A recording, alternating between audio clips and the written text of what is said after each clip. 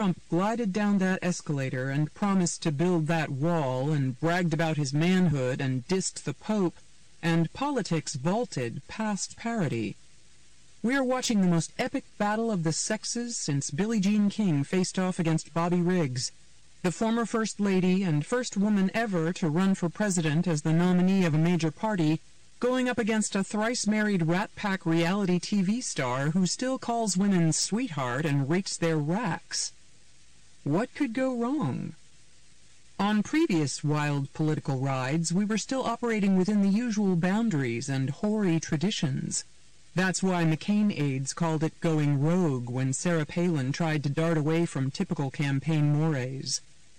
But 2016 is a dizzying dive through the looking glass and into Donald Trump's Narcissus pool and must-follow Twitter feed.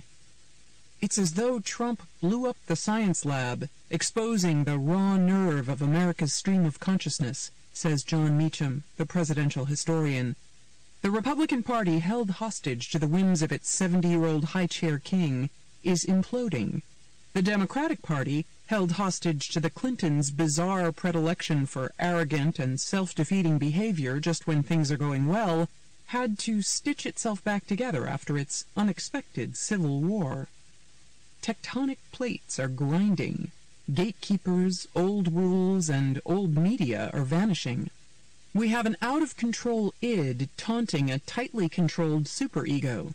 We have the king of winging it versus the queen of homework. Trump can excite his crowds but falters on substance. Hillary has substance but falters on exciting her crowds. The boor versus the bore, Times' Charlotte Alter calls it. He's anti-political correctness, and she's always overcorrecting.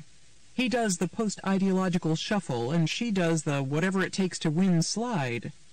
The Republican nominee trashes the press but constantly engages with us, and the Democratic nominee praises the press but routinely hides from us.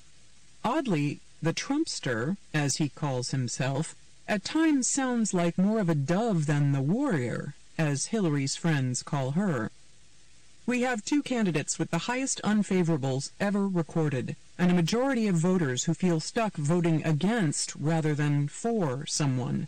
Both parties nominated the only person who could possibly lose to the other. Voters are agonized about whether they can trust either candidate. Will Trump, who has scant impulse control and who's willing to say the most insulting, provocative things that people wouldn't say at a dinner party, much less a global forum, get into a tweet war with a madman and start a world war? Will Hillary ever seem on the level? Or will she always be surrounded by a cordon of creepy henchmen and Clinton Inc. sycophants, shrouded in a miasma of money grabs and conveniently disappearing records and emails? Both candidates have a Nixonian streak and a fluid relationship with the truth, and both love to play the victim. Trump whinges and sends out self-pitying tweets about how the press and fellow Republicans are being unfair to him and not giving him enough credit. Hillary always does best when she's up against a bunch of pasty-faced, hectoring white male Republicans determined to bring her down, or just a soul-taunting, tang-colored one. The 2016 race quickly became the nastiest in modern history, vicious and salacious.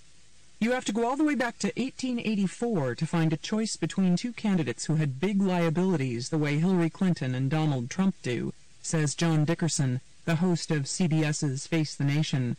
Grover Cleveland had fathered a child out of wedlock, and James G. Blaine was dogged by a series of scandals in office. Blaine supporters chanted, "Ma, Ma, where's my pa?" To which Cleveland's supporters responded, "Gone to the White House, ha ha ha." The flashes of violence at Trump rallies were acid flashbacks to the '68 Democratic Convention in Chicago. Republican officials cringed, but Trump didn't mind. He told me it added a frisson of excitement. Trump's most loyal supporters were angry white men, and Hillary's most ardent were black women. This is a deeply, deeply polarized country, not just by party but by class, David Axelrod, President Obama's Pygmalion, told me. While Obama's attention to nuance and emphasis on diplomacy was seen by many as a strength, After the bellicose black-and-white W, Axelrod said, now some find those qualities a weakness and yearn for a strong man. There was a susceptibility to a guy like Trump coming along, he said. Trump is the perfect antithesis of Barack Obama. He's defiantly, gleefully anti-intellectual, anti-political correctness. He is just as bombastic as Obama is deliberate. As much as anybody since George Wallace or Pat Buchanan, he has overtly sent dog whistles of race out to white working-class voters. That gratuitous defamation of group after group, person after person, is just anathema to Obama. He genuinely believes this guy would be a calamity for the country. Unlike the Bushes, who outsourced their political thuggery, Donald Trump does his own wet work. He has ripped away what was left of the fiction that the candidates themselves are above the game they were in, says Howard Feynman of the Huffington Post. Not to credit Donald Trump, because he's crude and combative and an egomaniac, but in a weird way, he's at least being candid. And I guess there's something oddly thrilling about a guy who rips the mask off it all and is standing there as the naked id of politics. He is the destroyer of the old world. The Don Rickles Act may wear thin, but the Republican nominee does have a bat-like sonar for sniffing out weak spots in opponents and political and policy arguments. Trump has an intuitive ability to put his jam-smeared finger on things, John Meacham says dryly.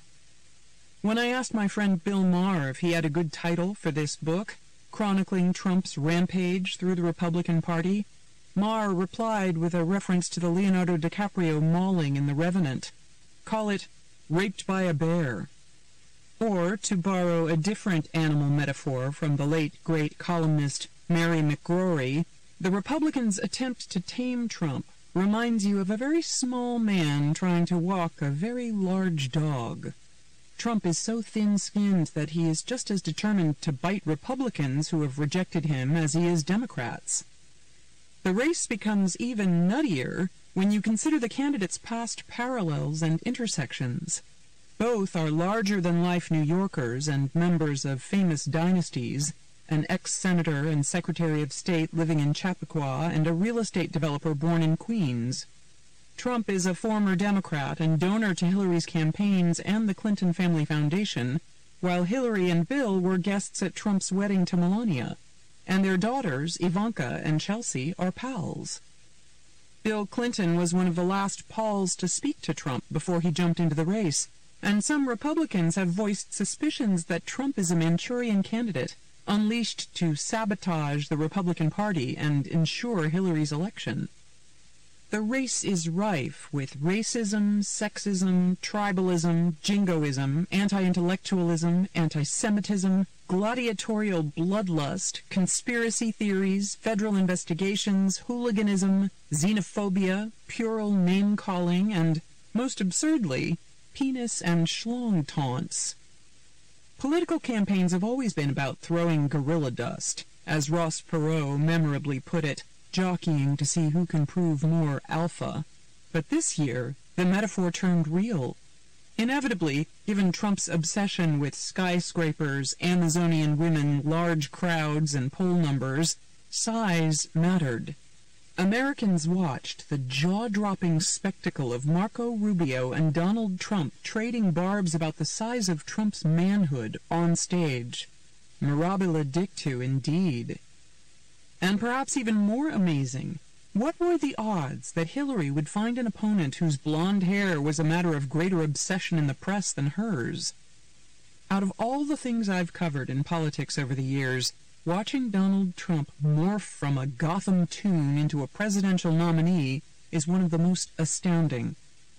I had covered him as a short-fingered vulgarian, as Spy magazine called him, and as a blingy playboy. Best sex I've ever had, trumpeted the New York Post, purportedly quoting his mistress and later wife, Marla Maples. He was a beauty pageant and casino owner peacocking with beautiful women. His favorite movie is Citizen Kane, about a would-be politician who lived in a castle, perhaps because Trump has his own Florida Xanadu, perhaps because he does not realize that the 1941 film about William Randolph Hearst's shame spiral is Orson Welles' indictment of acquisitiveness, or perhaps because he knows it's lonely at the top. Once Trump began campaigning for president with a burst of bigotry about Muslims and Mexicans, he took a reputation as a huckster and turned it into a reputation as Hitler.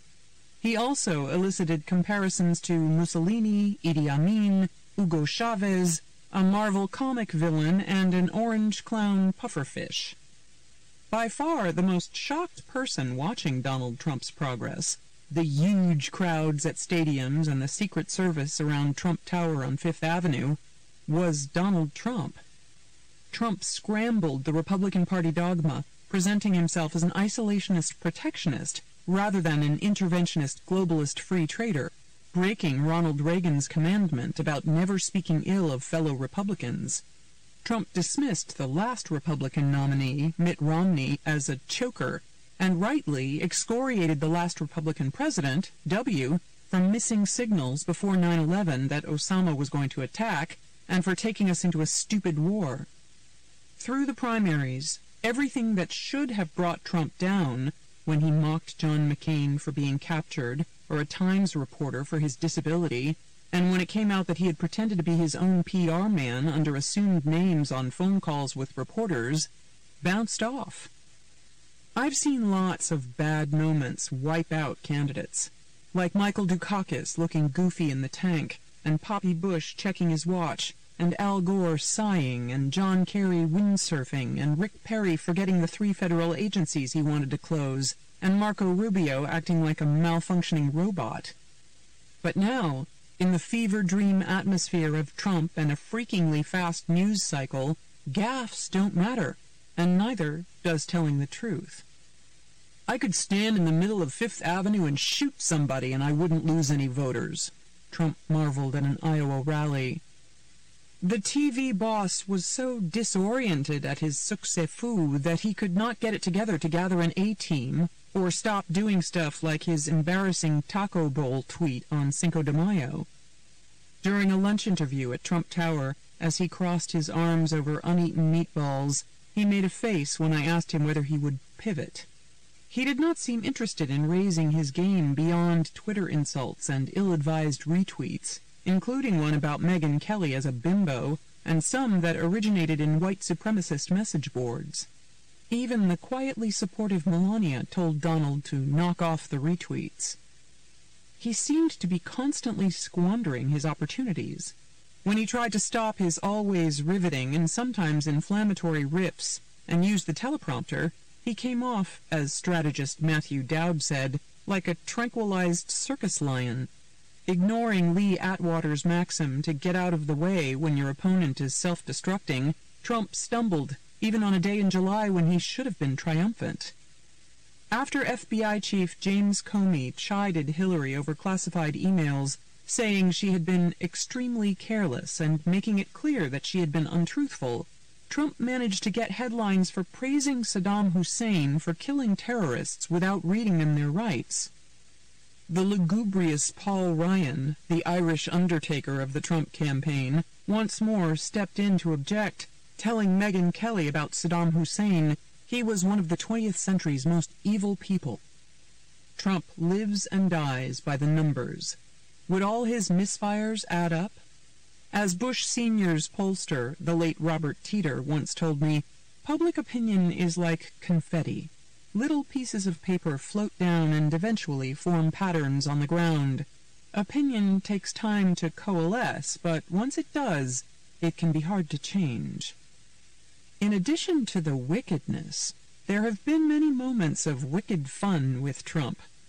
He made monkeys out of a lot of people who had it coming, and he gleefully exposed the hypocrisy, the fundraising excesses, and professional political vultures. Given the electoral history of the Republicans since Nixon's Southern strategy, winning races by stirring up racist, homophobic, and misogynist feelings, it was rich to see them criticizing Trump for those qualities. They simply wanted a nominee who would be a more subtle bigot, as the party tradition demands. The megalomaniacal Trump made an unlikely David, But when the Goliath of the GOP primaries, Jeb Bush, spent $130 million on his campaign, it was stunning to see Trump beat him with free TV, social media, and trucker hats on his own dime. What Donald Trump has done is turn the party apparatus and professional campaign whores on their greedy heads, one veteran Republican strategist told me.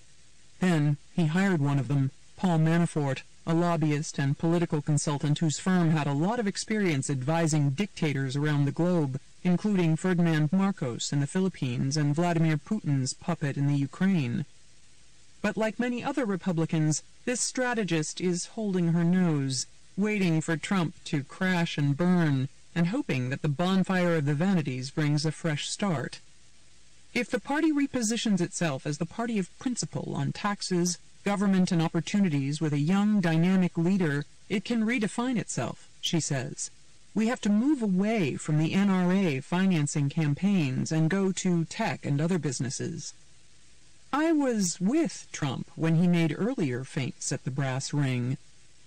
Back in 1999, I flew on his plane, stocked with gilt fixtures, a double bed, and French Impressionist paintings, when he went to his first presidential rope line and made his maiden foreign policy speech in Miami.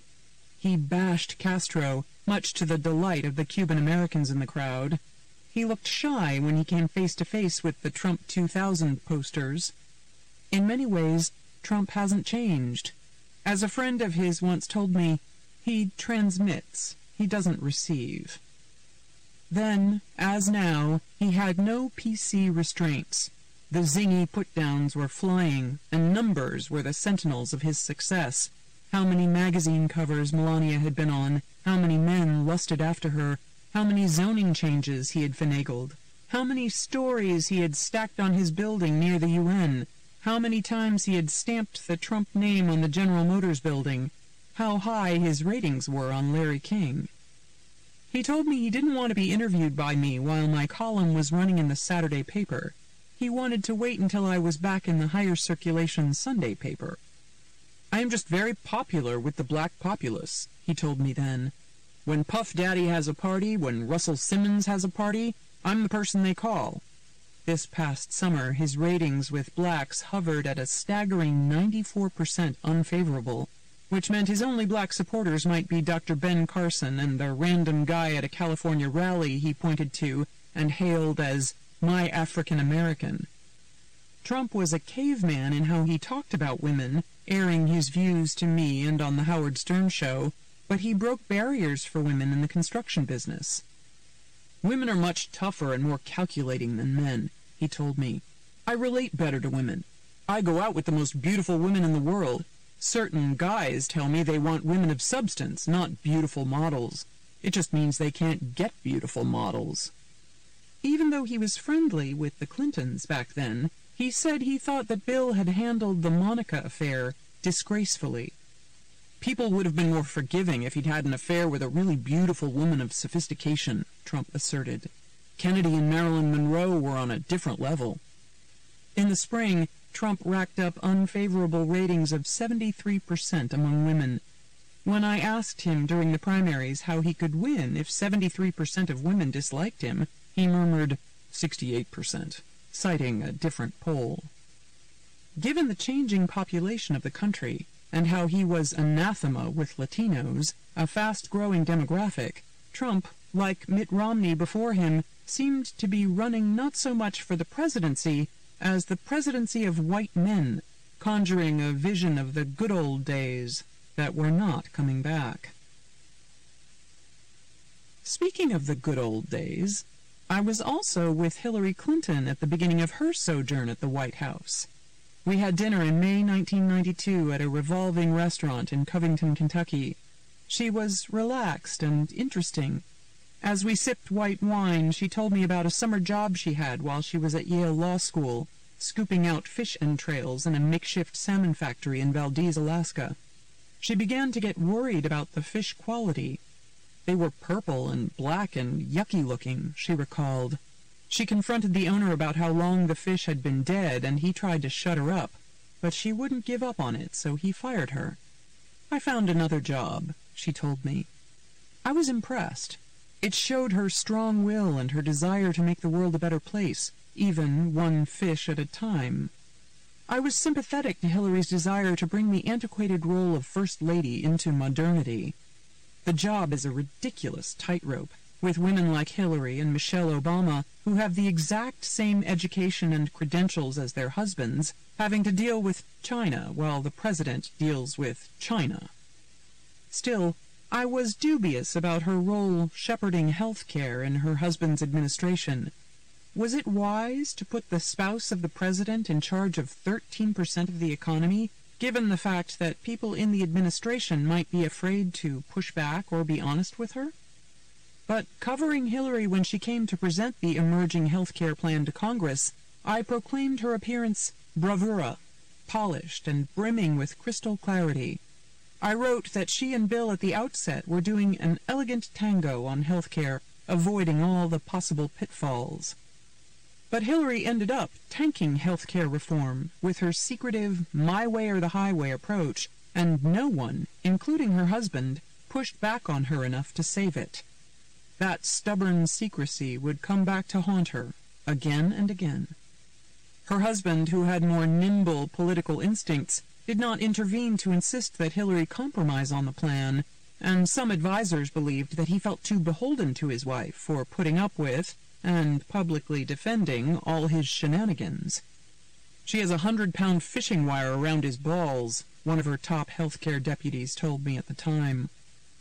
Hillary was seen as so controlling by many voters that she tended to be at her most popular when she was losing control. She won her Senate seat in 2000 after being embarrassed by her husband over Monica and crowded in a debate by Rick Lazio.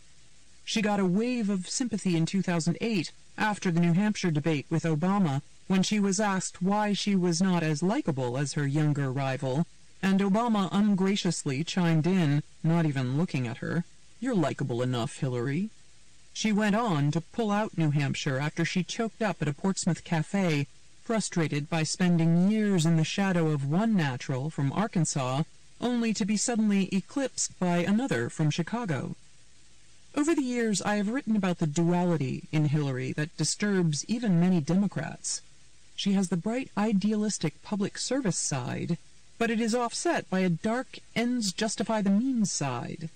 She's confident and capable, but she can also make decisions from a place of insecurity and paranoia.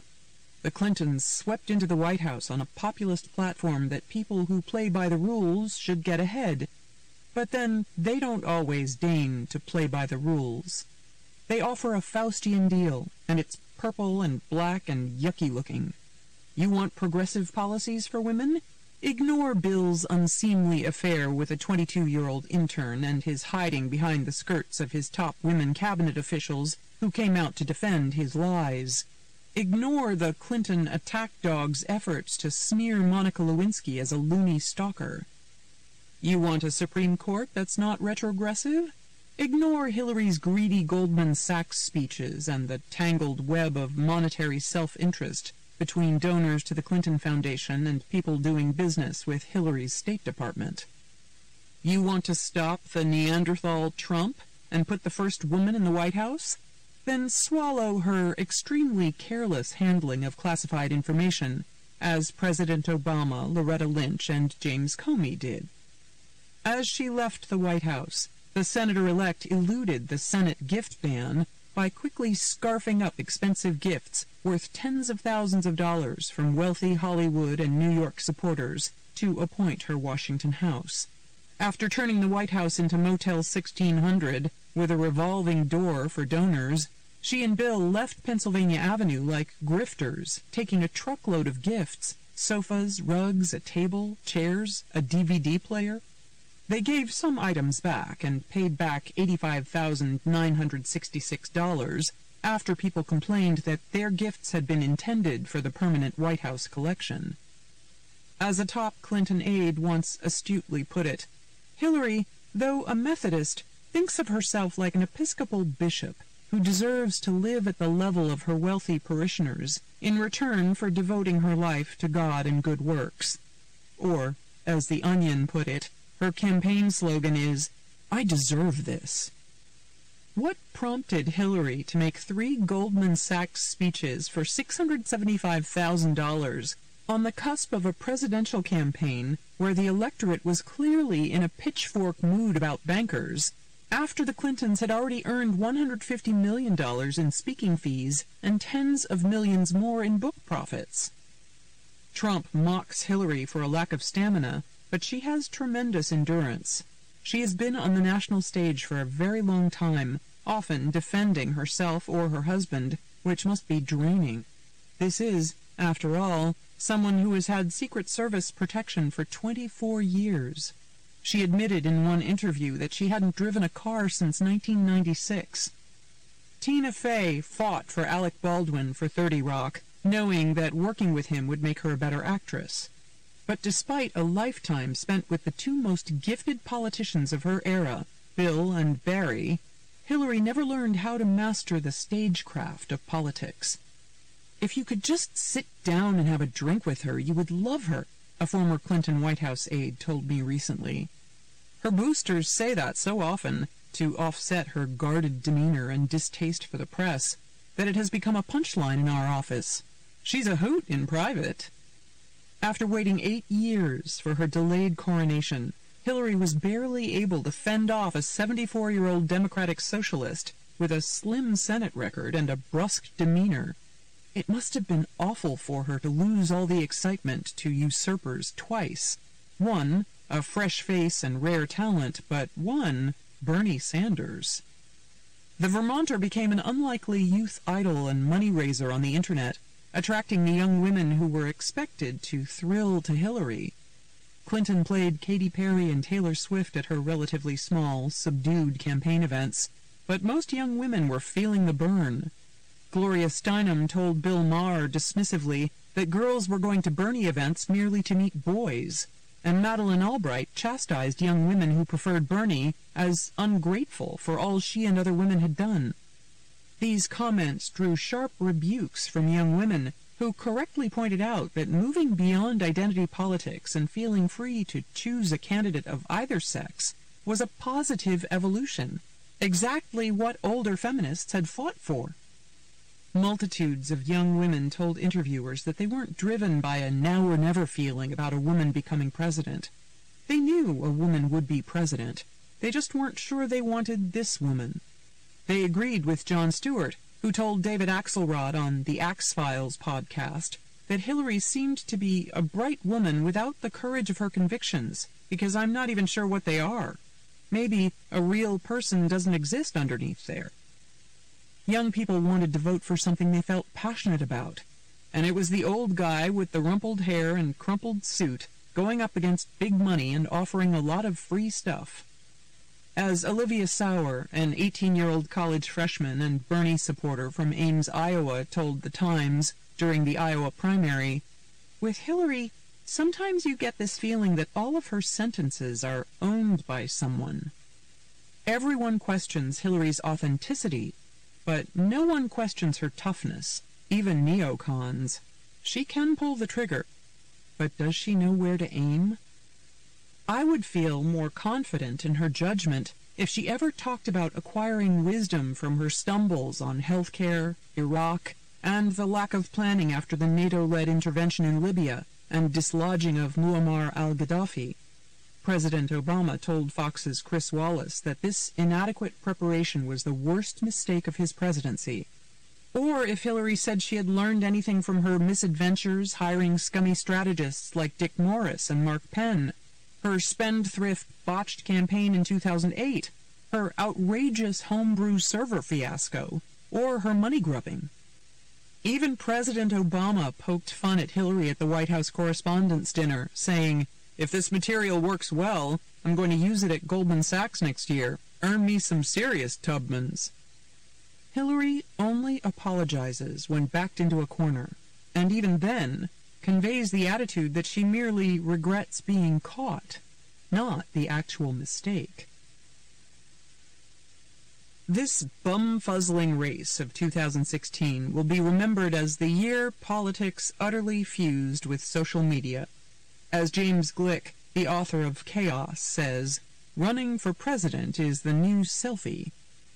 There had long been elements of show business. Joe Kennedy purveying the glossy dream of the perfect American family, all thick hair and flashing white teeth and Hyannisport and Newport mansions, and supporting Hollywood player Ronald Reagan turning the presidency into the leading man role of the century. But the apprentice boss torqued up and dumbed down the presidential contest into the ultimate reality show. Trump is the Kim Kardashian of American politics, replacing substance with solipsism and issues debates with Twitter feuds, and showing a rare talent for grabbing attention of an ADD nation round the clock as he tries to be the troll-in-chief. Celebrity is the iron ore of our age, Howard Feynman told me. It's the raw material that gives people platforms and power that they then look to use in some way.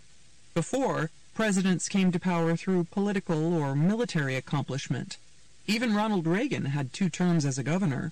But we're entering a new age where social media gives this colossal megaphone to people who are famous. You're not a complete Hollywood person now unless you have a political cause. Once, Desiree Rogers, President Obama's first social secretary, caught flack when she told the Wall Street Journal that she was in charge of promoting the Obama brand. David Axelrod got annoyed and told her that the president is a person, not a product. How quaint. Trump is brazenly all about the brand, sporting his own clothing line on the trail, hawking the quality of Trump wines and Trump steaks and Trump vitamins and Trump buildings and Trump women. But renting out his name ended up whipsawing him. He spread his name too thin, without proper quality control.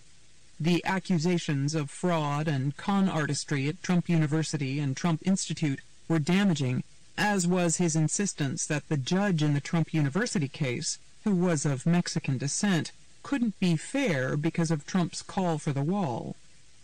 Hollywood, as William Goldman memorably said, is a place where nobody knows anything. Now, Washington has become a place where everybody knows nobody knows anything. Even the Nate Silver big data experts, who boasted that they could predict races purely on math, without regard to the human element, have been flummoxed and apologetic. The most surprising thing is how utterly irrelevant we all are, in a way worse than we all feared. Jake Tapper, the anchor of CNN's The Lead, told me. Over 45% of the country could not care less what we find important. Those standards needed to uphold a great democracy. We can tell them all we want whether or not it's appropriate to attack somebody's wife for not being hot, or that it's not okay to attack somebody's father, and replace conspiracy theories with facts. They've rejected not only you and me, but Mitt Romney and Paul Ryan and everyone in the gang. Big media, Wall Street, the Washington establishment. It's sobering.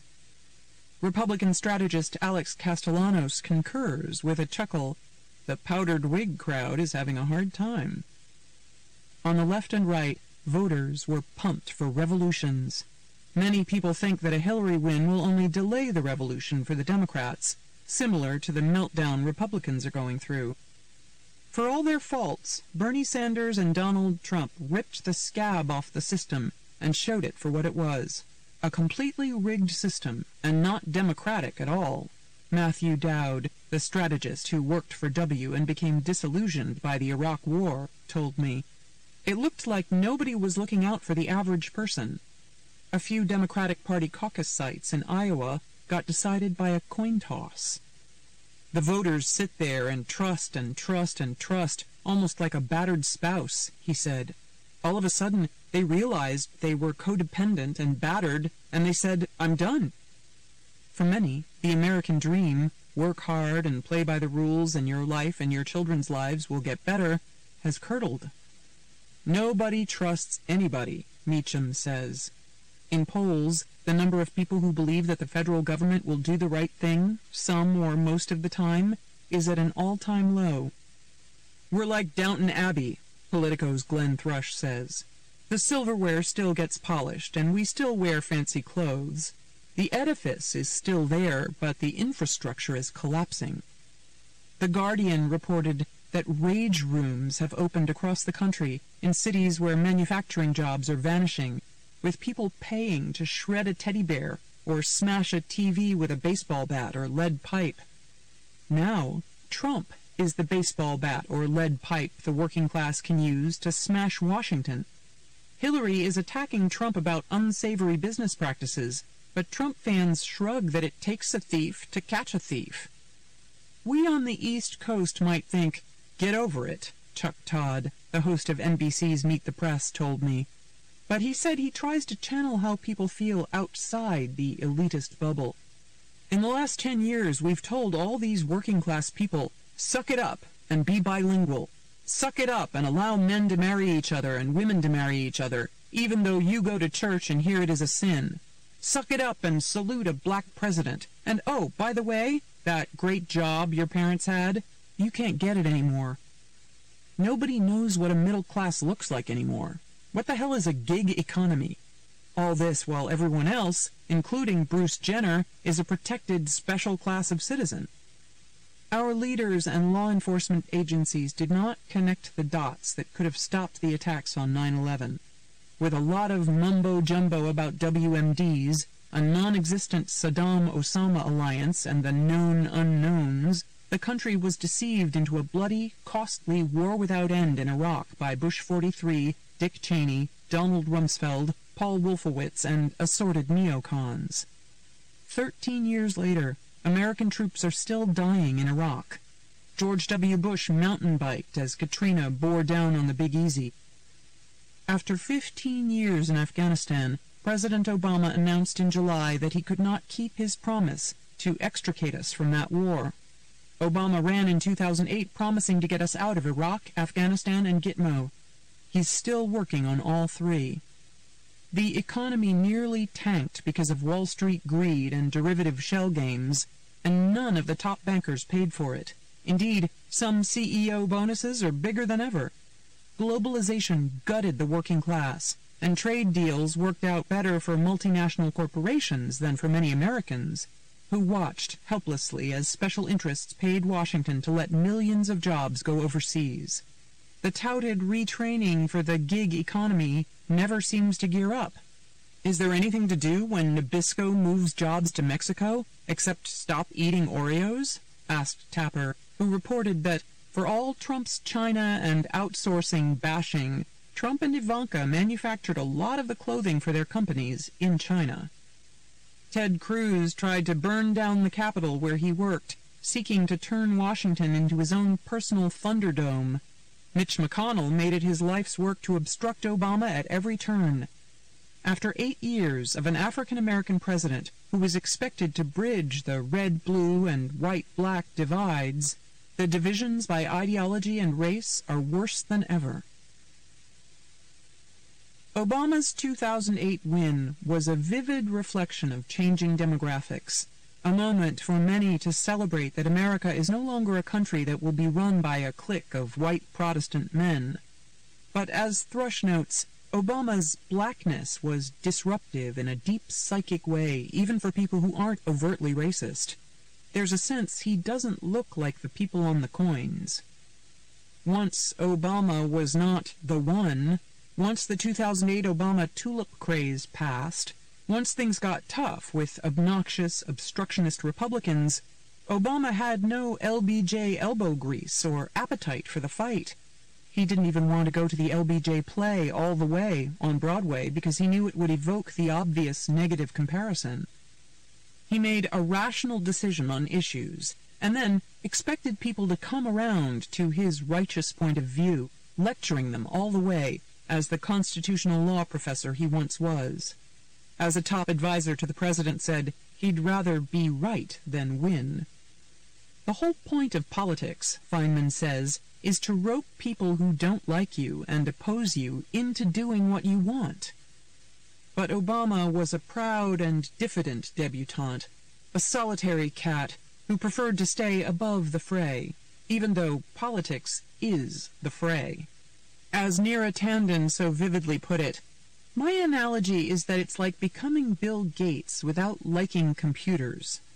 James Carville echoed that, telling me, it's like if you found out that Peyton Manning didn't like to play football. The president is a decent man with an exemplary family and no shadows, a welcome relief from the Clinton ethical laxity and personal mishigas. But Obama was too cool for school. Americans elected him because they had a hunger for dramatic change, while the first black president mistakenly assumed he was all the change they could handle. When he was running in 2008, Obama promised to make government cool again, but it just became more dysfunctional. He promised to get us out of Middle East chaos, but we're in just as much quicksand as ever.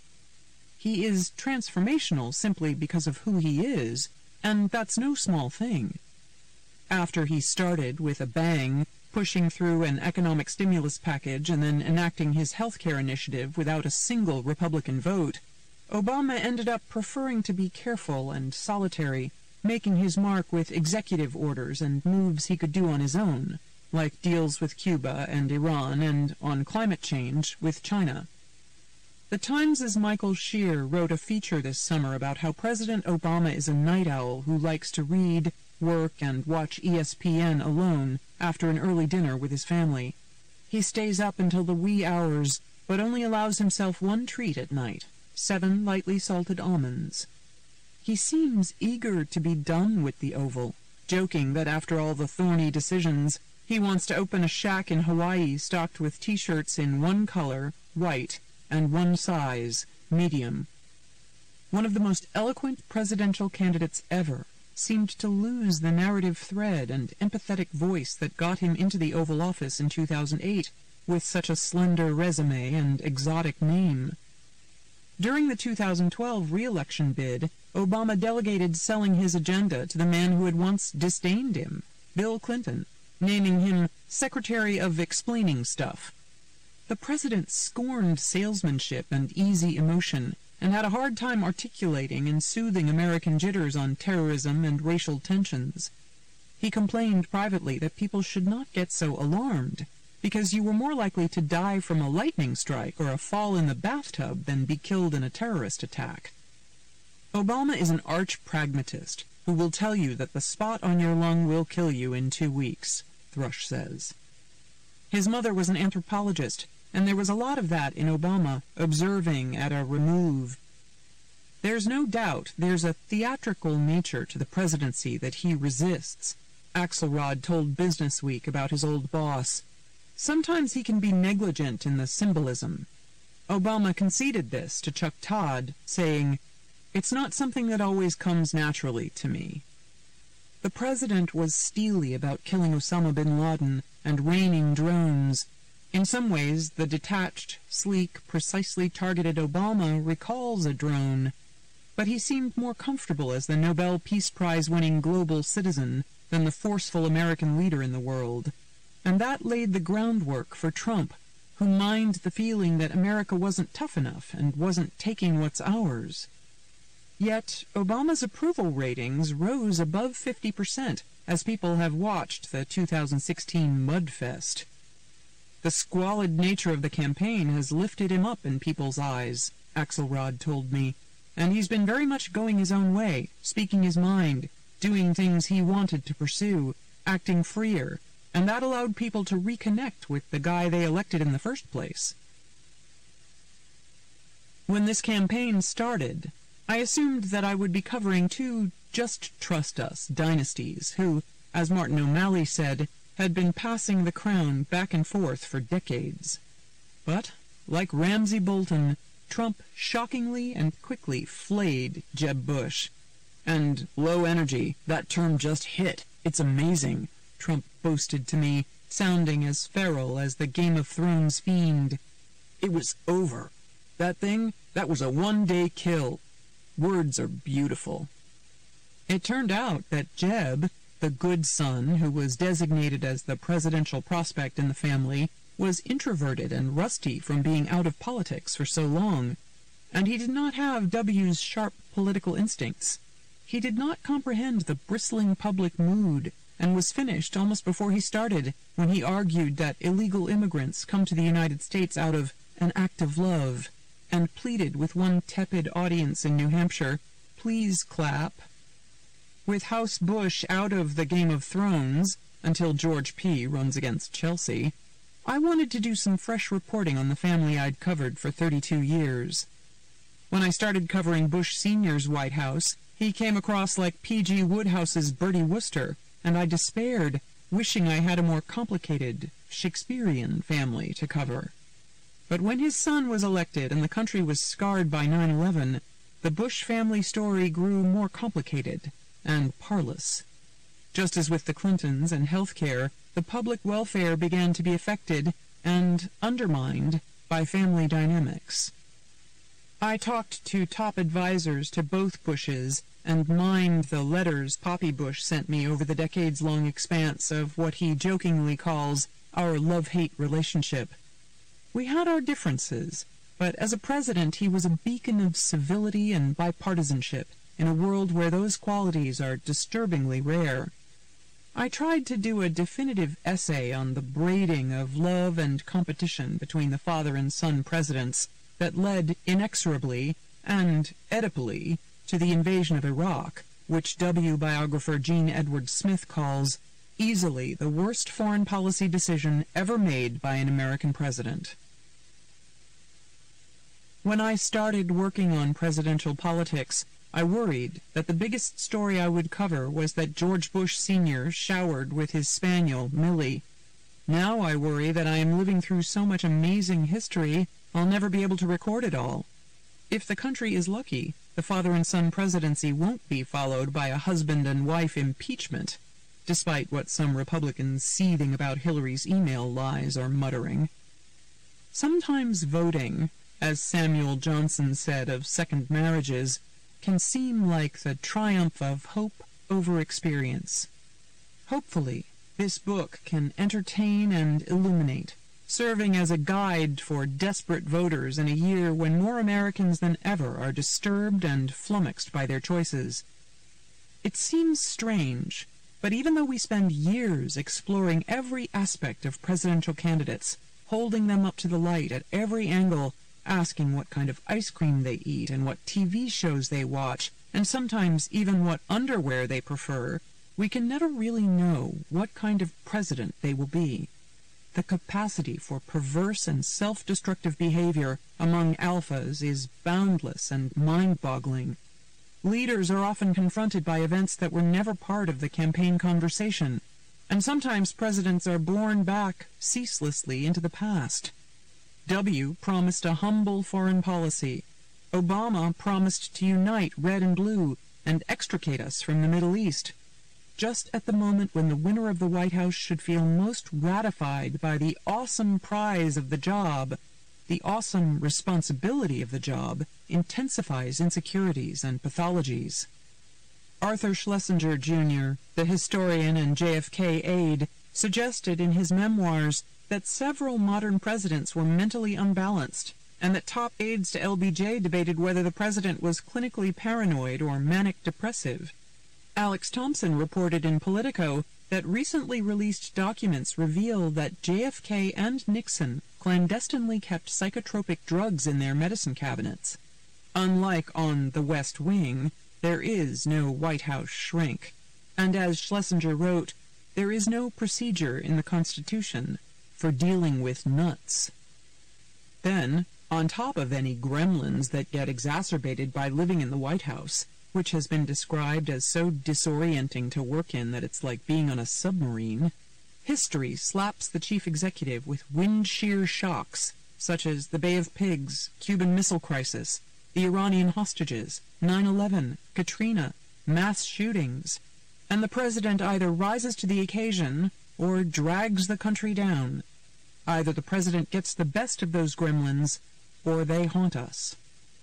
Chasing 9 presidential campaigns has made me realize the complexities of predicting who will be a good president. President Obama promotes Hillary on the trail by saying, "There has never been any man or woman more qualified for this office."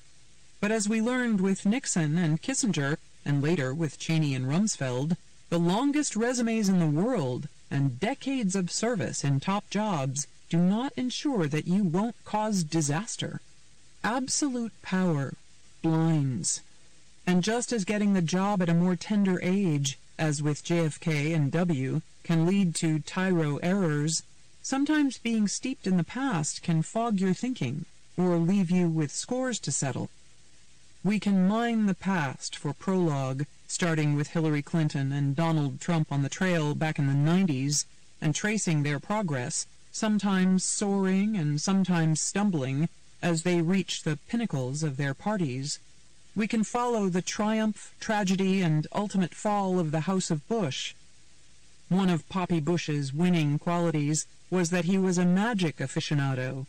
Shortly before his inauguration, the vice president showed off his bag of tricks, including a crystal ball with a disembodied voice that gave Delphic answers to questions such as queries about tax increases.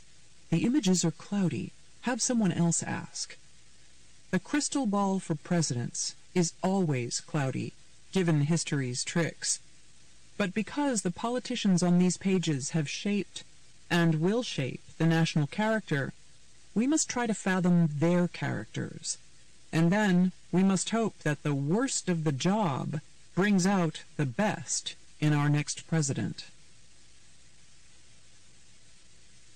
Chapter 1. Here's the beauty of me. August 8th, 2015. Trump the Disruptor. I've been hesitant to start writing about Donald Trump. I was worried that if I wrote something that made him mad, he would send out one of his midnight mordant tweets about me. Something like, "She started as a 3, now she's a 1. I'd be upset, of course, and relieved that I wasn't a 0, but I've known Trump a long time. That's how he talks about women. I remember when he sadly broke the news that Heidi Klum was no longer a 10. He offered this clinical breakdown about Halle Berry to Howard Stern. From the midsection to the shoulders, she's a 10. The face is a solid 8, and the legs are maybe a little bit less than that. As he once told me, certain guys tell me they want women of substance, not beautiful models. It just means they can't get beautiful models. So when Fox News' Megyn Kelly grilled Trump during the Republican debate, asking him about his sometimes vicious Twitter account and noting, "You've called women you don't like fat pigs, dogs, slobs, and disgusting animals," I knew what the glamorous former litigator was up to. It was Tom Cruise taunting Jack Nicholson and A Few Good Men. Kelly was trying to get Trump to lash out in a misogynistic way, but he restrained himself in the hall, staying away from the slob to supermodel rating system he likes to use. He showed his irritation later, tweeting that the anchor bombed and was totally overrated and angry, and he retweeted a post calling her a bimbo. There was something amusing about Fox News, which is a daily Miss Universe pageant, chock-a-block with glossy beauties as anchors, reporters, and even experts, giving the Donald a hard time about focusing on women's looks. I came away from the debate thinking 3 things. Roger Ailes is a television genius. It's no coincidence that he presided over the 9th most viewed show ever on cable, after college football, with the extra kick of eclipsing his nemesis Jon Stewart's big finale. Kelly has a lot of Tim Russert in her. She knows how to set up mesmerizing gunfights at the OK Corral, loaded for a follow-up after every salvo. And Trump is, as always, the gleefully offensive and immensely entertaining high-chair king in the great American food fight. He is, as Kurt Anderson wrote in 2006, our 21st century reincarnation of P.T. Barnum and Diamond Jim Brady, John Gotti minus the criminal organization, the only white New Yorker who lives as large as the blingiest, dissiest rapper, Detroit personified. The novelist Walter Kern tweeted post-debate, "Trump is simply channeling the bruised, petty, enraged narcissism that is the natural condition of selfie nation." After all, as James Glick has tweeted, running for president is the new selfie. I enjoy Trump's hyperbolic un-PC flights, because there are too few operatic characters in the world. I think of him as a tune. He's just drawn that way. And his Frank Sinatra lingo about women aside, he always treated me courteously and professionally. Back in 1999, when he was flirting with a presidential run, I asked the ladies' man how he would do with the women's vote. I might do badly, he said with a smile. They know me better than anybody else. Women are much tougher and more calculating than men. I relate better to women. This campaign is more raw and rude than usual, reflecting the off-with-their-heads Twitter sensibility, but it cannot only be wickedly fun, but wildly useful to have an id agitating amid the superegos. After covering 9 presidential races, I have concluded that it is really hard to know who you're electing, even after attenuated campaigns with an absurd amount of exposure for candidates. That's because you can't foresee what crises will crop up, or what gremlins of insecurity and perversity the White House will inevitably elicit in presidential psyches. You can have a candidate like W, after sincerely telling us he will have a humble foreign policy, proceed to stumble jejunely into decades-long wars in the Middle East. You can have a charming newcomer like Barack Obama, ascending like a political Pegasus, who loses altitude because it turns out he disdains politics. It's always a pig in a poke. So, why not a pig who pokes? It will cause winces and grimaces at times, and Trump can go badly astray, as he did with the president's birth certificate. His jibes at women may hurt the Republican Party with some women. His policy ideas are ripped from the gut instead of the head. Still, he can be a catalyst, challenging his rivals where they need to be challenged and smoking them out, ripping off the facades they've constructed with their larcenous image makers. Trump can pierce the trompe-l'oeil illusions, starting with Jeb's defense of his brothers smashing the family station wagon into the globe. Consider how Trump yanked back the curtain Thursday night, explaining how financial quid pro quos warp the political system. Well, I'll tell you what, with Hillary Clinton, I said be at my wedding and she came to my wedding, he said. You know why? She had no choice, because I gave. I gave to a foundation that, frankly, that foundation is supposed to do good. I didn't know her money would be used on private jets going all over the world. Sometimes you need a showman in the show. Postscript. After this column went to press Friday night, Trump had his full-blown Jack Nicholson, you need me on that wall meltdown over Kelly.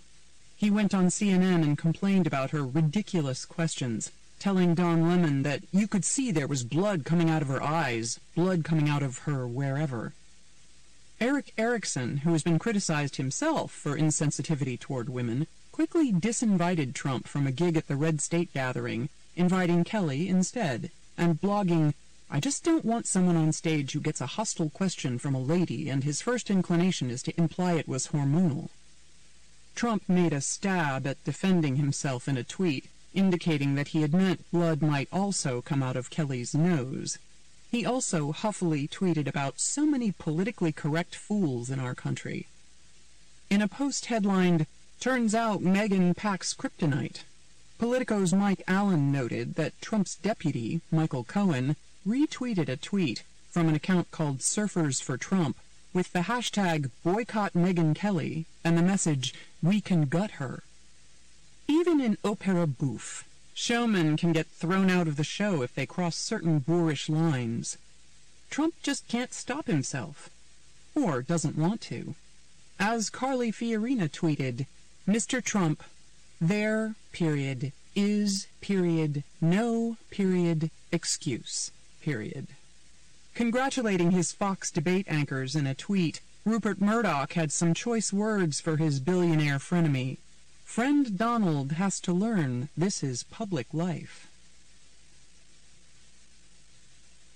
November 8th, 2015.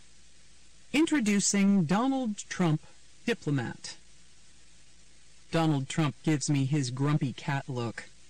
I'm sitting in his office in Trump Tower, high above Fifth Avenue, next to a wall plastered with framed magazine covers giving the effect of an infinity mirror, his face endlessly multiplying, including an old Playboy with the real estate mogul slyly smiling next to a comely bunny. I could put up 40 of those walls, he says. I have covers in warehouses. It's crazy. I'm trying to tell the freshly minted Paul that Megyn Kelly had the right to ask him a question in the debate on how he talks about women, and that she should be tough on the front runner. He's not buying it. In fact, in his stubborn I win, you lose way, he has an assistant come over to hand me a printout of Gabriel Sherman's New York Magazine piece headlined, How Roger Ailes Picked Trump and Fox News' Audience Over Megyn Kelly. But the 69-year-old is trying hard not to bare his claws at any women right now. His wife, Melania, and his daughter, Ivanka, have told him they don't want him to come across as a misogynist when they don't see him that way. I have many women executives, and they are paid at least as much as the men, he said. I find women to be amazing. The billionaire braggart known for saying unfiltered things is trying to be diplomatic. Sort of.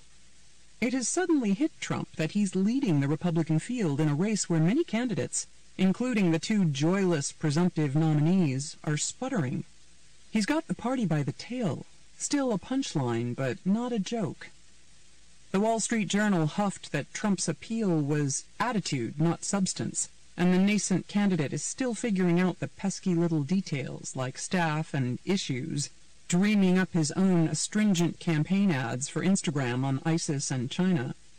The other candidates, he says, have pollsters. They pay these guys $200,000 a month to tell them, don't say this, don't say that.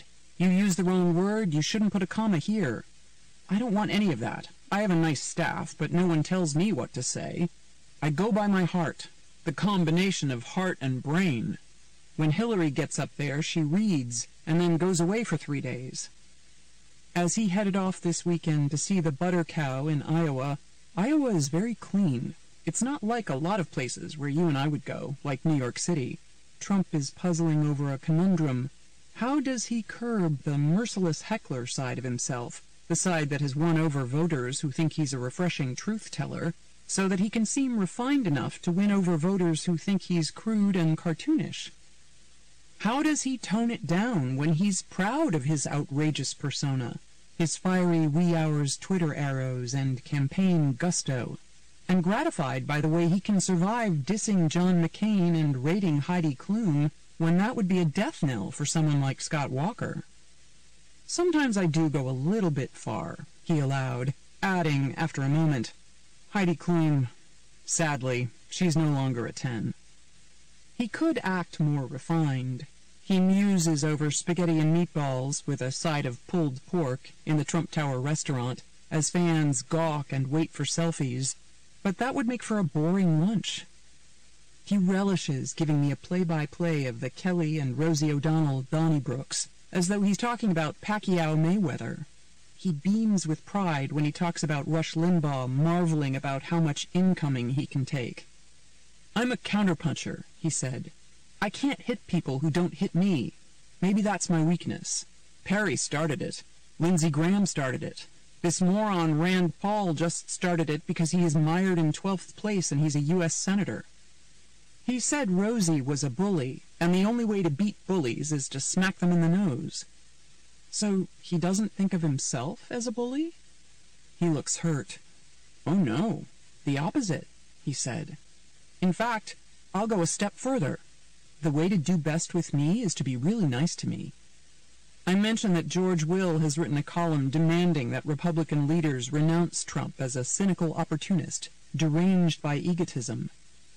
So George Will came to Mar-a-Lago 10 years ago and made a speech, Trump said. I refused to go because he's a boring person. Trump said he stayed on the patio and had dinner, and that offended Will. Will says he has other and better reasons for thinking it might not be altogether wise to entrust him with the nation's nuclear arsenal. I tell Trump that he has transcended the level of narcissism common in a profession full of narcissists. He is, after all, wearing a red tie with a label by a wonderful guy named Trump, as he wryly puts it, with his Brioni suit. In the latest Time, Jeffrey Kluger, the author of The Narcissist Next Door, said people at ease inside their skin just don't behave the way Trump does. I ask if he was always like this, boasting that he had the best baby food and the best high chair. Honestly, I don't think people change that much, Trump said. I'm a solid, stable person. Knocking on the wooden restaurant wall, he added, I'm a man of great achievement. I win, Maureen. I always win. Knock on wood, I win. It's what I do. I beat people. I win. No insecurities? I don't know how you would define insecurity as it pertains to me, he replies. He does have a germ phobia and carries packs of germicidal disposable wipes. He describes how a man came out of a restaurant bathroom the other night with wet hands wanting to clasp his hand. So what do? Trump asked. I don't eat. That's okay. I note that many people still think his bid is more runaway Macy's Thanksgiving Day balloon than a run on meaningful issues. He says it's real, noting, I was with Carl Icahn yesterday, and I said, Carl, if I get this thing, you are going to represent me on China. Maybe I'll even give you China and Japan. You know, the money they are ripping from us. He is trying to be a bit more low-key. He says he thought it would be cool not to put his name on some of his Make America Great Again caps. But it's hard to imagine Trump implementing impulse control. What if, I ask him, he fires off a nuclear tweet at Vladimir Putin insulting his pecs, or Kim Jong-un calling him a fat little slob? I only do it for a purpose, he said. I have total control. I will get along great with these people. I'm a deal maker. I'm the best deal maker there is. How will he deal with Carly Fiorina, who is being hailed as the one to slay Trump after she excoriated him, interpreting his blood wherever remark as being about Kelly's period? Carly has to be a little bit careful, he warned. What if he bursts into Trumpian analysis of how Carly and Hillary look? Oh, I would never talk about their looks, he replied primly. He did, however, imitate how his ears felt when he hears Carly's staccato bing-bing-bing voice and delivery. How important are women's looks to him? He said he has found looks can hold you back, that some of the great-looking men and women, they've never had a problem getting a date. They've never had a problem in life. Now they get into a world which is a cruel place, and they don't fight as hard. I asked Trump if he can at least admit that President Obama was born in this country. The grumpy cat face comes back. No comment, he murmurs. August 22nd, 2015. Donald Trump struts his own pageant. Some blondes have all the fun. As Hillary Clinton and Jeb Bush get more testy, Donald Trump gets more chesty and more blonde. It's mind-boggling to contemplate a President Trump trying to make peace between North and South Korea, even as we watch the pugnacious candidate Trump trolling poor Jeb on Twitter and predicting that poor Hillary would have to run the country from Leavenworth. But, as Trump would say, deal with it. The Paul who refused to identify himself as a Paul on his jury duty questionnaire has utterly scrambled American politics, and he has trademarked the phrase, "Make America Great Again." I was surprised it was available, he told me. Certainly, Trump could explode at any moment in a fiery orange ball, but meanwhile he has exploded the hoary conventions, money-grubbing advisors, and fundraising excesses of the presidential campaign, turning everything upside down, inside out, into sauerkraut. It is a fable conjured up in several classic movies.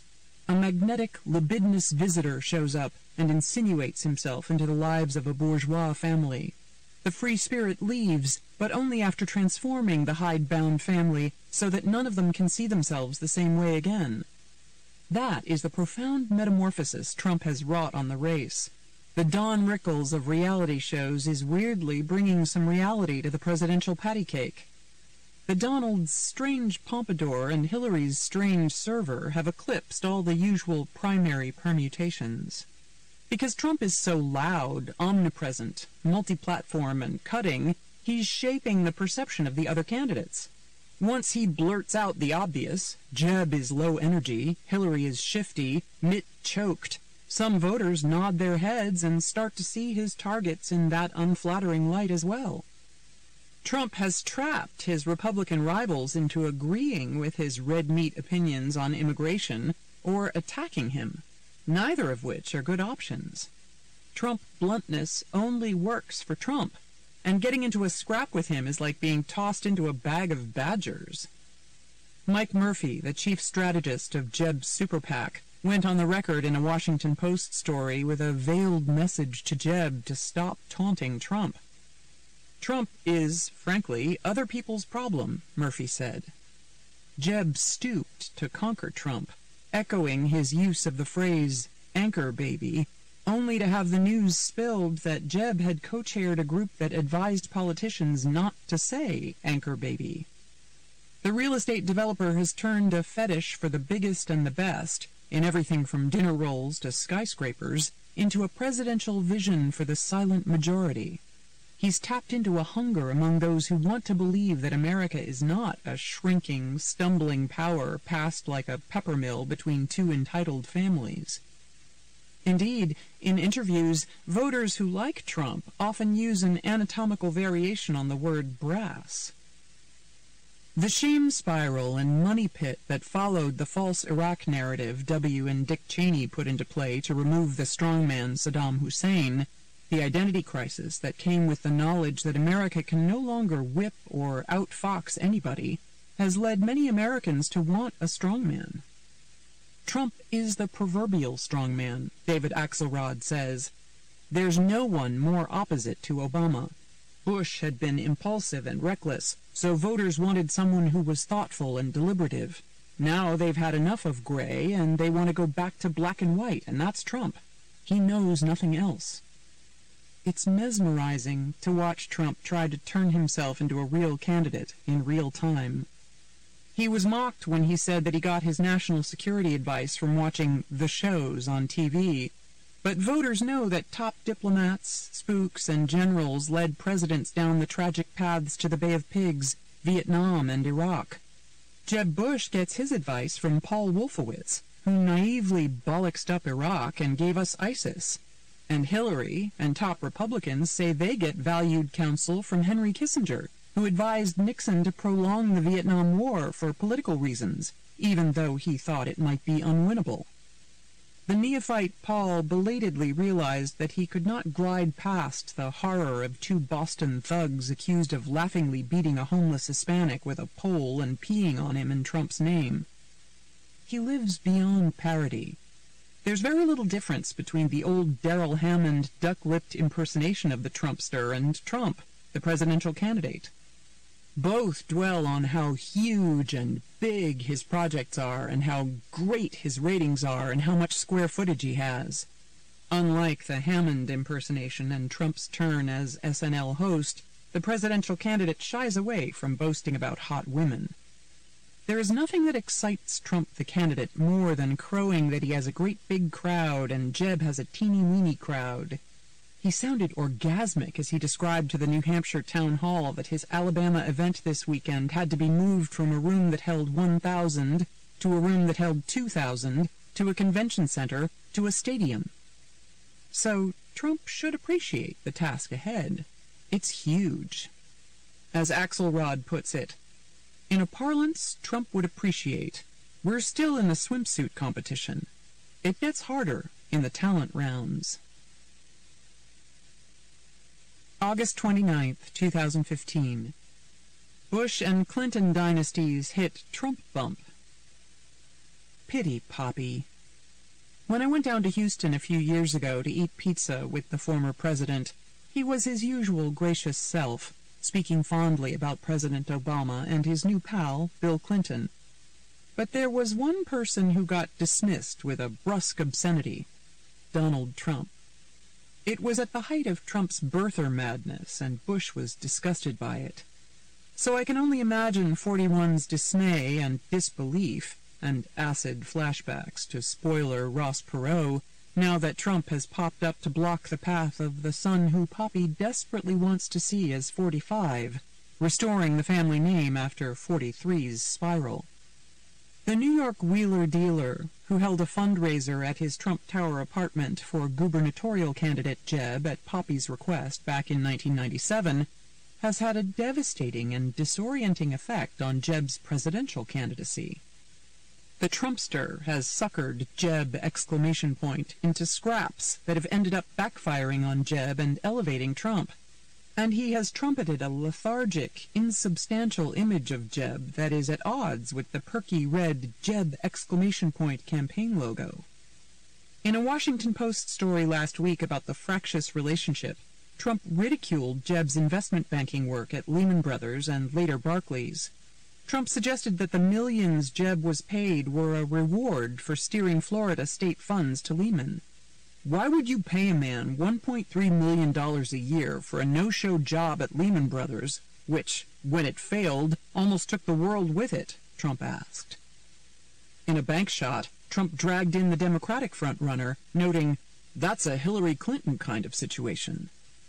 It's deeply weird, but the jeering billionaire reality star seems authentic to many Americans. Trump is a manifestation of national disgust with the money that consumed politics, with the dysfunctional artificial status quo, and with the turgid return to a Bush-Clinton race, with a less adept Bush and Clinton. The prospect of Hillary and Jebb as the nominees created a huge opening for something like this, said former W strategist Matthew Döwd. The American public looked at it and said, "I do not want that." Döwd said Friday that everyone should stop being in denial and start accepting that Trump could be the nominee. "Do I think that Trump should be president?" Döwd asked. "No. Do I think he can be the badly needed match that burns down the status quo? Yes. Do I think he could precipitate an advent of a real third party? Yes." He thinks the other candidates don't know how to deal with Trump. "They should treat him like an alien visitor," he said, and, like judo, use his own weight, in this case his self-absorption and hair-trigger reactions, against him. He doesn't care if you say he's not a real conservative. Trump's gusto, as he likes to call it, has thrown into sharper relief the grinding-it-out, impatient entitlement, the overthinking and overcorrecting of Jebb and Hillary. Both campaign like they are owed, not because of their great national achievements, but because of their Byzantine family dynamics. Jebb feels he is owed because his brother sneaked in and snatched the presidency that his parents had designated for the good son, and because he was pressured to help W purloin Florida in 2000. And Hillary feels she is owed because she moved to Arkansas and then stuck it out with Bill through an anachronistic First Lady job and Monica, because she was a team player and bided her time in the Senate and as Secretary of State, because a whippersnapper named Barack sneaked in and snatched the presidency that should have been hers. Funnily enough, the biggest narcissist in the race, and possibly the universe, has the one slogan that refers to the desires of voters: "Make America great again." Hillary has Hillary with an arrow pointing at it, and Jebb has Jebb with an exclamation point that represents the only fizz in his campaign. Each one of this trio has a dilemma. Because she is seen as domineering and distant, Hillary is most popular and becomes most human when she is brushed back. When she is pushed against the wall, she gets better. But how can she win if she can only convey authenticity when she is losing? She is so coiled about losing again, carrying her front-runner status around like a Fabergé egg, that she screws up and starts losing. Her server, meant to shield her image and protect her from investigation, ends up sparking an investigation and damaging her image. Jebb has to avoid the towel-snapping tone of his brother because that overcompensating testosterone led to tragedy. But how does he convey strength to voters fretting that America is weak and prevent Trump from painting him as a milquetoast? Trump knows he has a dilemma as well. His hyperbolic style and instinct for the jugular have propelled him to the front of the pack, a fact that has stunned even him. But how does he keep the colored lights going while conveying requisite dignity?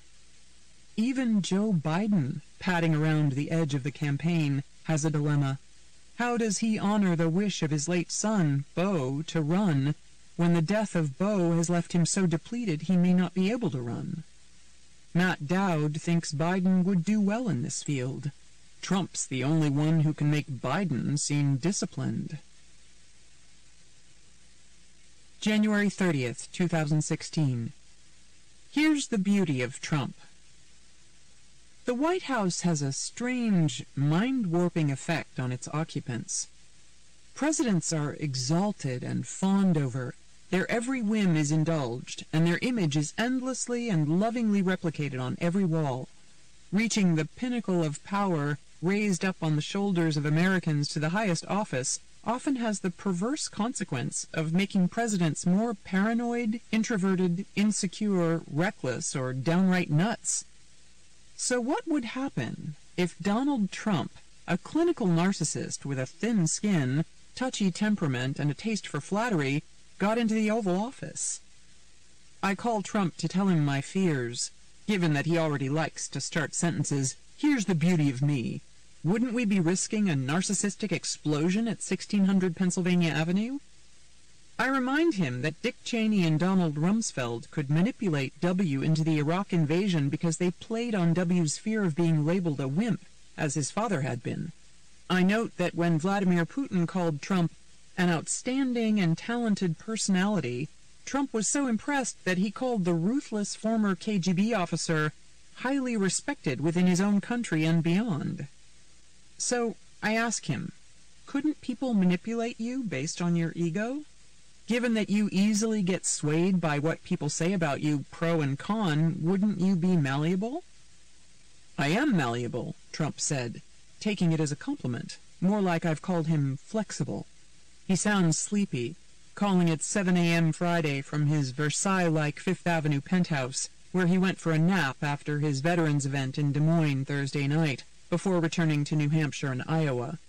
He is still so new at politics that he coyly uses the phrase, "being on the trail," as they say. He says about his chances in Iowa that he's a good closer. "Even in golf, I've won a lot of club championships that way. Closing is not an easy thing." He rejects the idea that he's too easily swayed by compliments or slights, too easily prone to pouts and feuds. "Putin said Donald Trump was absolutely brilliant and would win the election," he said. "My rival wanted me to disavow it. The head of Russia calls me brilliant, and you want me to disavow it? What are you smoking?" Trump is a hugely exaggerated version of us all. We like the people who like us, and don't like the people who don't. But as he says, he's got the microphone to punish the people who, in his view, act like dirty dogs. I ask how he could ever be president given his insane and sometimes hilarious fusillade of insults online and off. How on earth could you run the country that way?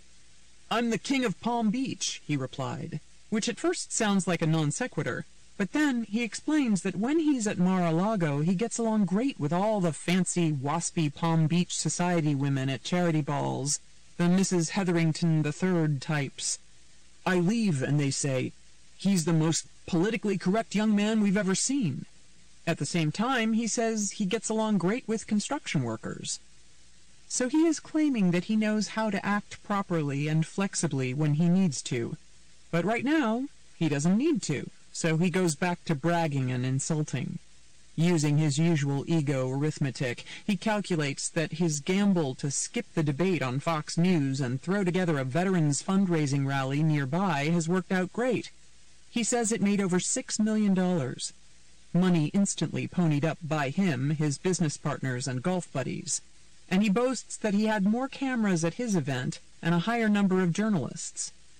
"We had 400, he said. They had 350. Who knows? Trump tosses out numbers with the same gleeful abandon as John Islin, the ambitious senator running for president on an anti-communist platform in the Manchurian Candidate.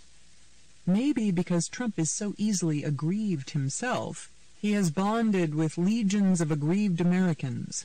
While others cast him as a bully, Trump cast himself Friday at a New Hampshire rally with an Adele soundtrack as a tender soul trying for self-actualization. "When somebody doesn't treat you properly," he said, talking about Fox News, "you gotta be tough, you gotta be strong, you can't let them push you around." The prolix plutocrat told me he tried to watch some of the debate after his event. "Without Trump, the debate is boring," he said. "Everything became about Jeb, and you know he thinks that's boring. I fell asleep." I note that Fox's Charles Krauthammer told the moderator, Megyn Kelly, that it was a relief to hear a palaver that was not full of ad hominem and insults. "He's a moron," Trump says. And certainly the candidates were relieved not to have Trump coiled like a cobra, with resting bitch face, looking for the right moment to spew venom. Jeb seemed comfortable for the first time with no Trump there to steal his lunch money, as Fox News' Chris Stirewalt put it. I asked what he thought of Ted Cruz mimicking him at the start of the debate, saying, "Everyone on this stage is stupid, fat, and ugly, and Ben, you're a terrible surgeon." Trump demurs about Carson. "I never said he was a bad doctor. I just said he was not as good as people thought." Did he notice that Kelly was very tough on all the other candidates, too? I asked. Shouldn't he stop using words in tweets and retweets like bimbo and lightweight about Kelly, and stop retweeting pictures of her in provocative glamour shots, or risk losing the support of some women?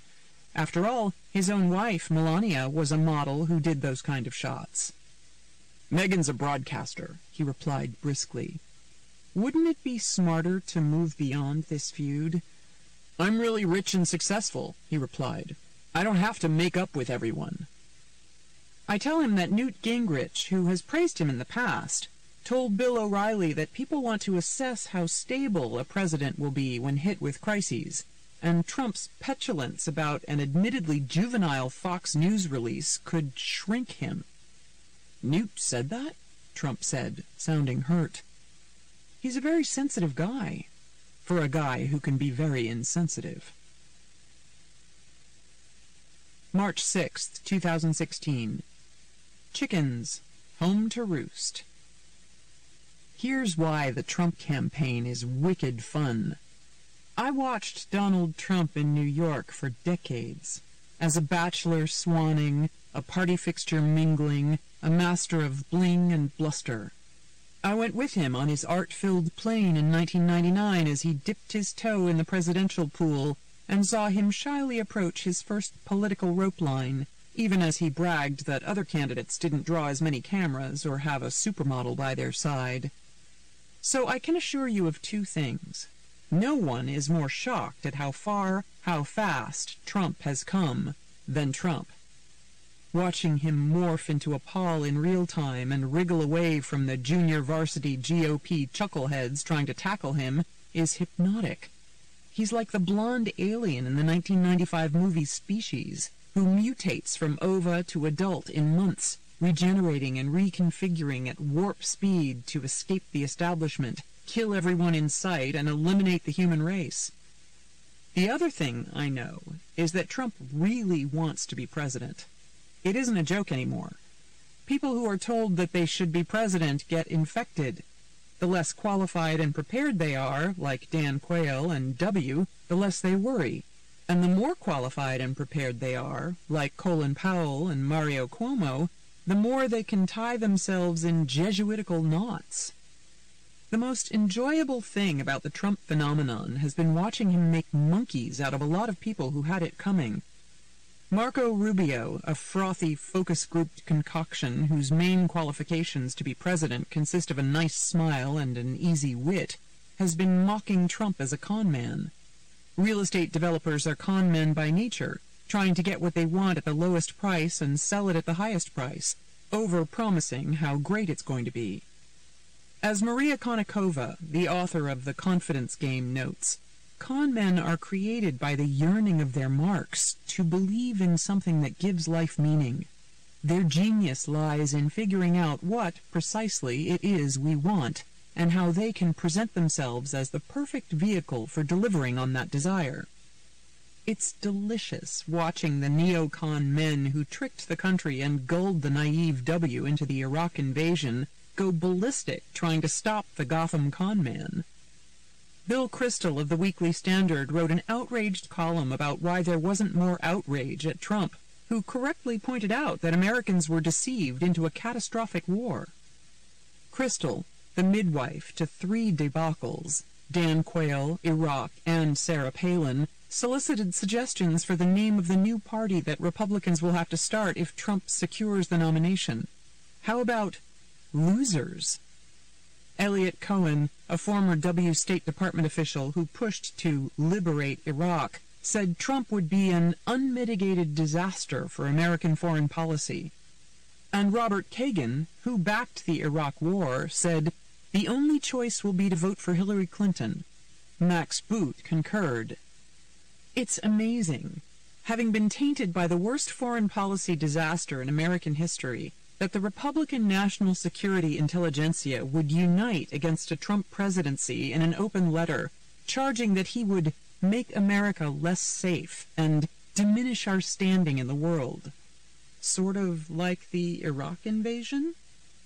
Even though he made some good points, especially about the Trump stakes shame spiral, it's pretty rich to have Mitt Romney, the man who called on 11 million people to self-deport, talking about Trump's bigotry. Trump was right about Romney. When you lose a race that you should have won by being an inept phony, you can't call this year's frontrunner an inept phony. It's delightful to see the encrusted political king-making class utter a primal scream as Trump smashes their golden apple cart. He's a real threat to the cozy, greedy, oleaginous cartel, their own creature from the Black Lagoon. For all the Republican establishment's self-righteous bleating, Trump is nothing more than an unvarnished, cruder version.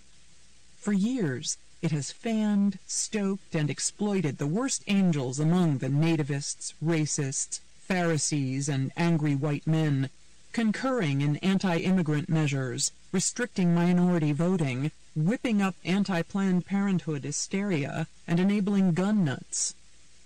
How lame was it that after saying he was a crazy choice, Rubio, Ted Cruz, Paul Ryan, and John McCain turned around and said they will support Trump if he's the nominee? After watching Hillary Clinton, for whom campaigning is a nuisance, and Barack Obama, who disdains politics, it's fun to see someone having fun. Like Bill Clinton, Trump talks and talks to crowds. They feed his narcissism, and in turn, he creates an intimacy, even in an arena, that leaves both sides awash in pleasure. It's easy to believe him when he says that, unlike President Obama, he would enjoy endlessly negotiating with obstructionists and those on the other side of the aisle. That's the wicked fun part. But then there's the simply wicked part. Trump wants to be seen as Ronald Reagan, but often he's more like Pat Buchanan, playing to the crowd's prejudices just to hear the bloodthirsty roar, evoking memories of Molly Ivans's observation about Buchanan's 1992 Culture Wars speech, that it was translated from the original German. Trump, who was slow to disavow David Duke and the Klan, stokes the gladiatorial fever, leading to minorities being roughed up and the press being bullied. His mocking of a Times reporter with a disability was grotesque.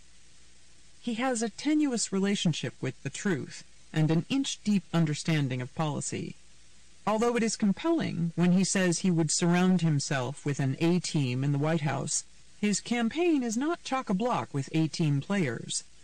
On Friday, his team put out a press release saying Trump would campaign this weekend in a town called Wichita, in the state of Kansas, and he has not brought on heavyweights who could bring him up to speed on substance. He has a nasty gift for dragging everyone down to his own vulgar level. Presidential campaigns should not be about belittling people's appearances or bragging about your own appendages. Whatever his flaws, President Obama has reinforced our desire for class in presidents.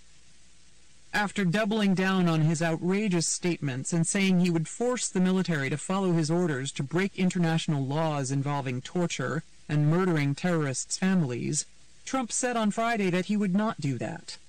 Good to know. In a rare show of regret, he said he does understand that the United States is bound by laws and treaties, and I will not order our military or other officials to violate those laws, and will seek their advice on such matters. Trump sees his egregious positions on immigration, torture, and terrorism revenge as opening bids. After Super Tuesday, he told reporters that while they might be surprised, he would be a unifier once we get all of this finished. But he should take a lesson from Condi Rice. She went along with the Iraq invasion, thinking she could reposition W on the side of diplomacy afterward. But some positions are so extreme, there's no coming back. Your deal with the devil is sealed. March 20th, 2016. Will Trump be dumped?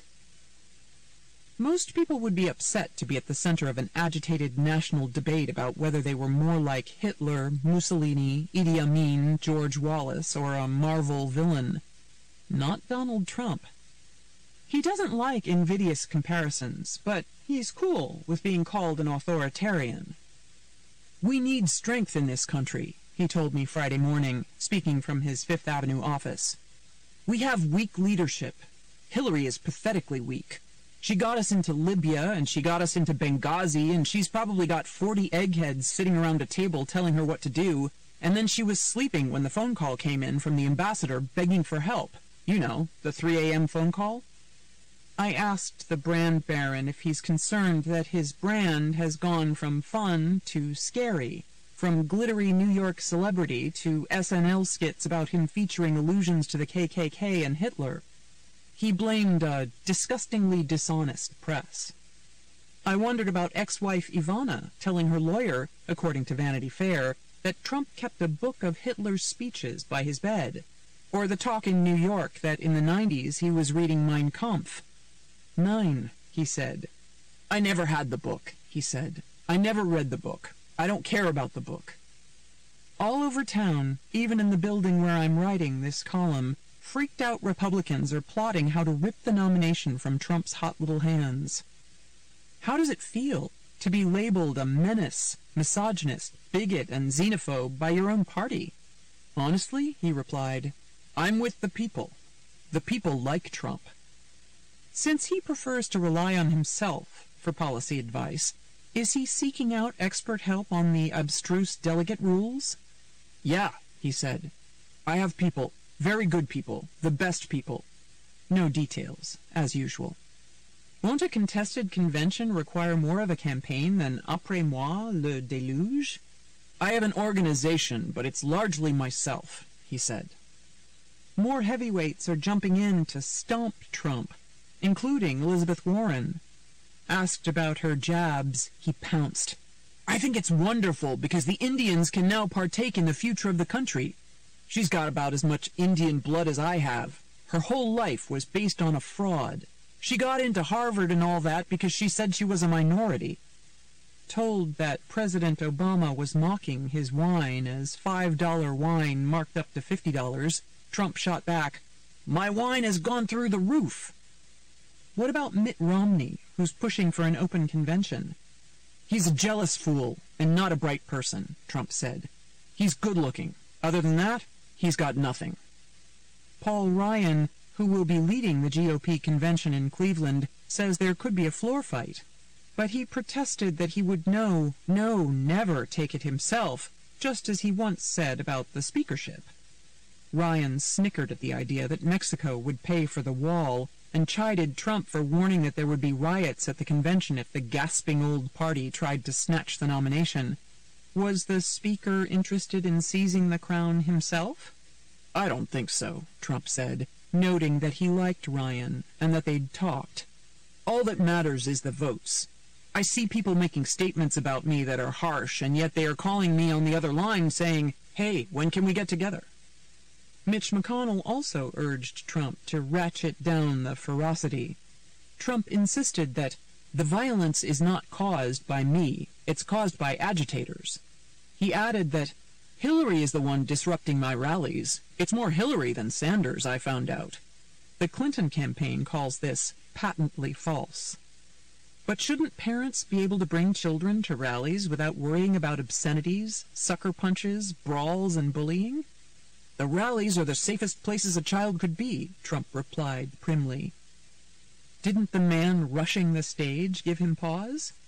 "I got credit for that because it looked like I was moving toward him," he said. Trump said that when the agitators scream and the crowd screams back, frankly, it adds a little excitement. But there must be a safer, saner way to get some oomph. I wondered if he realized that in riling up angry whites, he has pulled the scab off racism. "Obama, who is African-American, has done nothing for African-Americans," he replied. He said he would soon unleash the moniker that he thought would diminish Hillary, the way Little Marco and Lion Ted torched his Republican rivals. I want to get rid of the leftovers first. When he mocks Hillary, as he does in a new ad that shows her barking, it may backfire.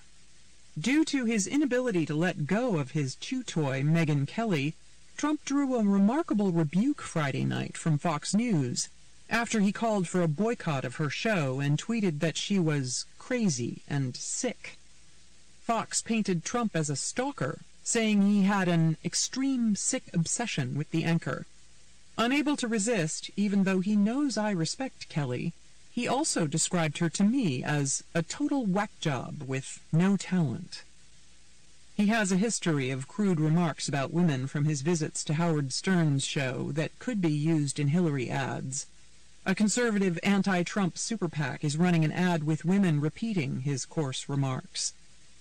All of these politicians have said far worse than that, Trump said, drunk, standing in a corner.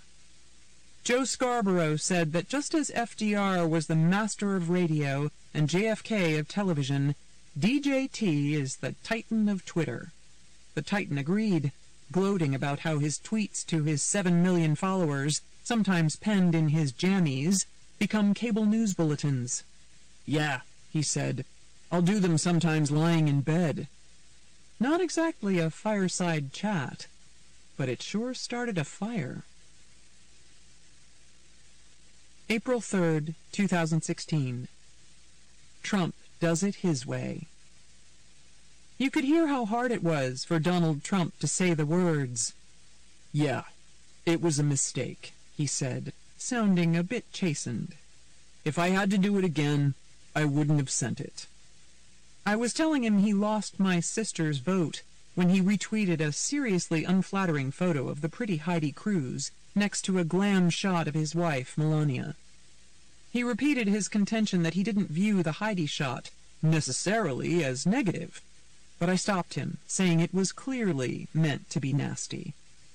Trump also got into his schoolyard excuse of, he did it first, and that wasn't nice, insisting that Ted Cruz wrote the words on the digital ad put up by an anti-Trump group aimed at Utah Mormons.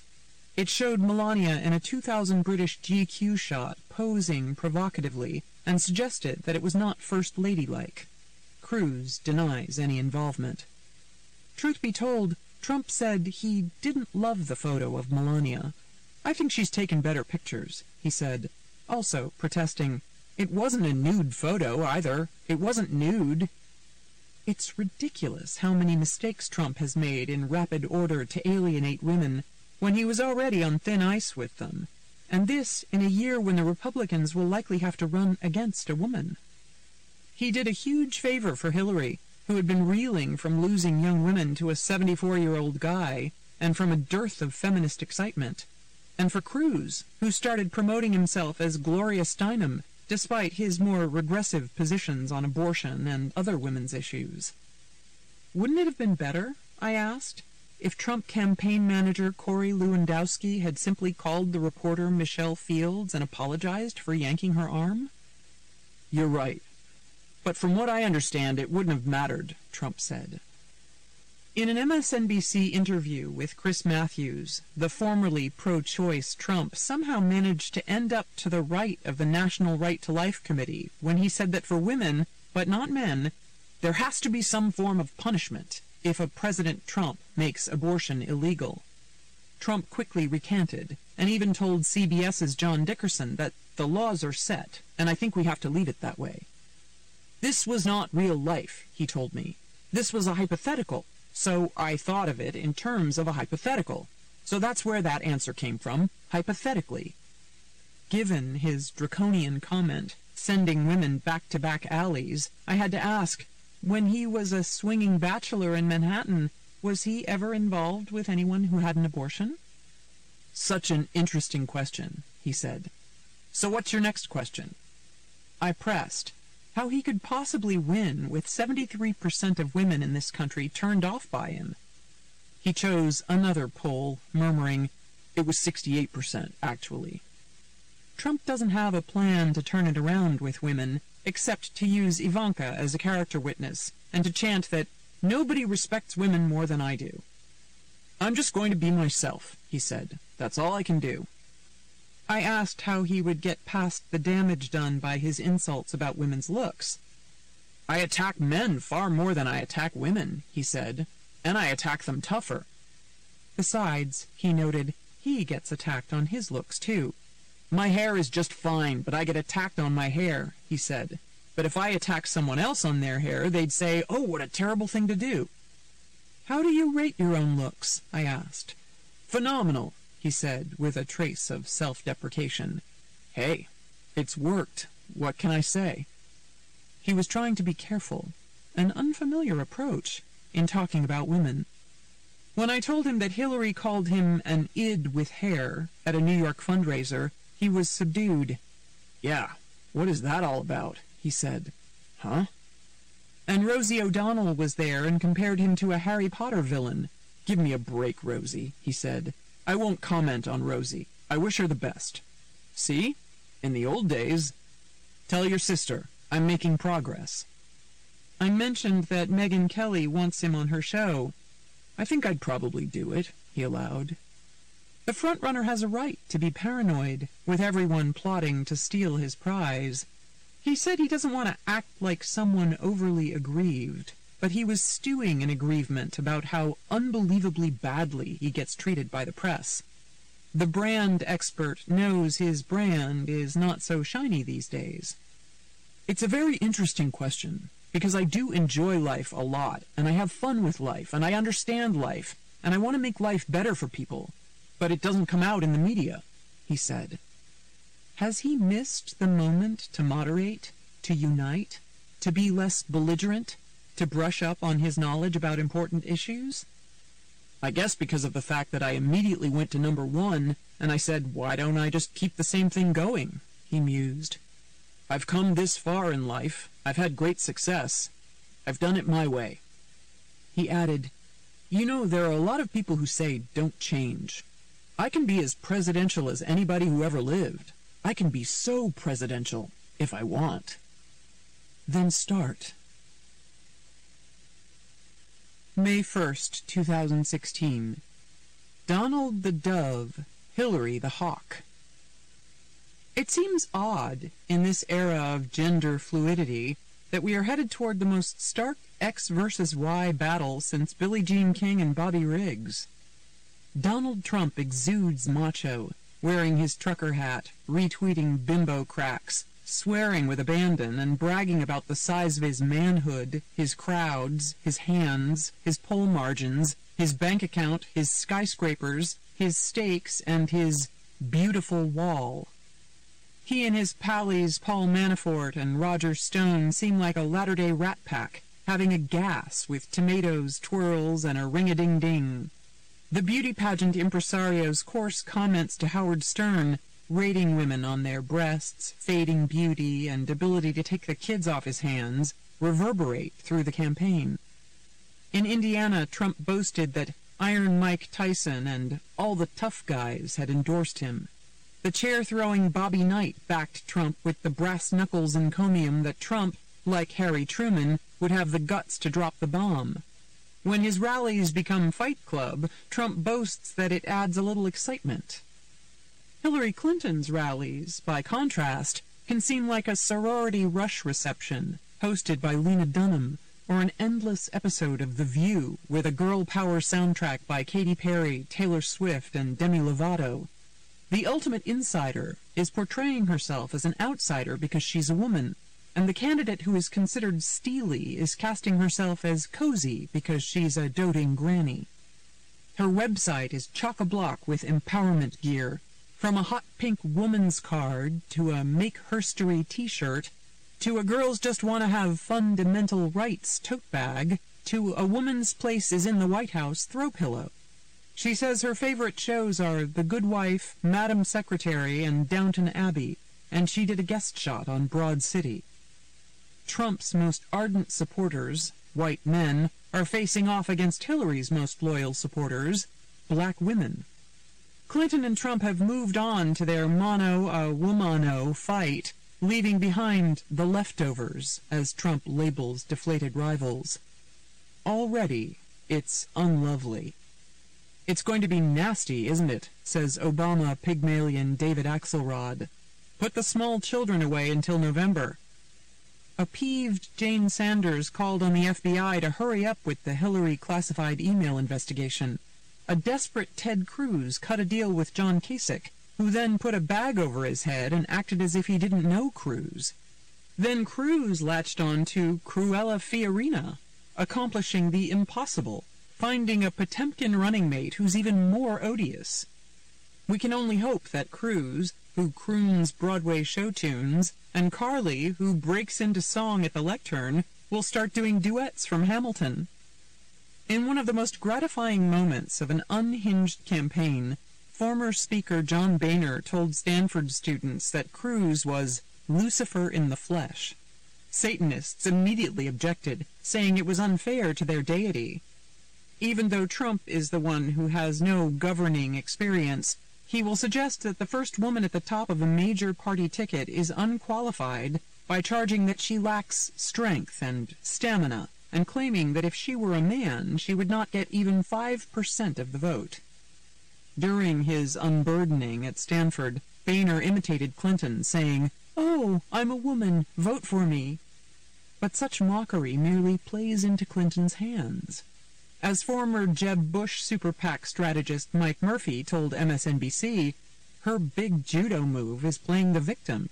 And as former Jeb aide Tim Miller noted to CNN, Trump's numbers with women are so bad that the only way he can win is if he manages to repeal women's suffrage before November. Once you get beyond the surface of the 2016 Battle of the Sexes, with its chest-thumping versus maternal hugging, there's a more intriguing gender dynamic. On some foreign policy issues, the roles are reversed for the candidates and their parties. It's Hillary the hawk against Donald the quasi-dove. Just as Barack Obama seemed the more feminized candidate in 2008 because of his talk-it-out management style, his anti-war platform, and his delicate eating habits, always watching his figure, so now, in some ways, Trump seems less macho than Hillary. He has a tender ego, pouty tweets, needy temperament, and obsession with hand sanitizer, whereas she is so tough and combat-hardened, she's known by her staff as the warrior.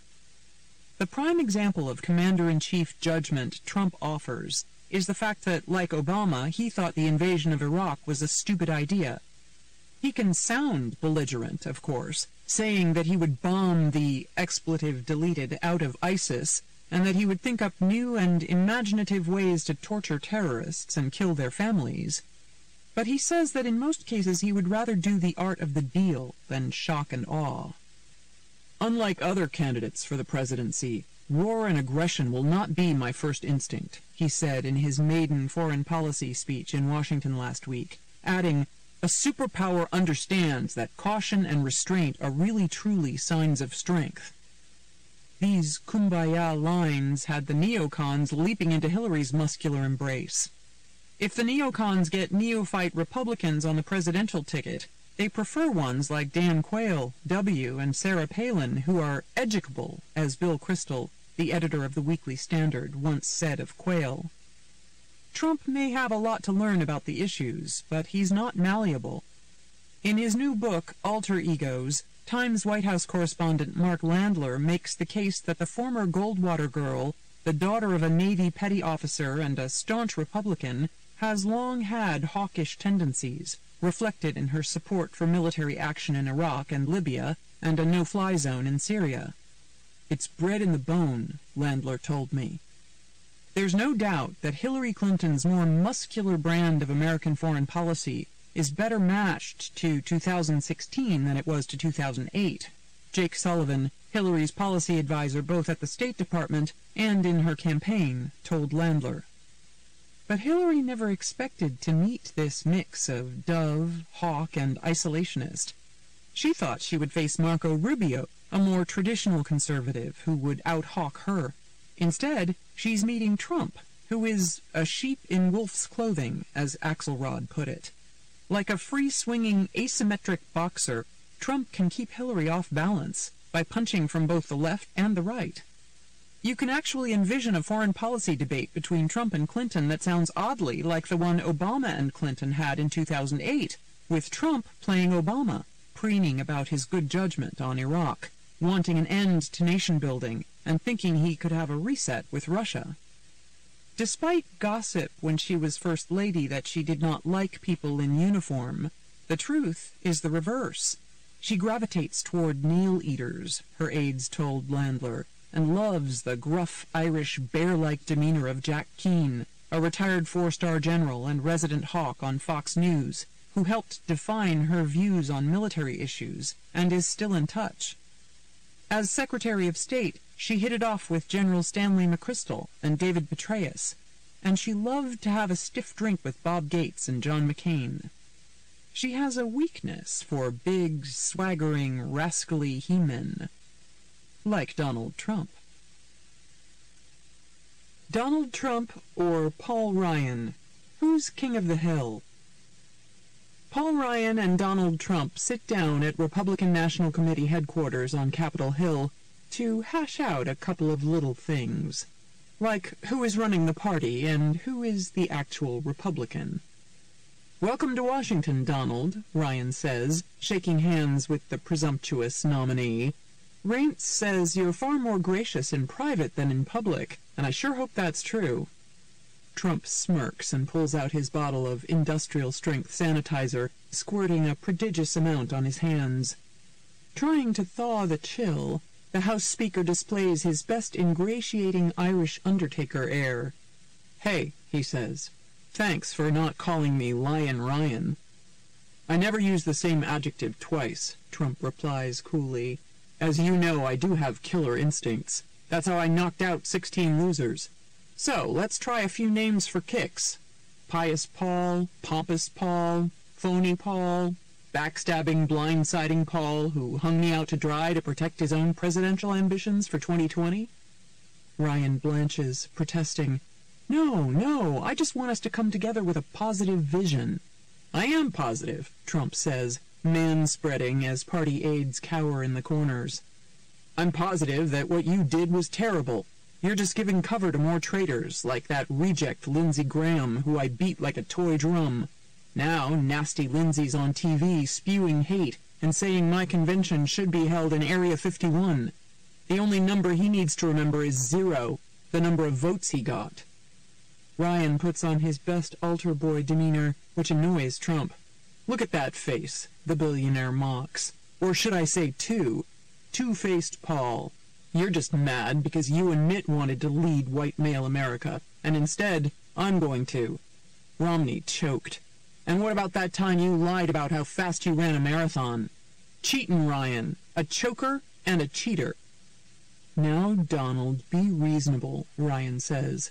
"I'm just trying to figure out how to endorse you and not put my own majority at risk. We can't be a bigoted, angry party. You just make our problem with Hispanics worse when you tweet a picture of yourself eating a taco bowl on Cinco de Mayo." "No way, Jose," Trump says. "That got 80,000 retweets and 100,000 likes. Muy bueno. I have 8 million Twitter followers. You have like 1 million and need 2 accounts to get there." Ryan rolls his eyes. "Thousands of those retweets were by people you offended," he says. "You can't judge everything by numbers. We have to maintain American values. Banning Muslims is not what we stand for. Try to be more like Reagan." "Fine," Trump shoots back. "I'll start my campaign in Mississippi Klan territory like Reagan. You establishment guys are such phonies. You want to use race as a wedge issue, but be subtle about it." "I am not subtle. I have brought millions of people into the party, and you have been unbelievably unfair to me. I am the greatest political phenomenon in history." "Donald, you need to rein it in," Ryan persists. "Your volatility scares people. Everyone is shuddering at the thought that you are about to get classified intelligence briefings, and at your bromance with Putin. No one believes that you're a genuine conservative. You support Planned Parenthood, raising the minimum wage and some higher taxes on the wealthy, our people. You're Bernie Sanders with even weirder hair." "Well, Two-Face," Trump retorts, "if you're such a big-deal conservative, Why did you push for that budget, increasing spending by billions, funding Obama's executive amnesty program, relocation of terrorist refugees and sanctuary cities, but somehow no money for the border fence? You're a white Obama. Bad. Sad. The nuns said your budgets were so mean and unchristian they wanted to beat erasers around your head. Donald, the party is off the rails, Ryan says. Ordinarily, people who hate each other always pretend not to once the nomination has been clinched. Geez, the Bushes are boycotting your convention. Trump harumphs. Well, I have Four Eyes Rick Perry doing a groveling about-face to support me. Who wants the Bushes, that pathetic dynasty? Sour grapes because I called out W on his horrible war and Jeb on his terrible campaign. No low energy in Cleveland. My convention is going to rock with celebrities and hot women. We're going to have Mike Tyson and that tiger. We're going to have Bobby Knight and Miss Aruba emceeing. We might even have a beauty pageant with Gary Busey judging. Carly won't be in it, but your wife... Ryan interrupts quickly. Donald, you have to stop insulting women. You're starting to make Todd Aiken sound like Lena Dunham. Women love me, Trump objects. Didn't you see that famous New York Post headline, quoting Marla, my second wife, saying, best sex I've ever had? I love the women who vote for me, even the poorly educated flat-chested ones. Ryan, beaten down and late for his P90X workout in the house gym, gives it one last shot. Donald, you need to stop quoting the National Enquirer and do some homework, he pleads. You can't suggest we are going to slough off our debt, even though that's what you did with your creditors when you kept going bankrupt. And you should remember that I'm the senior elected Republican in the country. For now, Trump murmurs, taking out his hairspray for a spritz before he walks past the press octopus. What I will remember is that you sabotaged me when I should have been savoring my success. And you should remember the #1 rule from The Art of the Deal. There can be only one number one, Two-Face. The Mogul and the Babe. We are in one of those rare, unharmonic convergences when reality is more absurd than satire. So I decided to dispense with satire and simply call Donald Trump at Trump Tower on Friday to hear about his trip to survey the damage from the volcanic eruption of his imminent nomination. Not since Pompeii have there been so many people caked in muck and frozen in varying poses of horror. Trump told me that when he came to tour the ruins of the Republican Party here on Thursday, he and Paul Ryan asked if everyone would clear the room. They let Reince Priebus stay. He's a hard worker and a good guy, Trump said.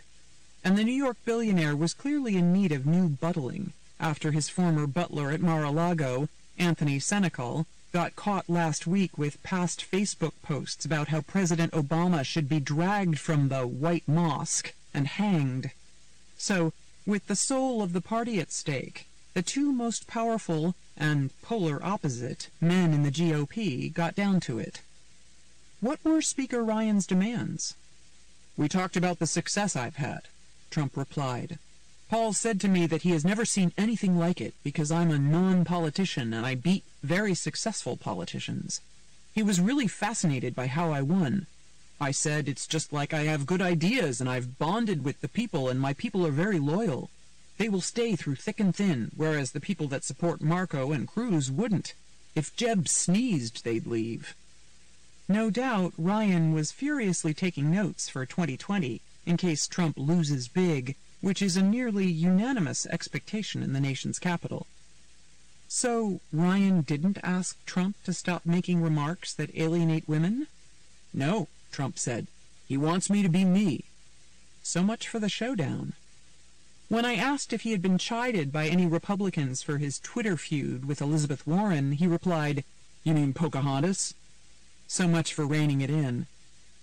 I noted that John Cornyn said he gave Trump some tips on how to discuss illegal immigration more sensitively to woo Hispanic voters. I love getting advice, Trump deadpanned. It's just what I need. Just what I need is more advice. The 17 people I beat are still giving me advice. Trump also briefly saw Poppy Bush's guru, James Baker. I was more interested in asking him about Ronald and Nancy Reagan and the whole Reagan era than I was in terms of getting advice currently, Trump said. As usual in Trump world, there was good news.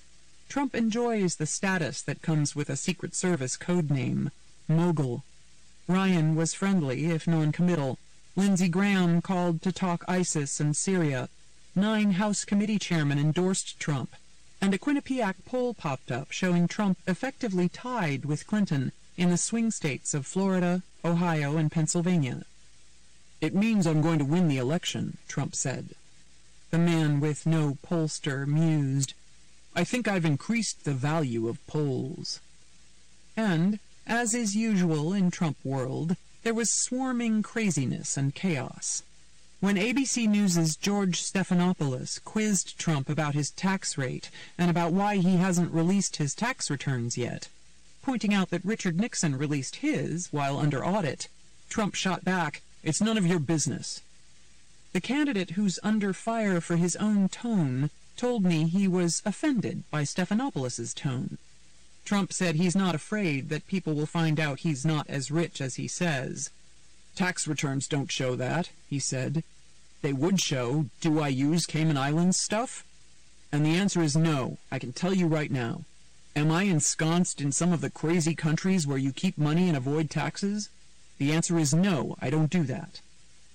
The Washington Post revived a story with a new damning audio about how Trump had masqueraded as his own publicist, named either John Barron or John Miller, to boast about himself back in the 70s, 80s, and 90s.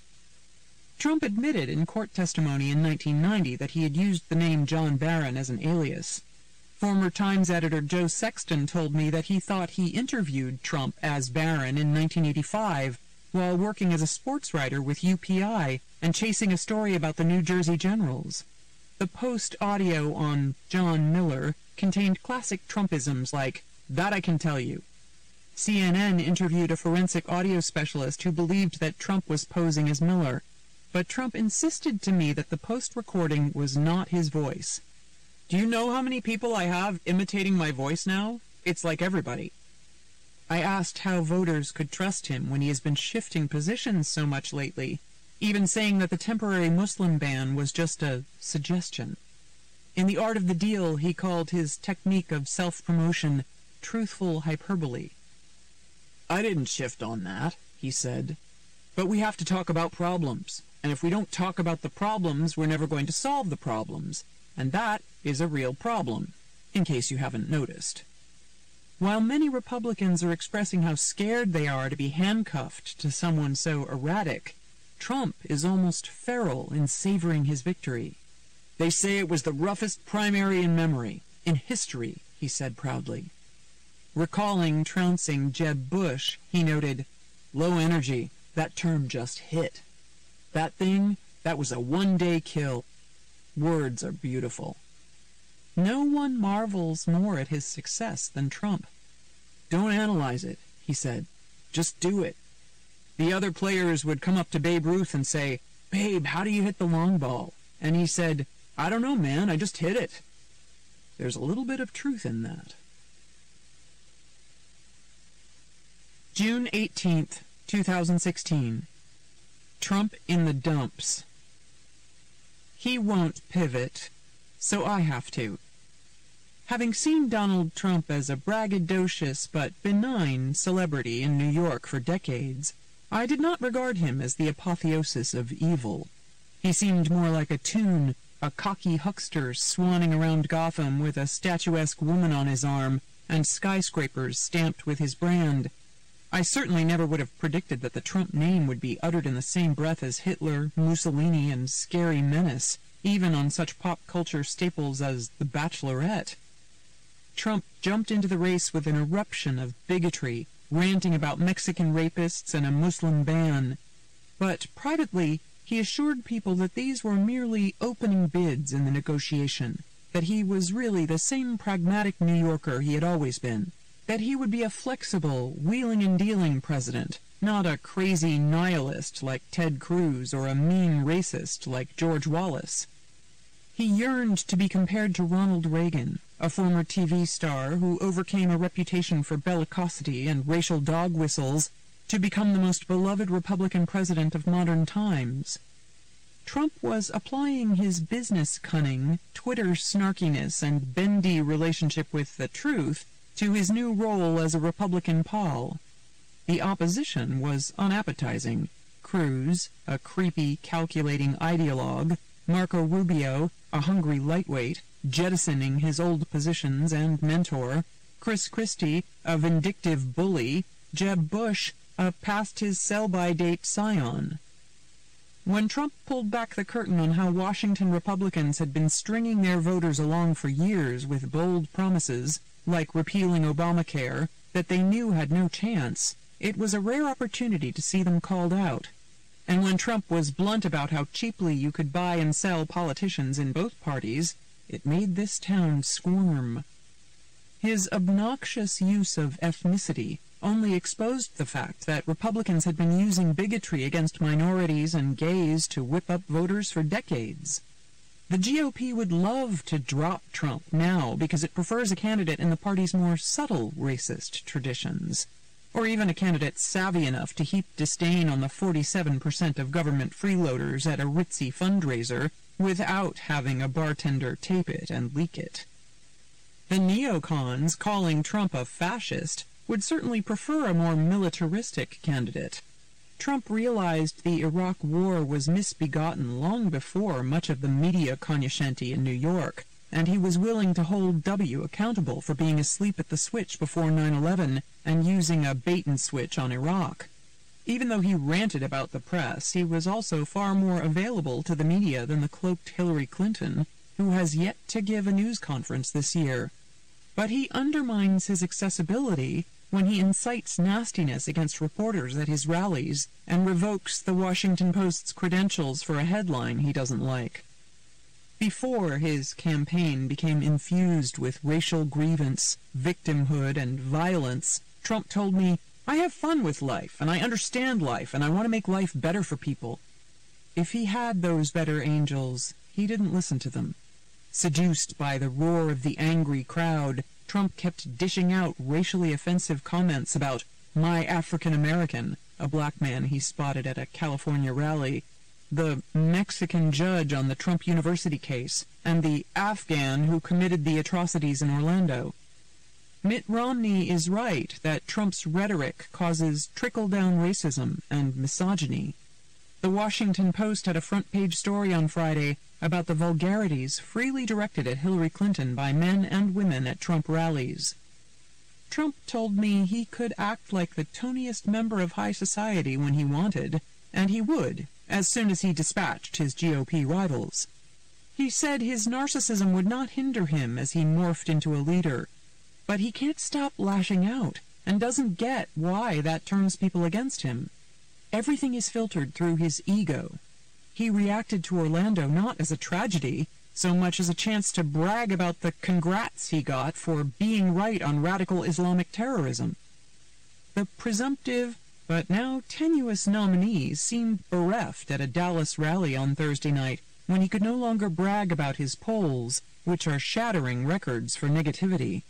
Finally, on Friday, Trump couldn't stop himself from tweeting out a poll, even though it was one that showed him behind Hillary. Trump has made his campaign all about his ability to win.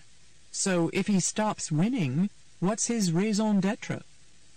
Trump's pledges to release his tax returns and to surround himself with an A-team fell through. A month after his hostile takeover of the Republican Party, he's got a skeletal operation a few floors below his office suite in Trump Tower.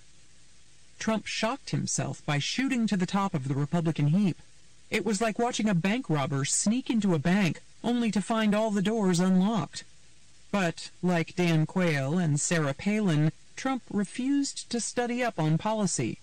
So he has been unable to marry his often canny political instincts with some actual knowledge. He has made some fair points. A lot of our allies do take advantage of us. Our trade deals have left swaths of America devastated. And it was a positive move to propose a meeting with the NRA on gun control for people on the terrorist watch list. but his fair points are getting outnumbered by egregious statements and nutty insinuations, like suggesting that President Obama is tolerant of ISIS attacks, an echo of the kooky birther campaign that he led, suggesting that Obama wasn't qualified to be president. Now, Trump's own behavior is casting serious doubt on whether he's qualified to be president. Interlude. Making America Great Again. The Quotable DJT, Part 1. Because it's hard to contain the Vesuvial Donald Trump in the 1,300 words of my column, we did a round of questions about his rivals and a few other bold-faced names in the news this week. Here are Trump's rapid-fire impressions, delivered over the phone and over lunch at the restaurant in Trump Tower, the art of the meal with the birther of a nation. On President Obama. Obama is going to like me very, very much, because when he's done with his term, he will be at my golf courses, because I have the best golf courses in the world. He's going to go off to greener pastures, I guess. Putin hates Obama. We don't get along with anybody. Every country hates Obama. They don't like his attitude. They don't like his style. They don't like him. They don't like that he's not available. On Carly Fiorina. She's a fine woman, but it's not going to happen. She was viciously fired from Hewlett-Packard, and the company still hasn't recovered. The stock went down to nothing. On Joe Biden. A person who was very loyal to the president, which I respect. I'd love to run against him because it's going to be an election based on competence, and I'm really competent. On Hillary Rodham Clinton. Highly complex person who can't help going over the edge. She just can't stay true to herself. She has a real bad thing going with the emails. I'm not talking politically. That's one thing, and it's going to be a disaster. But what she did was illegal. She could be having more fun, but this is no fun for her. The FBI is checking everything. On why he invited Hillary to his wedding. I was a businessman, if I ever should need something. On Jeb Bush. He's a stiff. The guy can't even talk. He has zero energy. You would fall asleep interviewing him. Jeb said this week that he listens to Paul Wolfowitz's advice on foreign affairs, that he would not rule out the use of torture, and that taking out Saddam Hussein turned out to be a pretty good deal. On Jeb bizarrely cleaving to his brother on Iraq, Trump had this to say. It's so sad what a brotherly relationship will do to one's mind. We were a hell of a lot better off with Saddam Hussein holding that crazy country together than we are now with it split up into ISIS and 5 other factions. If only we could have Saddam back, as bad as he was, rather than $2 trillion spent, thousands of lives lost, and all these wounded warriors. Maybe his brother said, hey, listen, that's my legacy, don't kill me. On Elizabeth Warren. She's caught a little wave. Perhaps it's her Indian upbringing. On Bill de Blasio. He's having an awfully hard time being the mayor of New York, and people are very upset. There is a lot of restlessness with crime, squeegees all of a sudden, and we are seeing things that we haven't seen for a long time. On Bernie Sanders and his confrontation with the Black Lives Matter activists.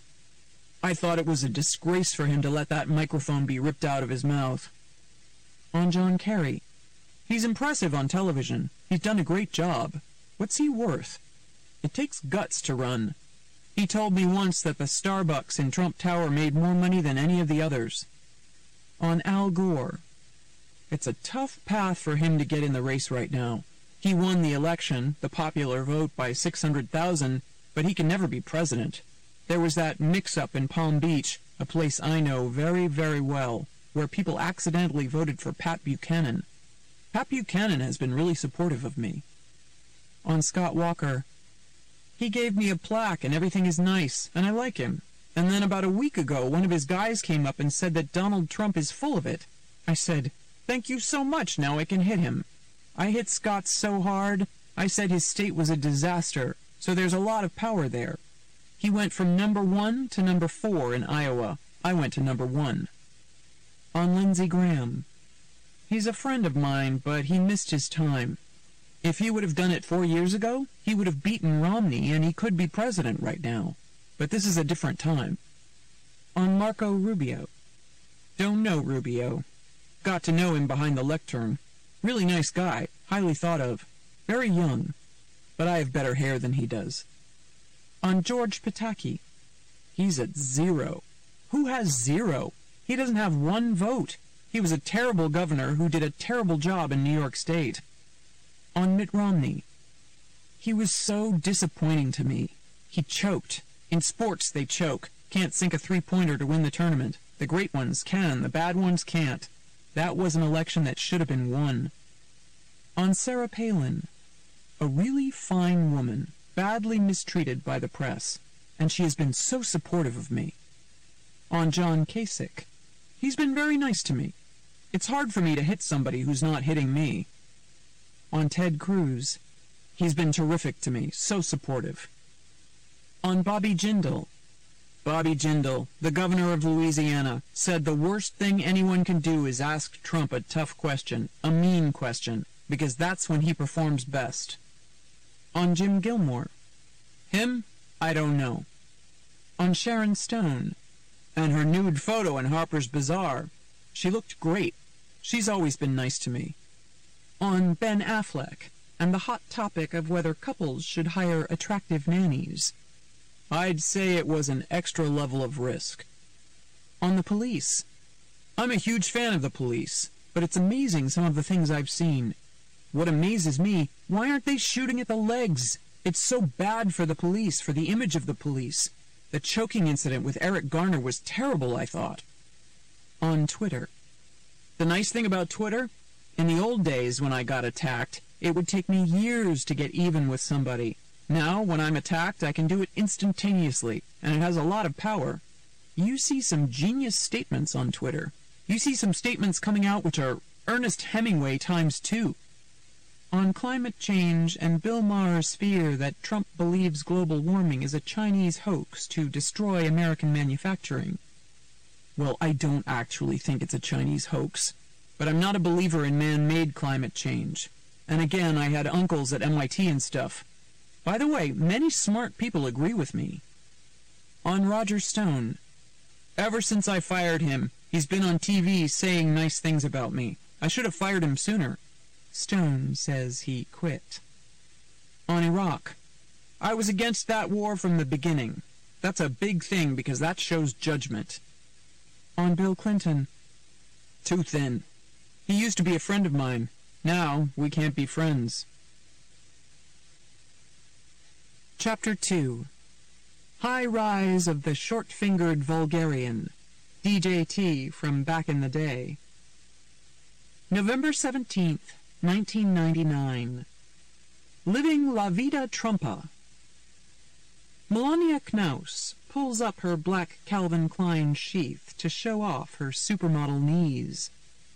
I never wear skirts this long, says the girlfriend of Donald Trump with a pretty grimace, standing in the aisle of his plane, stocked with gilt fixtures, French Impressionist paintings, a double bed, and the cream-filled finger cookies the real estate king decrees the greatest.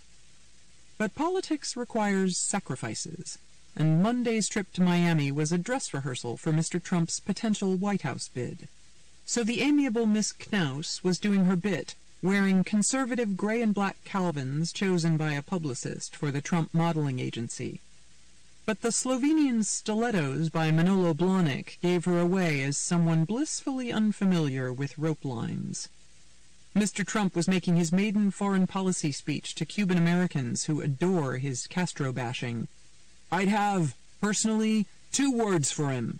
Adios, amigo, he told a large, cheering crowd, adding that he wanted the first hotel in free Cuba. The flirtation of the Trumpster, as he calls himself, is the apotheosis of our gilded age. Our politics is warped by money, celebrity, polling, and crass behavior, and our culture is defined by stock market high-rolling, boomer narcissism, niche marketing mania, rankings, and a quiz show called Who Wants to Be a Millionaire? I love Regis, Mr. Trump says.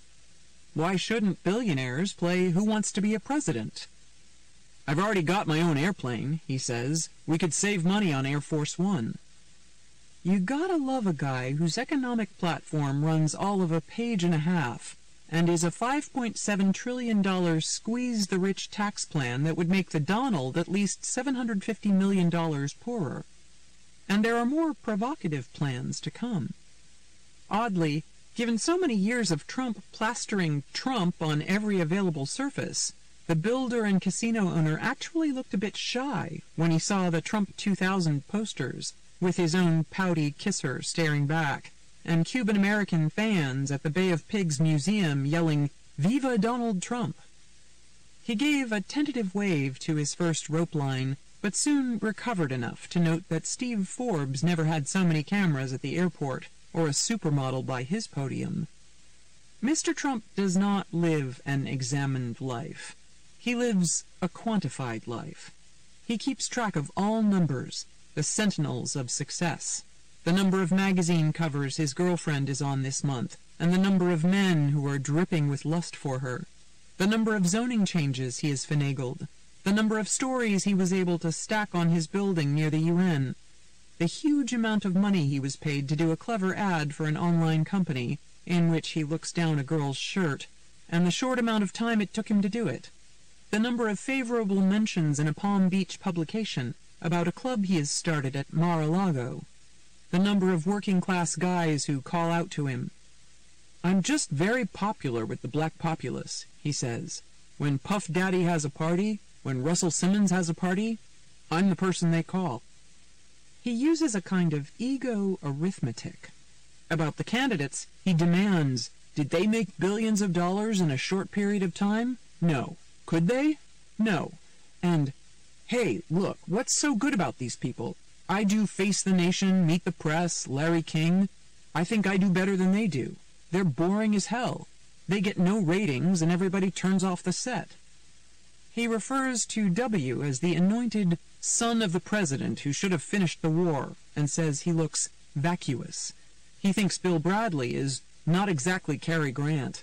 Al Gore has made dreadful mistakes, including Alpha Girl. Author Naomi Wolf, who coached Vice President Al Gore on how to be less beta and more alpha. At the end of his first day as an exploratory guy, Mr. Trump was very tired, almost too tired to brag. But he rallied enough at midnight, in a limo from the airport back to Trump Tower, to check out a big poster with his name on it, and to muse about how much of 3rd Avenue he had built. "I think the only difference between me and the other candidates," he summed up, "is that I'm more honest, and my women are more beautiful." November 28, 1999. Trump shrugged. Greed is good. Again. Gordon Gekko's Wall Street homily and Ayn Rand's Paeans to Selfishness are the manifestos of our giddy materialism. As a young capitalist in Ms. Rand's novel Atlas Shrugged explained, "When I die, I hope to go to heaven, so I want to be prepared to claim the greatest virtue of all, that I was a man who made money." Now it's not only Wall Street that is go-going, it's Main Street. Everybody wants to spin that wheel and make a mill, on TV, on the internet, on stocks, and on the playing field. Donald Trump is talking about ponying up $100 million to run for president. So, in this season of giving some and getting more, I asked the high-rolling plutocrat, spending the holiday weekend at his Mar-a-Lago mansion in Palm Beach, for a soliloquy on the subject of greedisgood.com. "It really is not very different than the 80s, Mr. Trump says. In the 80s, people had limos. Now they have all-terrain vehicles, which cost more than the limos. There was an anti-80s feeling for a while, everyone cutting back, but now the mood is, let's just do it. I just got back from a golf course I built in Florida. It costs $300,000 to join. In the 80s, there was no such thing. Rich people are handing me checks like Godiva chocolates." Greed is not good. The line played well in a movie. But a lot of things play well in words, like all men are created equal, that sound magnificent and beautiful, but that doesn't necessarily make them so. Greed is the bad part of success, and people have wanted to be successful from the beginning of time. My entire life I've watched politicians bragging about how poor they are, how they came from nothing, how poor their parents and grandparents were. And I said to myself, if they can stay so poor for so many generations, maybe this isn't the kind of person we want to be electing to higher office. How smart can they be? They're morons. There's a perception that voters like poverty. I don't like poverty. Usually, there's a reason for poverty. Do you want someone who gets to be president and that's literally the highest paying job he's ever had? You don't need money to get beautiful women. All my life I've had friends who were successful and can't get a date, let alone a date with a beautiful woman. I've watched men worth hundreds of millions who have all the trappings, a G5 Gulfstream jet, the Fifth Avenue apartment, the Palm Beach estate, and they cannot get a date. They're sitting at home watching television. They're brilliant all day long, and at night, they don't have a clue. These people who eat people alive for a living, come 7 o'clock, they see a girl who's a solid 5, not supermodels, 10s, and they look at her in awe, but they develop lockjaw. I fixed up a very well-known, powerful, rich man with a very nice and very beautiful woman he'd been trying to meet for a year and a half. She called me the following day and said, "Don't ever do that to me again." And an hour later, he called me and said, "It was unbelievable. Could you call her and arrange a second date?" Ultimately, a woman can't make love to a G5. People believe there's more glamour to being a very wealthy person, but there really is a lot of work. Once, a very rich guy calls me up and asks if I can get him reservations that night for Le Cirque. He can't get in, so I got him in. And he calls the next day and says, "You got me the best table. But how do you deal with all that publicity?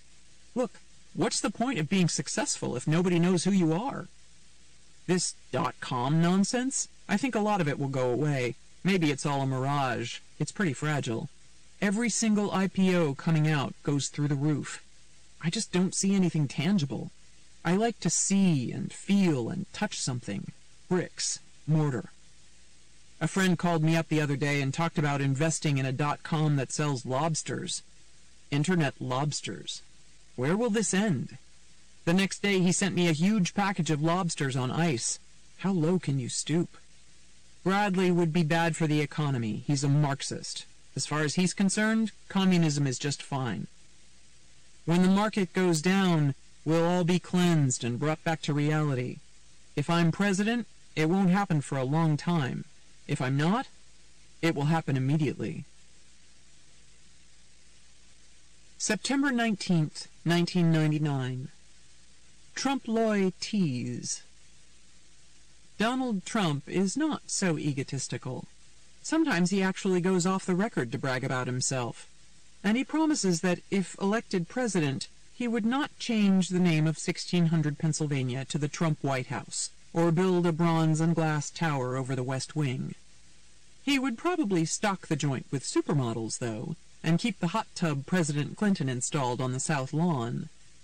"We would have a lot of fun," says the man who always seems to be having fun, except when ex-wives or bankers pester him for gazillions. Once the Warren, as in Beatty, began toying with a presidential run, could the Donald be far behind? Never underestimate a guy who pulls himself out of a $9.2 billion hole. Why should his legacy be a skyscraper that casts a shadow on the UN when he could cast a shadow on the world? To be blunt, people would vote for me, Mr. Trump says. They just would. Why? Maybe because I'm so good-looking, he banters. I don't know. Larry King calls and says, "Do my show. I get my highest ratings when you're on." The man is pure id. No trepidation, no guilt, no PC restraints. As a friend of his says, he transmits, he doesn't receive. His only fear? I photograph short. I'm 6'3". In a landscape of black and white candidates, he's Technicolor. The rakish plutocrat thinks he could do better with the working class and minorities than my own people. He says, rich people who know me love me. Rich people who don't know me hate me. The working man loves me. And how would the famous ladies' man do with the women's vote? I might do badly, he kids. They know me better than anybody else. Women are much tougher and more calculating than men. I relate better to women. I go out with the most beautiful women in the world. Certain guys tell me they want women of substance, not beautiful models. It just means they can't get beautiful models. He does not think Americans would mind a twice-divorced playboy in the White House. Actually, I think people like it, he says about his racy love life. It's a fantasy. Of course, if necessary, I could be married in 24 hours, he adds. It would be very easy, believe me. Mr. Trump has a new book, The America We Deserve. Everyone else is mistaking a campaign for a book tour, so why not mistake a book tour for a campaign? Jesse Ventura, who doesn't want the jagged-edge Pat Buchanan to be the Reform Party candidate, is wooing Mr. Trump, a registered Republican who describes himself as an independent, tilting liberal on social issues. The two men met 12 years ago when Mr. Ventura appeared in WrestleMania at a Trump casino hotel in Atlantic City. Now, all politics is WrestleMania. Things Trump told me. On Pat Buchanan, he's medieval. On Bill Bradley, he puts me to sleep. And he was the architect of a tax plan that cost many more billions than it saved. He suffers from a lack of common sense. He didn't run again in New Jersey because the polls were showing him in deep trouble, not because of any great moral reason. On Al Gore, highly underrated. On W, he escaped from the drug issue, but his answers didn't give people a lot of comfort. On Bill Clinton, he handled the Monica situation disgracefully.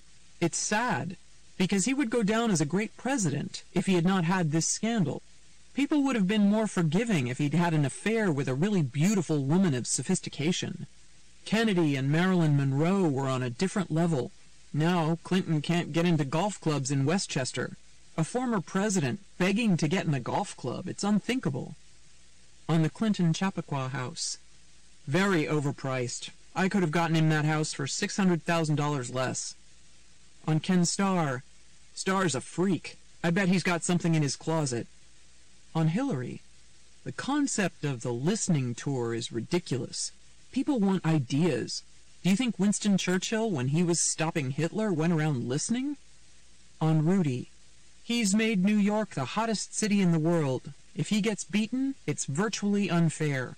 Hillary should run in New Jersey. On Tina Brown's Talk.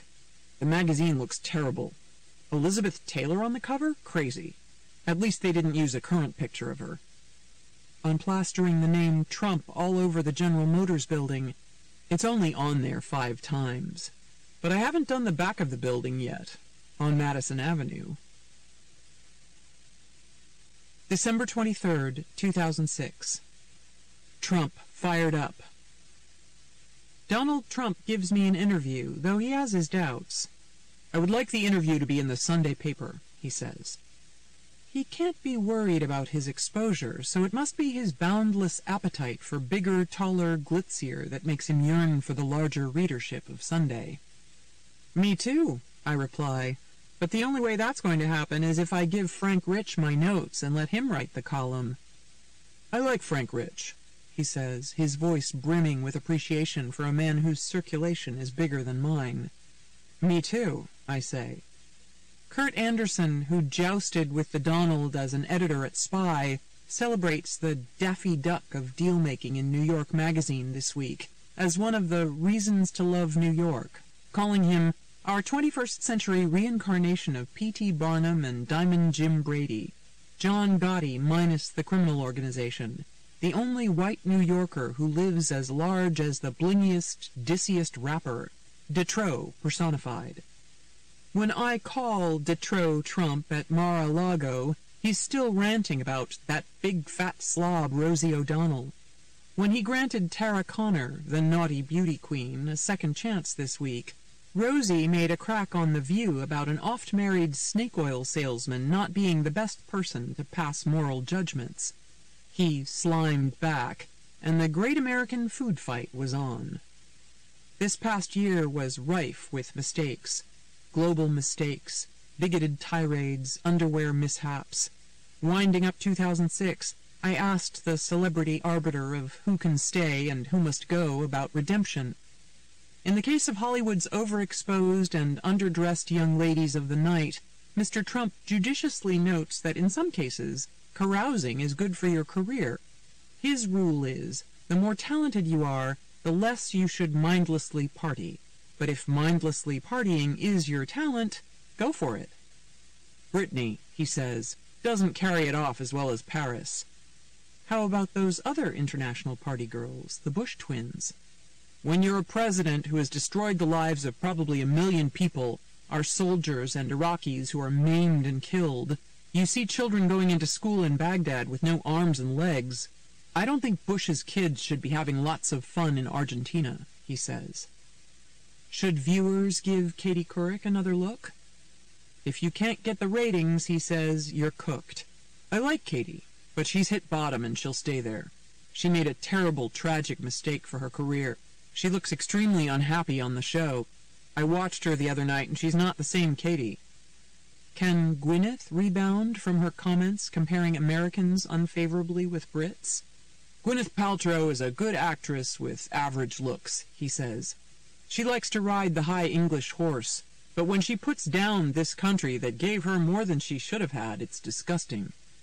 Michael Richards and Judith Regan made irredeemable mistakes, in his view, as did Al Gore and John Kerry when they couldn't win winnable elections, and W., Cheney, and Rummy when they invaded Iraq.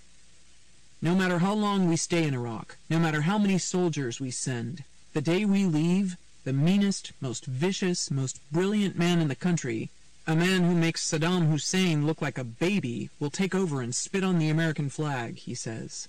Bush will go down as the worst and by far the dumbest president in history. Colin Powell he considers irredeemable as well. He's speaking up now, but he's no longer relevant. I call him a pathetic and sad figure. He thinks John McCain has lost the 2008 election by pushing to send more troops to Iraq, but that Hillary should be forgiven for her horrendous vote to authorize the war. Don't forget that decision was based on lies given to her, he says. She's very smart and has a major chance to be our next president. He deems it not a good sign that Barack Obama got into a sketchy real estate deal with a sleazy Chicago political figure. But he's got some wonderful qualities, Mr. Trump says, and deserves another chance. And how about Monica Lewinsky, who just graduated from the London School of Economics? It's good she graduated, he says. She's been through a lot. When it comes to having an opinion on everything, Trump towers. Interlude. The Escalator Down, the Quotable DJT, Part 2.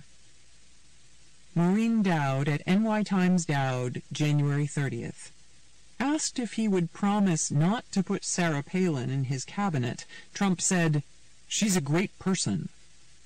Maureen Dowd at NY Times Dowd, January 31st. Trump on the charge that he's vituperative. "I'm a great unifier, and I always have been. Nobody knows it." Maureen Dowd at NY Times Dowd, January 31st. Trump on Obama's climate fight. He flies a 25-year-old 747 spewing carbons to take a family golf vacation in Hawaii. Maureen Dowd at NY Times Dowd, January 31st. Trump on his success winnowing the field. The words Lindsey Graham and Army don't work in the same sentence. Maureen Dowd at NY Times Dowd, January 31st. On Fox's rejection of Trump's claim that Roger Ailes obsessively called to apologize, "I could show you my phone. Roger called me many times." Maureen Dowd at NY Times Dowd, March 19th. Attention, Bill Maher. Trump is not worried about being too authoritarian. "We need strength, that I will say." Maureen Dowd at NY Times Dowd, March 19th. Trump is now Warren with Warren. "She's got about as much Indian blood as I have." Maureen Dowd at NY Times Dowd, March 19th. Despite record-setting temperatures, Trump isn't sweating climate change. The temperature goes up a little, goes down a little. CC Bill Maher. Maureen Dowd at NY Times Dowd, March 20th. Trump says rivals who think he's nasty about women say worse things when they're drunk standing in a corner. Maureen Döwd at NY Times Döwd, March 27th. One of two. When I asked Trump about bullying other candidates and whether he had ever been bullied as a kid, he said, no, I'm winning. Two of two. I have no great stories to tell you like all these guys who say, oh, they were bullied. It probably never happened. I was never bullied. Maureen Döwd at NY Times Döwd, April 5th. Trump dismissed contentions that he doesn't really want to be president. Well, no. I'd like to win. Make America great again. Maureen Döwd at NY Times Döwd, May 15th. Trump on Hillary's desire to open up government UFO files. They are talking about outer space, I assume. I'm not a big fan. Maureen Döwd at NY Times Döwd, May 15th. Trump on waiting for Megyn Kelly to call. I couldn't have made the call. I'm not saying that as a positive about me. I think it's probably a negative. Maureen Döwd at NY Times Döwd, May 15th. One of two. Trump on Obama's trip to Hiroshima. He should never, under any circumstance, apologize. Two of two. But anything to demonstrate the power of nuclear so that people understand the threat is a good thing. Maureen Döwd at NY Times Döwd, May 15th. One of two. Trump on Weekly Standard editor Bill Kristol recruiting a third-party candidate. Two of two. He heads this magazine, which is a loser, which is a dead magazine. It's called Death because it's so boring. Maureen Döwd at NY Times Döwd, May 15th. Why Trump thinks it's okay to attack Hillary about Bill's affairs when he had one. First of all, I wasn't president. Maureen Döwd at NY Times Döwd, May 15th. One of two. Trump on Olivia Nuttsy's story about Roger J. Stone Jr. book, alleging, among many other things, that Bill isn't Chelsea's father. Two of two. I have nothing to do with Roger Stone. He doesn't work for me. What did he do? He did a book? Chapter 3. Stacking the Deck with the Woman's Card. April 7th, 2013. Can we get Hillary without the foolery? Please, don't ask me this anymore. It's such a silly question. Of course Hillary is running. I've never met a man who was told he could be president who didn't want to be president. So naturally, a woman who's told she can be the first commander-in-chief wants to be.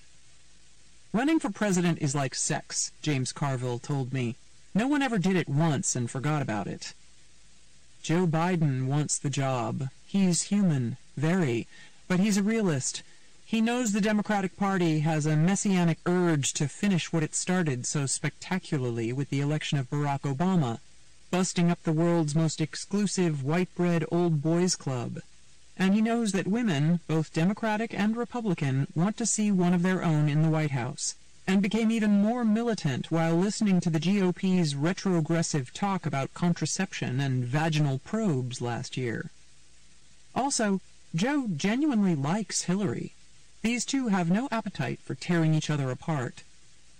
As long as there are no more health scares, the thick glasses are gone, Hillary's age won't stop her.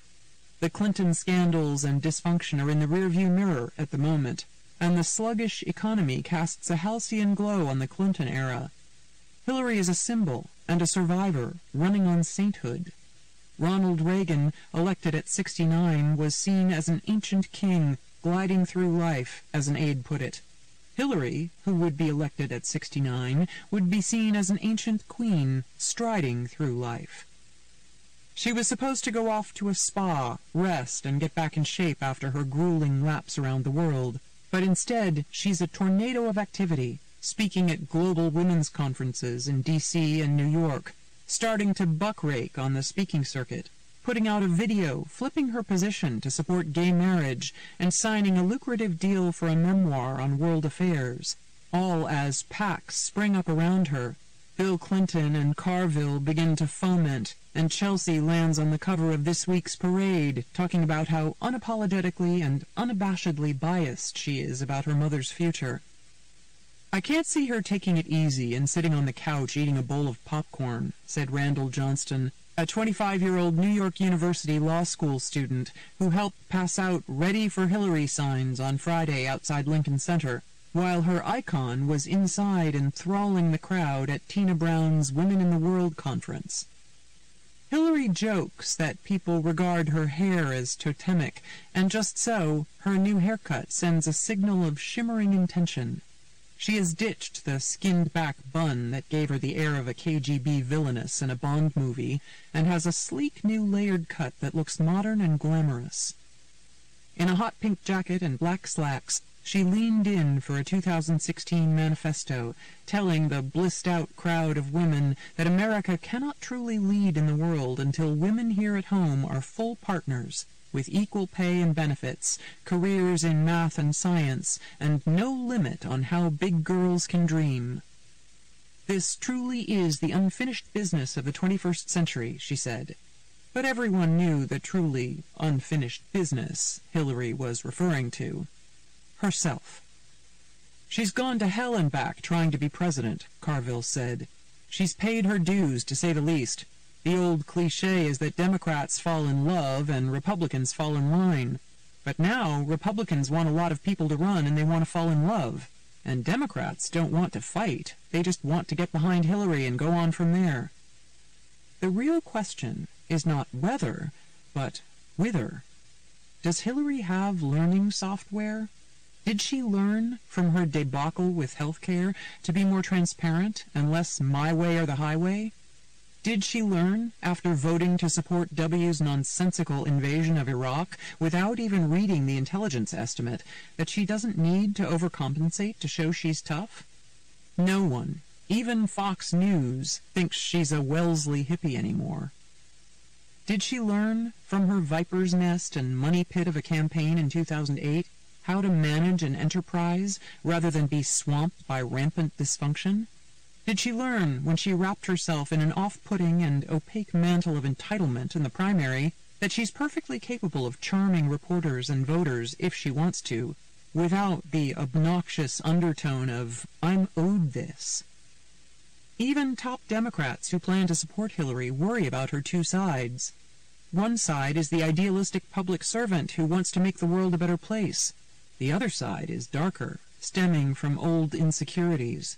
This is the side that causes her to make decisions from a place of fear and to second-guess herself. It dulls her sense of ethics and leads to ends justify the means wayward ways.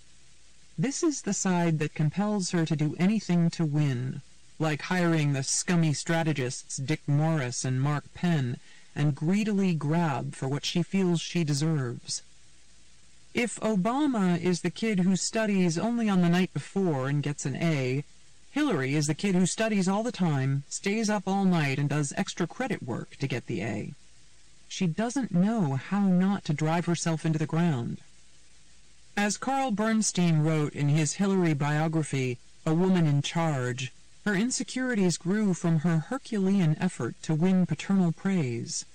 When Hillary came home with all A's except for one B on her report card, her father suggested that perhaps her school was too easy, and wondered, half seriously, why she hadn't gotten straight A's. Hillary tried mightily to extract some unequivocal declaration of approval from her father, but he had tremendous difficulty in expressing pride or affection. Hillary was an indefatigable Secretary of State. She logged 956,733 diplomatic frequent flyer miles, and a star ambassador, especially on women's issues. But many experts feel, as John Cassidy wrote in The New Yorker, that compared with the work of more geopolitical secretaries, her signature achievements look like small beer. Still, the job allowed her to get out of her husband's codependent shadow and develop a more authentic aura of inevitability.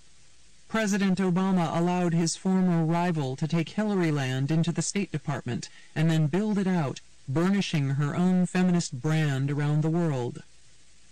The idea of Hillary is winning, a grand historical gender bender, First Lady upgrading to President.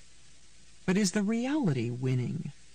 The Clintons have a rare talent for finding puddles to step in. Out of public life, can she adapt and make the leaps needed in a world changing at a dizzying tempo to keep herself on top? Her challenge is to get into the future and stay there, adding fresh people and perspectives and leaving the Clinton mishigas and cheesiness in the past. The real question about Hillary is this: when people take a new look at her in the coming years, will they see the past or the future? Mrs. Clinton or Madam President? March 1st, 2014. Brace yourself for Hillary and Jeb. Oy.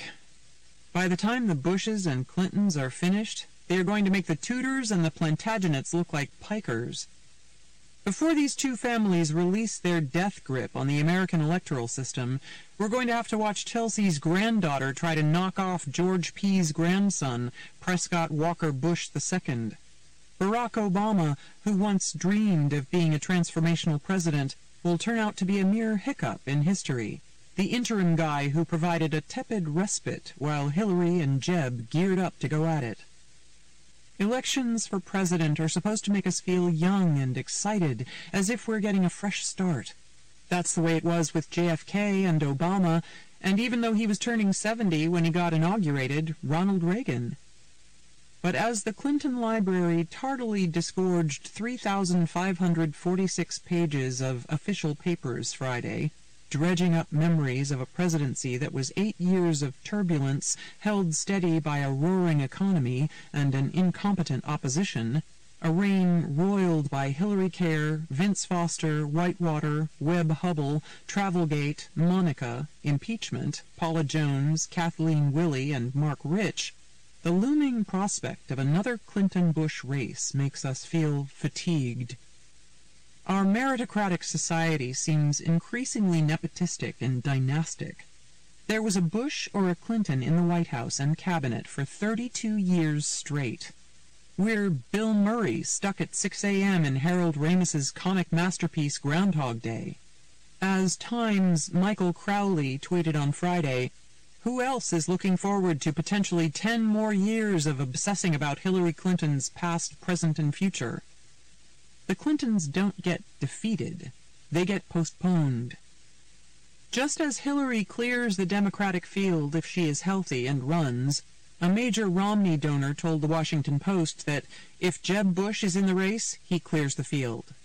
Jeb acknowledged in Long Island on Monday, referring to his mom's tart comment that if we can't find more than 2 or 3 families to run for higher office, that's silly. That it's an issue for sure. He added, "It's something that, if I run, I would have to overcome that.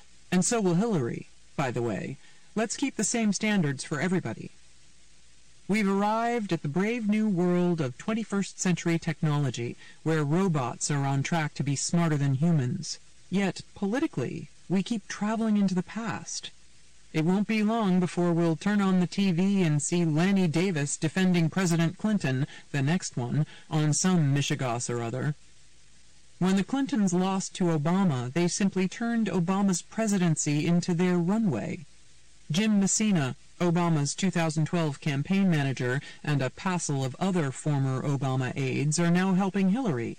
And Bill is out being the campaigner-in-chief, keeping the Clinton allure on display in 2014. The new cache of Clinton papers is benign. The press seems more enamored of speechwriters' doodles than substance.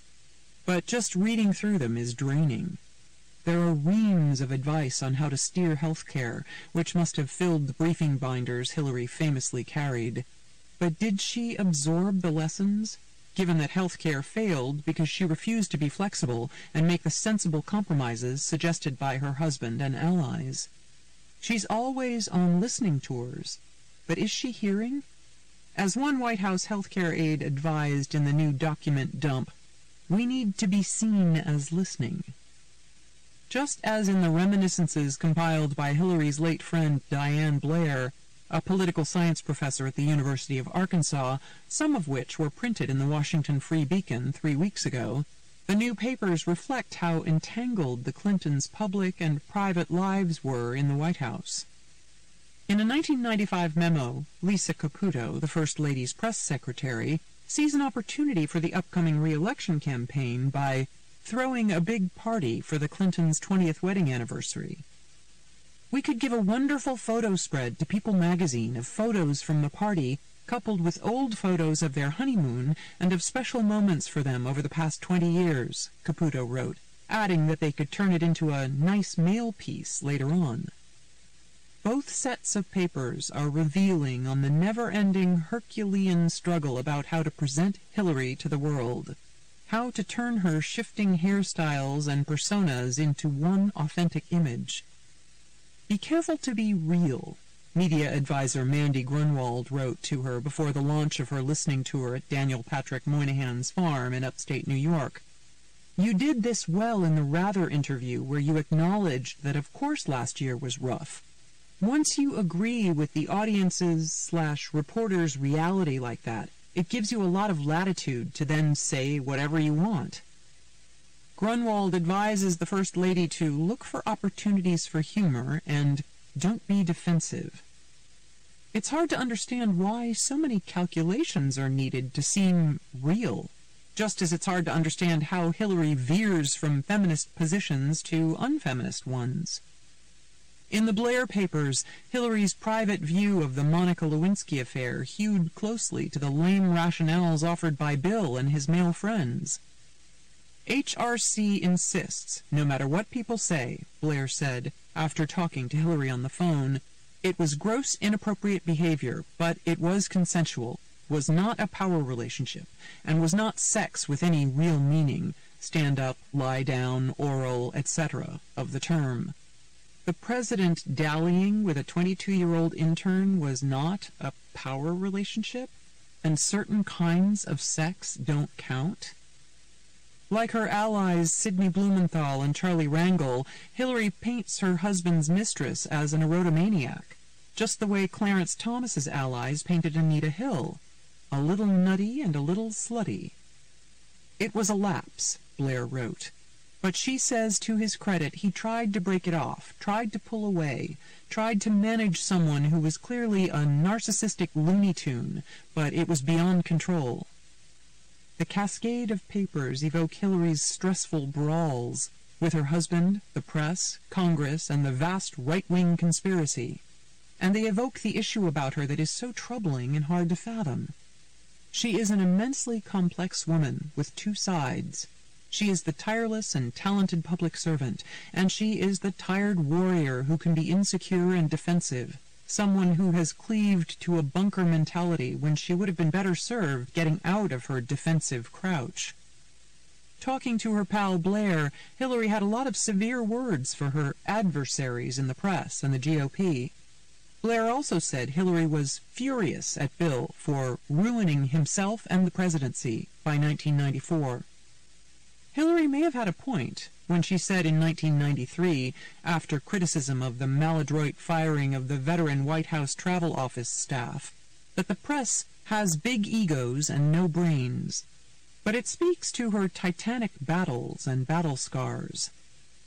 Hillary has spent so much time searching for the right identity, listening to others tell her who to be, resisting and following advice on being real, that it leaves us with the same question we had when she first came on the stage in 1992. Who is she? May 3rd, 2014. 42 and 45 overpower 44.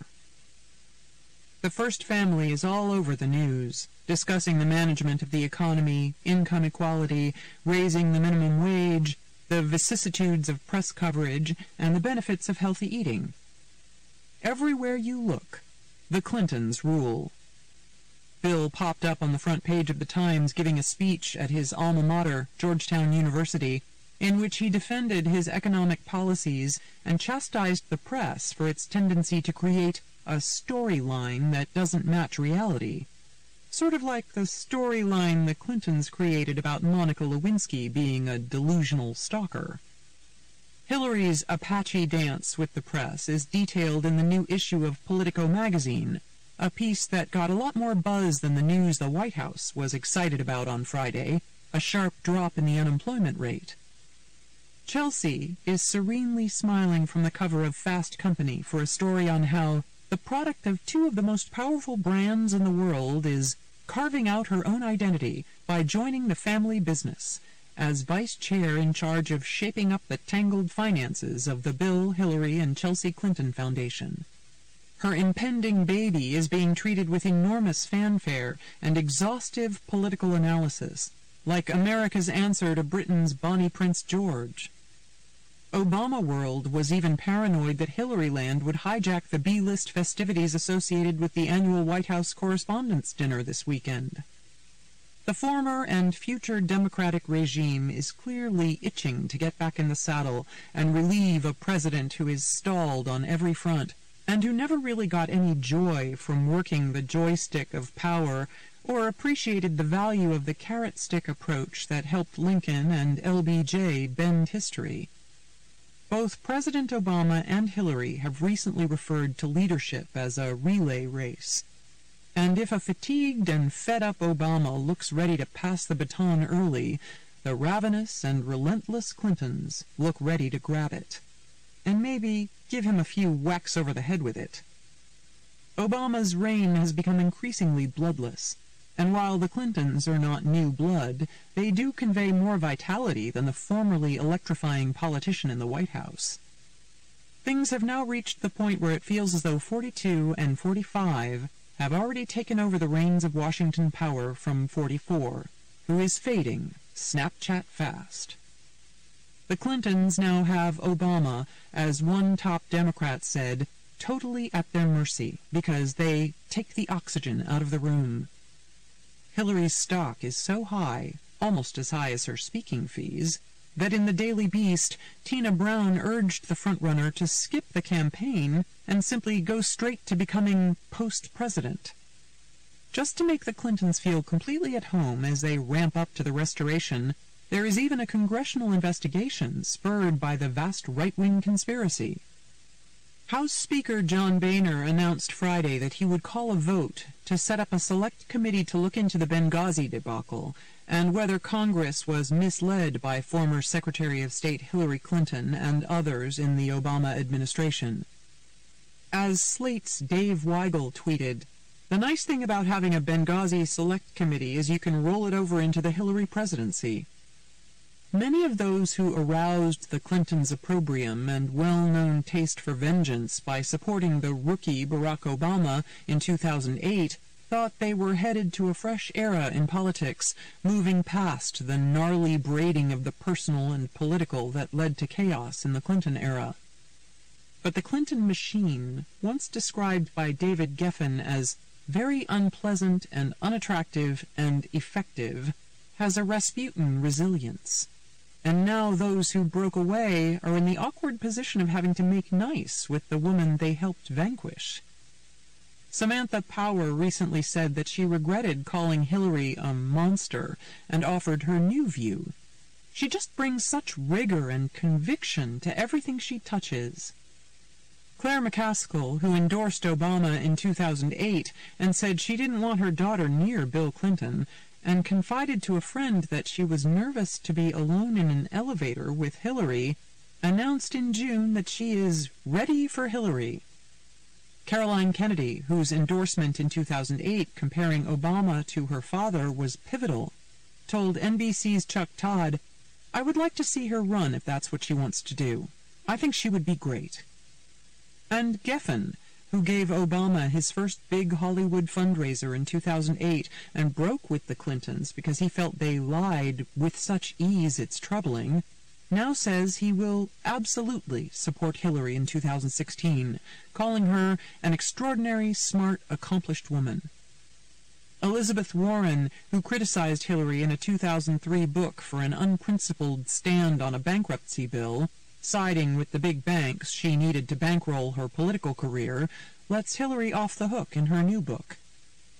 Leon Panetta, who served as Chief of Staff for Bill Clinton and Secretary of Defense for Obama, told The Times that Obama had not yet defined America's 21st century role in the world. Hopefully he'll do it, Panetta said, and certainly she would. The president who dreamed of being transformative seems bummed, and that's bumming out Americans. But when you talk about batting singles, you're just asking to be overshadowed by the next big draft pick.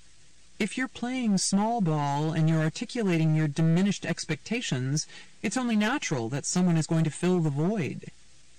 Some Obama aides get irritated when Hillary distances herself from Obama, and when her advisors paint her as tougher than Obama, someone who wouldn't be afraid to drop the hammer and sickle on Vladimir Putin.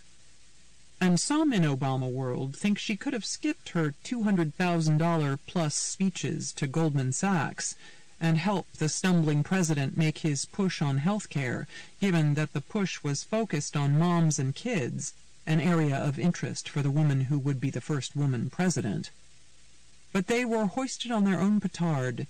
It was the lone cat President Obama who ignored the usual practice in politics, dancing with those who brung ya and dismantling your bitter rival's machine, and encouraged the view of Hillary as the presumptive nominee over his unfailingly loyal Vice President Joe Biden. 3 of his key political advisors, Jim Messina, Jeremy Byrd, and Mitch Stewart, have gone to super PACs supporting Hillary. David Plouffe, the president's former top political advisor, said Hillary could call him for advice and told Bloomberg's Al Hunt that there's very little oxygen for another Democrat to challenge her. As Obama has learned, to his dismay, there's now very little oxygen for him, too. May 6th, 2014. Burning the Beret. Monica Lewinsky says she would meet me for a drink.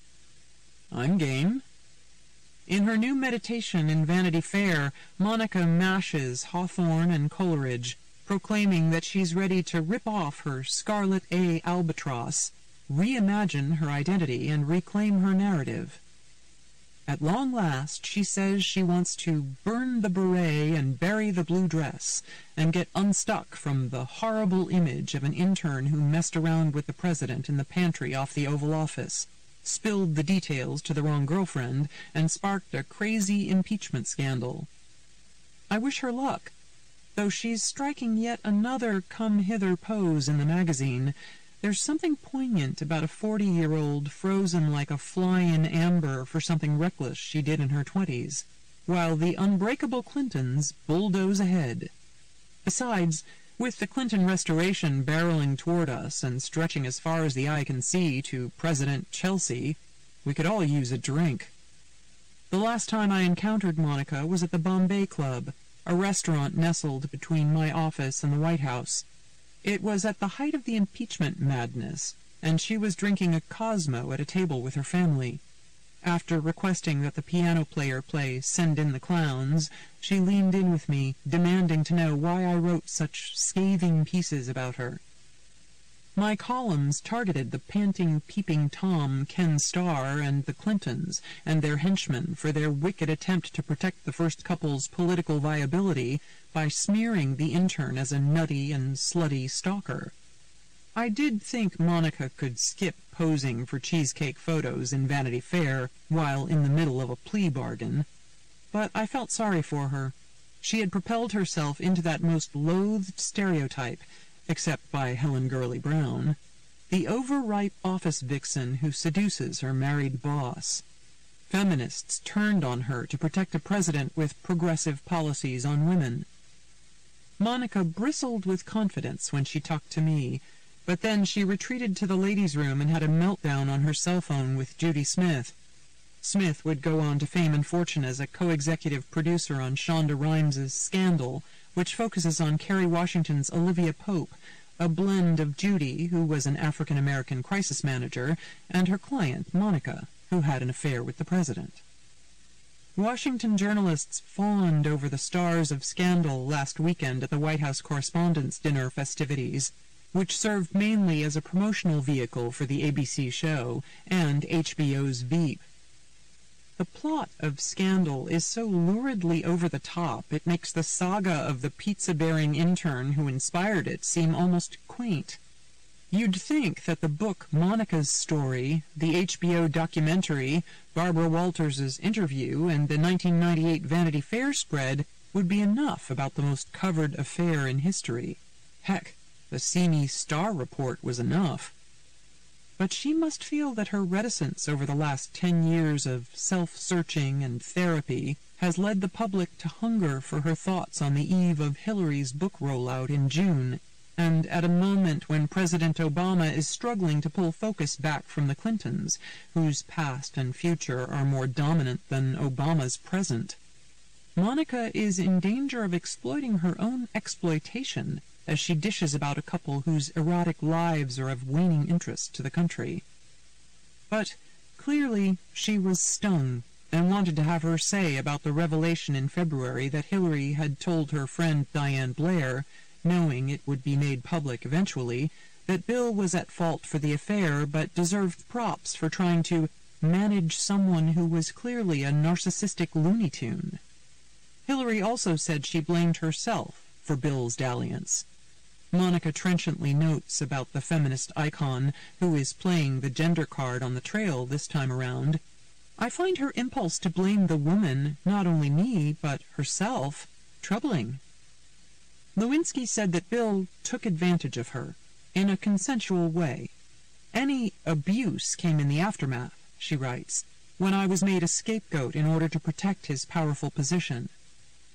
Disingenuously and pretentiously, Monica said that the tragedy of Tyler Clementi, the Rutgers freshman who committed suicide in 2010 after his roommate secretly streamed his liaison with another man over the web, had wrought a Prufrockian moment. Did she dare disturb the Clinton universe to become a spokeswoman against bullying? Her bullies were crude strangers in person and online who reduced her to a dirty joke or verb. Monica corrects Beyoncé, who sings, "He Monica Lewinsky'd all on my gown," saying it should be, "He Bill Clinton'd all on my gown."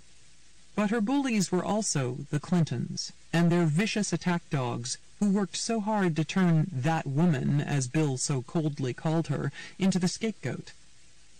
As Hillary gave a campaign-style speech in Maryland Tuesday, warning that economic inequality could lead to social collapse, that woman started her own campaign, keening about her own social collapse. It was like a golden oldie tour of a band you didn't want to hear in the first place. June 14th, 2014. When will Hillary let it go?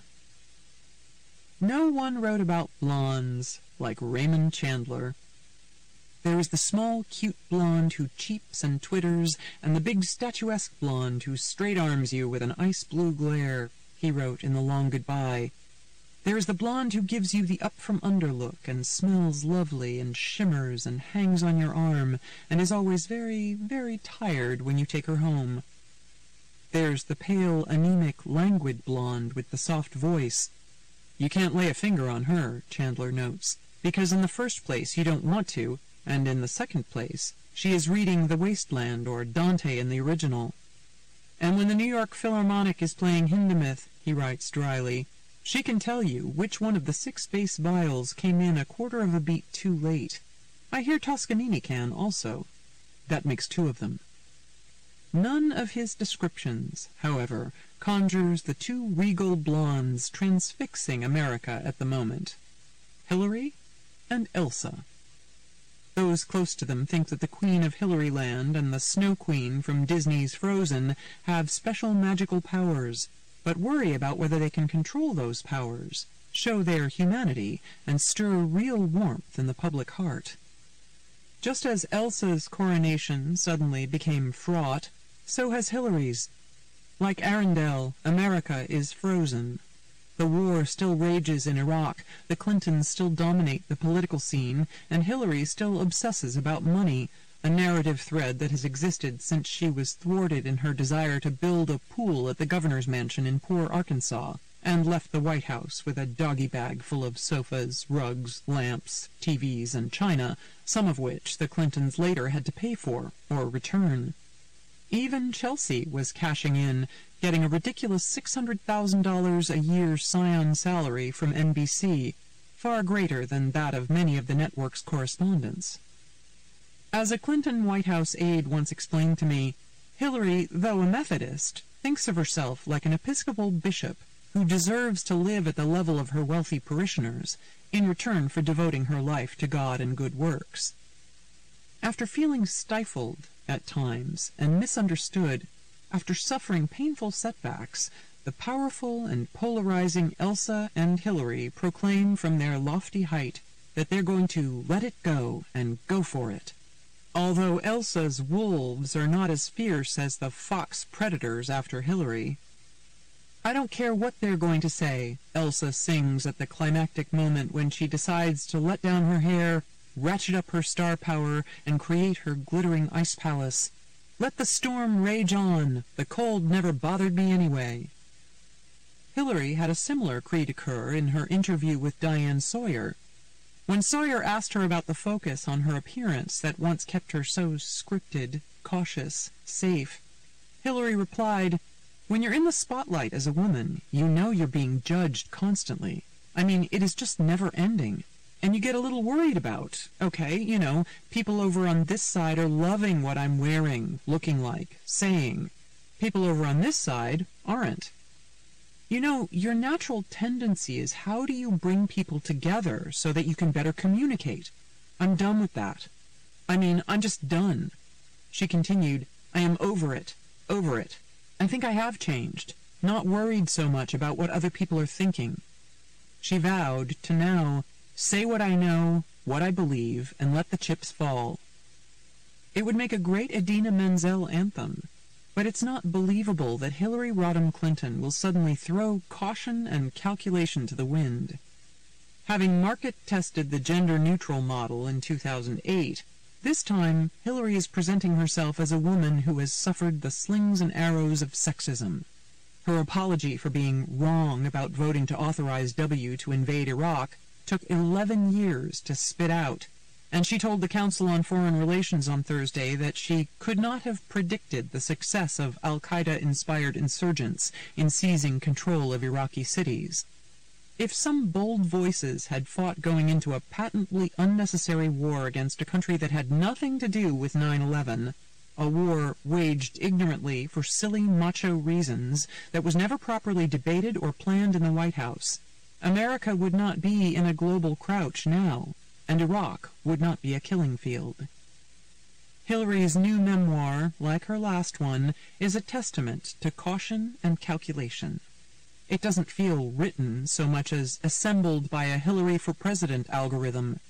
All this excitement is being ginned up, but nothing exciting is happening. There isn't one surprising or scintillating or provocative word in the whole book.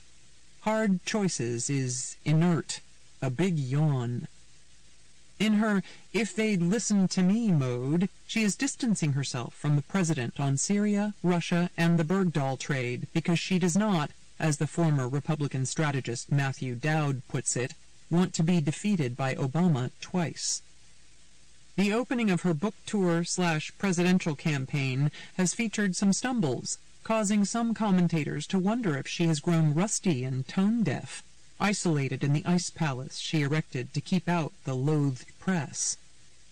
No one doubts that Hillary is tough and knowledgeable, but the question of how scarred and defensive she is, given all the fights and rough times she has gone through, and how that affects her judgment now, is a legitimate one. Has she given up the my way or the highway imperiousness that doomed her healthcare efforts? Has she toned down the defensiveness that exacerbated the Whitewater affair? Has she modified the ends justify the means mindset that allowed her to participate in the vivisection of young women she knew Bill had been involved with? Has she tempered the focus on political viability that led her to vote to allow W to scamper into a vanity war? Has she learned not to surround herself with high-priced mercenaries like Mark Penn and Dick Morris? In the last few days, 2 women interrogators have rattled Hillary's Ice Palace gates with questions that were obvious and reasonable. With Sawyer, Clinton said she hadn't known enough to know the Benghazi outpost was unprotected, despite what Ambassador Chris Stevens had called never-ending security threats. On NPR's Fresh Air, Clinton grew testy when Terry Gross pressed her on whether the decision to finally publicly embrace gay marriage was a personal evolution or a political calculus. Now that it's not as much of a political liability, and now that the court has dismantled the dreadful Defense of Marriage Act, which her husband cravenly signed into law in 1996, Clinton said she couldn't do it as Secretary of State. But the vice president was not constrained from saying what was in his heart and pushing the president in the right direction. What Elsa discovers at the end of Frozen is that her powers can actually be used for good once her heart is filled with love. She escapes from her prison, leaves behind the negative things that held her back, and leads her kingdom to a happy and prosperous future. Can Hillary? July 12th, 2014. Isn't it rich? Chelsea Clinton never acted out during the 8 years she came of age as America's first daughter. No ditching of her Secret Service detail, no fake IDs for underage tippling, no drug scandal, no court appearance in tank top and toe ring, not even any dirty dancing. Despite a tough role as the go-between in the highly public and embarrassing marital contretemps of her parents, Chelsea stayed classy. So it's strange to see her acting out in a sense now, joining her parents in cashing in to help feed the rapacious, gaping maw of Clinton Inc. With her 1%er mother under fire for disingenuously calling herself dead broke when she left the White House, why would Chelsea want to open herself up to criticism that she is gobbling whopping paychecks not commensurate with her skills, experience, or role in life? As the 34-year-old tries to wean some of the cronies from the Clinton Foundation, which is, like the Clintons themselves, well-intended, wasteful, and disorganized, Chelsea is making speeches that go into foundation coffers. She is commanding, as the Times' Amy Chozick reported, up to $75,000 per appearance. Chozick wrote, Ms. Clinton's speeches focus on causes like eradicating waterborne diseases. "I'm obsessed with diarrhea" is a favorite line. There's something unseemly about it, making one wonder, why on earth is she worth that much money? Why, given her dabbling in management consulting, hedge funding, and coattail riding, is an hour of her time valued at an amount that most Americans her age don't make in a year?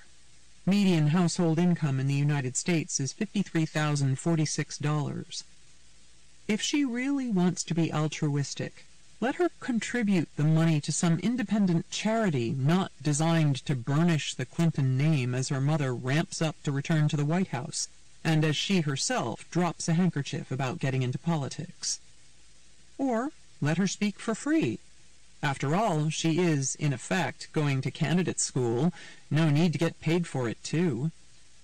There was disgust over Politico's revelation that before she switched to a month-to-month contract, Chelsea was getting wildly overpaid at $600,000 annually, or over $25,000 per minute on air, for a nepotistic job as a soft-focus correspondent for NBC News.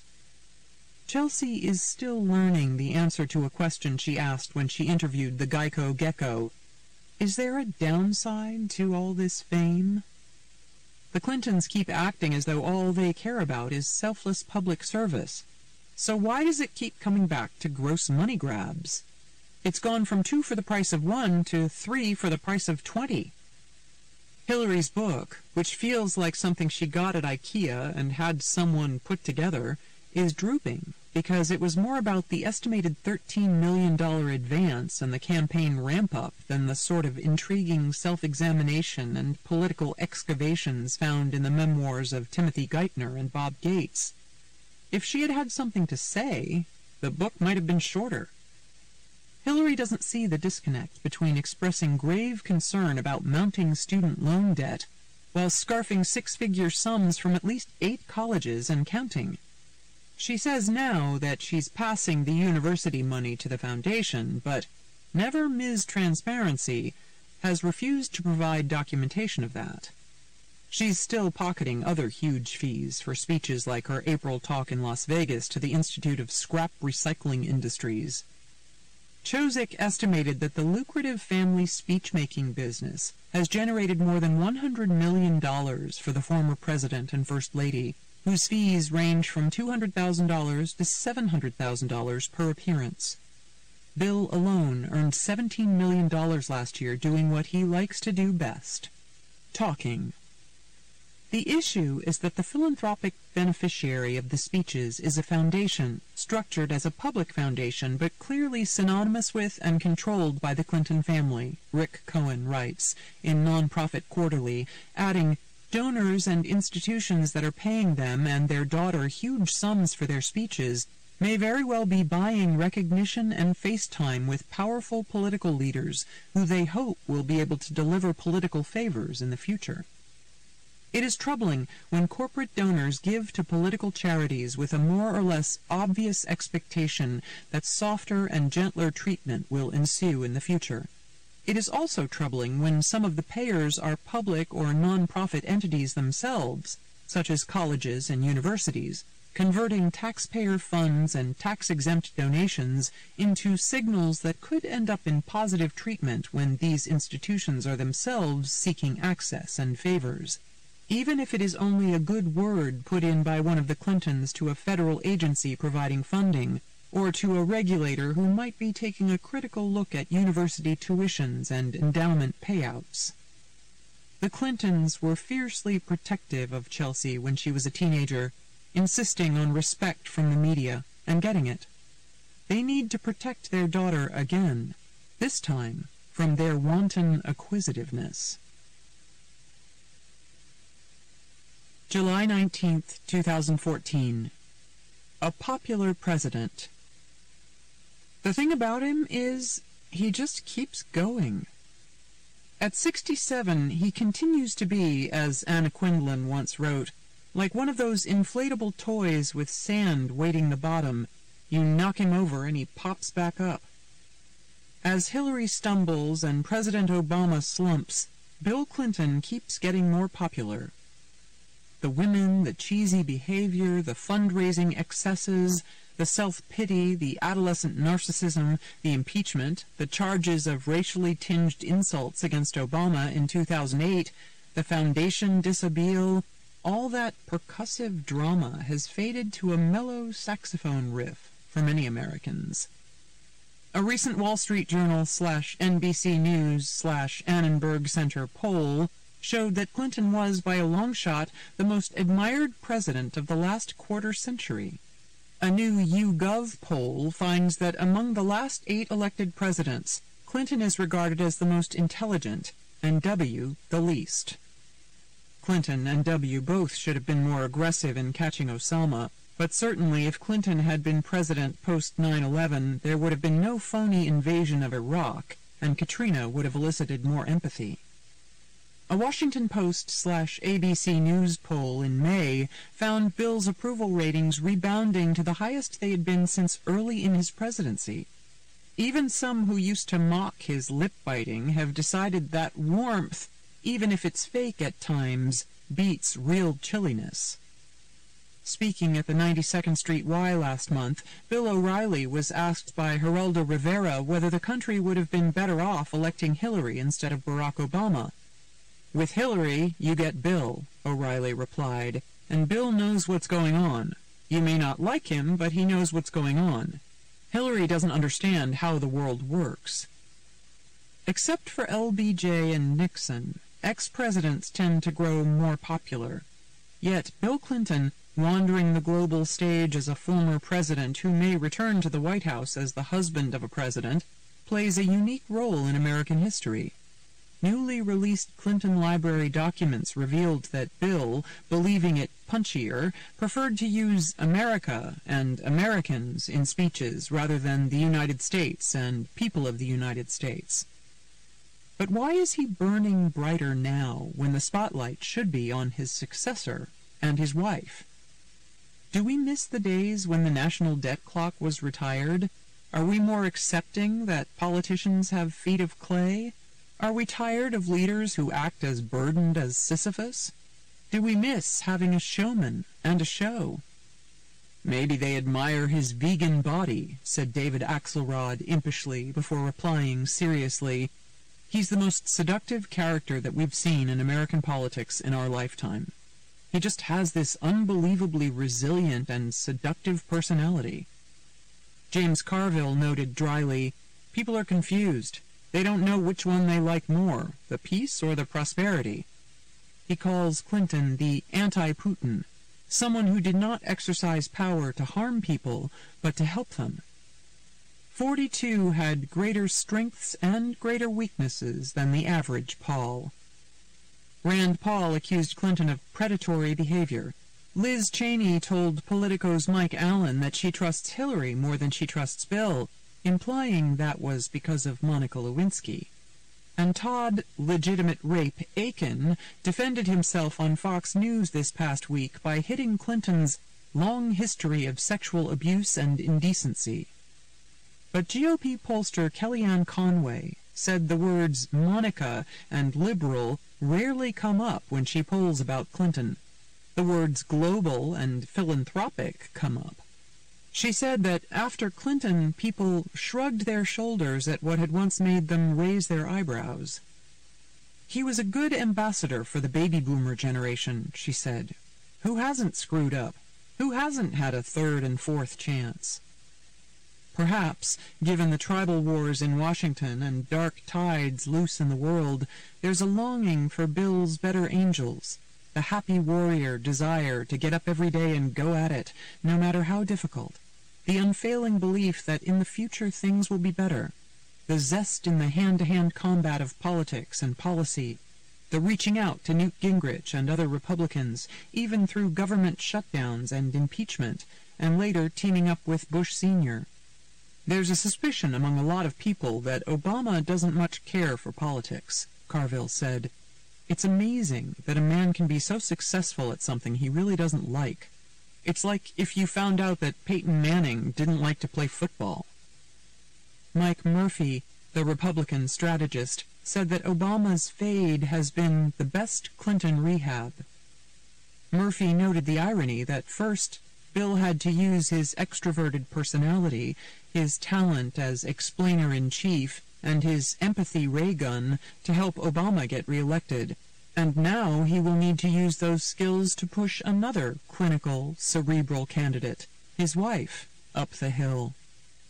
The one guy he can't help elect is himself, because of that pesky Constitution, Murphy said. But of course, that's what he'd love to do. February 14th, 2015. Call off the dogs. I'll pay for this column. The Rottweilers will be unleashed.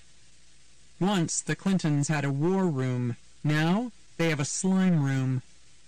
Once they had the sly James Carville, fondly known as Serpent Head. Now they have the slippery David Brock, accurately known as a snake. Brock fits into the Clinton tradition of opportunistic knife fighters like Dick Morris and Mark Penn. The silver-haired 52-year-old who sports colorful designer suits and once wore a monocle brawled his way into a Times article about the uneasy marriage between Hillary Clinton's veteran attack dogs and the group of advisors who are moving over from Obamaland. Hillary hasn't announced a 2016 campaign yet. She's busy polling more than 200 policy experts on how to show that she really cares about the poor while courting the banks. Yet her shadow campaign is already in a deja-vu-all-over-again shark fight over control of the candidate and her money. It's the same old story. The killer organization that, even with all its ruthless hired guns, can't quite shoot straight. Squabbling competing factions helped Hillary squander $250 million in 2008. As Nicholas Confessori and Amy Chozick chronicled, the nasty dispute spilled into public, and Brock resigned last week from the board of a pro-Clinton super PAC called Priorities USA Action, whose co-chairman is Jim Messina, Obama's 2012 campaign manager, accusing the Political Action Committee of an orchestrated political hit job and the kind of dirty trick I've witnessed in the right wing and would not tolerate then. He should know. The former right-wing hitman and impresario of dirty tricks, as Brock has said of himself, made his living in the 90s sliming Anita Hill as a little bit nutty and a little bit slutty, and breaking the Troopergate story, which accused Arkansas state troopers of setting up liaisons for Bill Clinton and spurred Paula Jones's 1994 sexual harassment lawsuit. He has tried to discredit anyone who disagreed with his ideological hits, myself and reporters I know included, and that's still the business he's in, simply on the other side, as a Hillary zealot. His conversion began in 1996, when he published a biography of Hillary that was not a total hit job and that began the thaw. Just as Bill Clinton was able to forgive another architect of the vast right-wing conspiracy, Richard Mellon Scaife, once Scaife was charmed by Hillary in person and began giving money to the Clinton Foundation, so too was Bill won over by Brock's book, Blinded by the Right, The Conscience of an Ex-Conservative, and Brock's Media Matters and Correct the Record websites, which ferociously push back against any Hillary coverage that isn't fawning. With the understood blessing of the Clintons, Brock runs a $28 million cluster of media monitoring groups and oppo research organizations that are vehicles to rebut and at times discredit and threaten anyone who casts a gimlet eye at Clinton Inc. As Confessori and Chozick wrote, he uses a fundraiser named Mary Pat Bonner, whose firm has collected millions of dollars in commissions, a practice many fundraising experts consider unethical. Everyone wants to be at the trough for this one because Hillary is likely to raise, and more important, spend more than $1 billion on her campaign. The Clinton crowd is trying to woo Brock back into the fold because he's good at getting money and knows how their enemies think. The Clintons appreciate the fact that Brock, like Morris, is a take-no-prisoners type with the ethical compass of a jackal. Baked in the tactics of the right, Brock will never believe that negative coverage results from legitimate shortcomings. Instead, it's all personal, all false, and all a war. This is a bad harbinger for those who had hoped that Hillary would kill off the wild dogs, as one Obama loyalist put it, and Bill would leave behind the sketchy hangers-on in the mold of Ron Burkle and Jeffrey Epstein. Hillary's inability to dispense with brass-knuckle, fanatical acolytes like Brock shows that she still has an insecure streak that requires Borgia-like blind loyalty, and can't distinguish between the real vast right-wing conspiracy and the voices of legitimate concern. Money-grubbing is always the ugly place with the Clintons, who have devoured $2.1 billion in contributions since 1992 to their political campaigns, family foundation, and philanthropies, according to the old, good New Republic. David Axelrod, the author of a new memoir, Believer, wrote that Hillary's past gurus, Morris and Penn, were non-believers, mercenary, manipulative, and avaricious. He told Politico's Glenn Thrush that he would have advised Hillary not to cash in with her book and six-figure speeches. Axelrod reiterated to me that Hillary's designated campaign chairman, John Podesta, Bill Clinton's last chief of staff who left his post as an Obama counselor on Friday, has the strength and standing to enforce a kind of campaign discipline that hasn't existed before. But for now, what Republicans say about government is true of the Clintons. They really do believe that your money belongs to them. Someday, they should give their tin cup to the Smithsonian. It's one of the wonders of the world. March 7th, 2015. With the Clintons, Only the shadow knows. Somewhere in Smithsonian storage sits a portrait of Bill Clinton with two odd features. He is standing next to a shadow meant to conjure Monica Lewinsky's blue dress, and he is not wearing his gold wedding ring. As we have been reminded by a recent wild cascade of stories, everything about the Clintons is convoluted. Nothing is simple, even a celebratory portrait.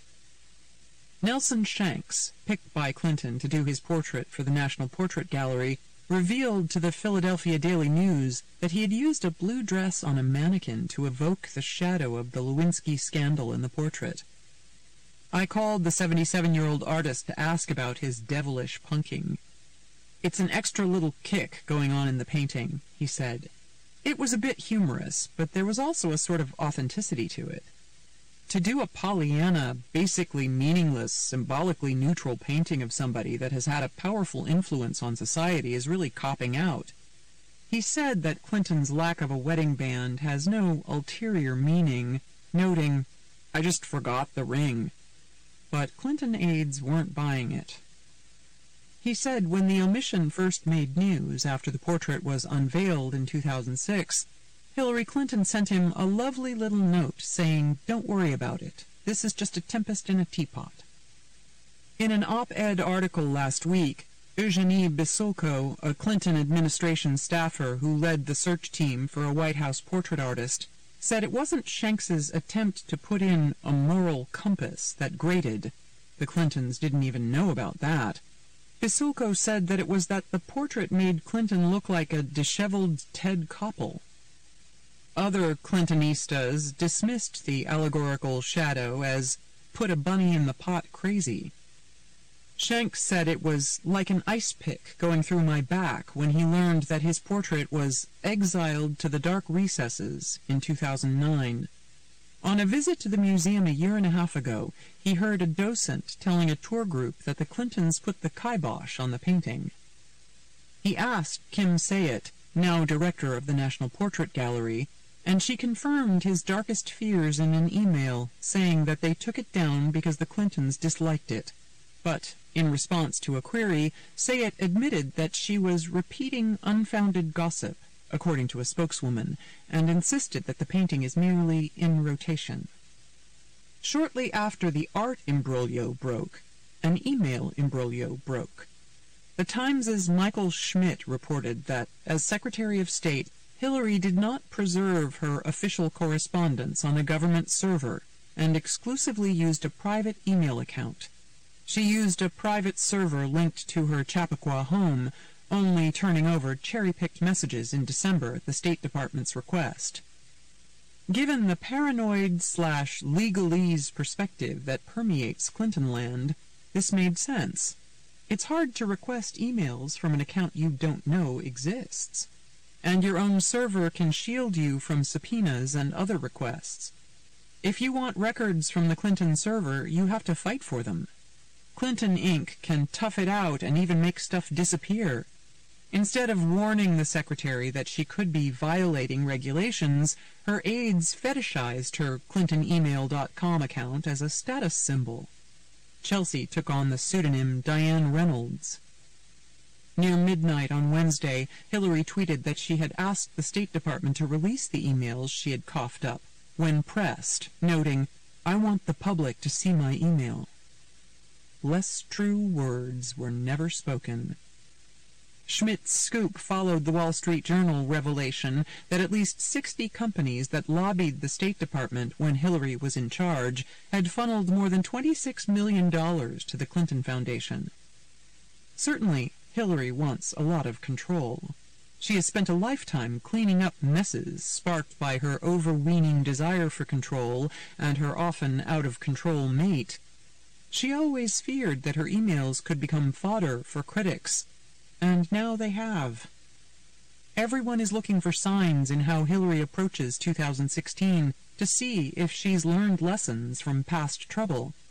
But the minute this story broke, she went back to the bunker, even though she had known for months that the Republicans knew about the account. The usual hatchets, Philip Reines, David Brock, Lanny Davis, and Sidney Blumenthal, got busy. The Clintons don't sparkle with honesty and openness. Between his lordly appetites and her queenly prerogatives, you always feel as if there's something afoot. Everything needs to be a secret, from the Rose Law Firm records that popped up in a White House closet 2 years after they were subpoenaed, to the formulation of her health care plan. Yet the Clintons always act as though it's bad form when you bring up their rule-bending. They want us to compartmentalize, just as they do, to connect the dots that form a pretty picture and leave the other dots alone. If you're aspiring to be the second president in the family, why is it so hard to be straight and direct and stand for something? Why can't you just be upright and steady and good? Given all the mistakes they've made, why do they keep making them? Why do they somehow never do anything that doesn't involve shadows? March 14th, 2015. An open letter to hdr22@clintonemail.com. Since open letters to secretive and duplicitous regimes are in fashion, we would like to post an open letter to the leaders of the Clinton Republic of Chappaqua. It has come to our attention, while observing your machinations during your attempted restoration, that you may not fully understand our constitutional system. Thus, we are writing to bring to your attention 2 features of our democracy: the importance of preserving historical records, and the ill-advised gluttony of an American feminist icon wallowing in regressive Middle Eastern states' payola. You should seriously consider these characteristics of our nation as the campaign that must not be named progresses. If you, Hillary Rodham Clinton, are willing to cite your mother-in-law's funeral to get sympathy for ill-advisedly deleting 30,000 emails, it just makes us want to sigh. Okay, just take it. If you want it that bad, go ahead and be president and leave us in peace. Or war, if you have your hawkish way. You're still idling on the runway, but we're already jet-lagged. It's all so drearily familiar that I know we're only moments away from James Carville writing a column in David Brock's Media Matters, headlined, "In private, Hillary's really a hoot." When you grin and call out to your supporters, like at the Emily's List anniversary gala, "Don't you someday want to see a woman president of the United States of America?" the answer is, yes, it would be thrilling. But therein lies the rub. What is the trade-off that will be exacted by the Chappaqua Republic for that yearned-for moment? When the rogue state of Bill began demonizing Monica Lewinsky as a troubled stalker, you knew you could count on the complicity of feminists and Democratic women in Congress. Bill's female cabinet members and feminist supporters had no choice but to accept the unappetizing quid pro quo. The Clintons would give women progressive public policies as long as the women didn't assail Bill for his regressive private behavior with women. Now you, Hillary, are following the same disheartening, "we'll make you an offer you can't refuse" pattern. You started the Guernica press conference defending your indefensible droit du seigneur over your State Department emails by referring to women's rights and denouncing the letter to Iran from Republican senators as out of step with the best traditions of American leadership. None of what you said made any sense. Keeping a single account, mingling business and personal with your own server, wasn't about convenience. It was about expedience. You became judge and jury on what's relevant because you didn't want to leave digital fingerprints for others to retrace. You could have had Huma carry 2 devices if you really couldn't hoist an extra few ounces. You insisted on piggybacking on Bill's server, even though his aides were worried about hackers, because you were gaming the system for 2016, or even 2012. Suffused with paranoia and preemptive defensiveness, you shrugged off the one's high-minded call for the most transparent administration in history. It depends upon what the meaning of "at" is. The subtext of your news conference cut through the flimsy rationales like a dagger.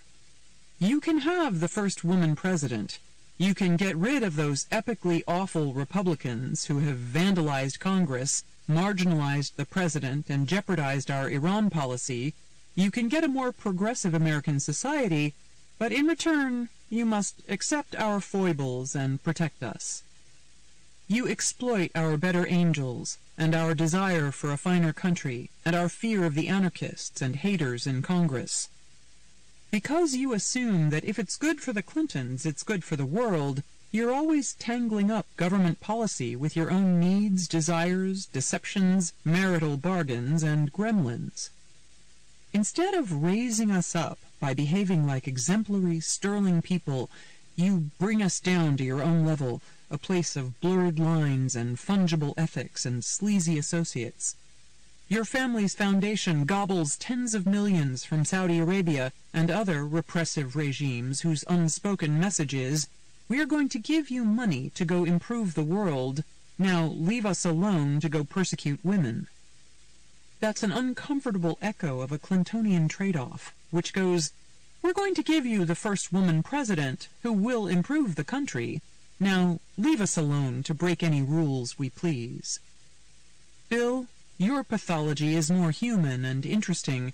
It's almost like you need to create messes to see if your extraordinary political gifts can get you out of them. It's a fatherless boy's "how much do you love me" syndrome. Do you love me enough to let me get away with this? Hillary, your syndrome is less mortal, more regal. A matter of, what is Hillary owed? Ronald Reagan seemed like an ancient king, as one aide put it, gliding across the landscape.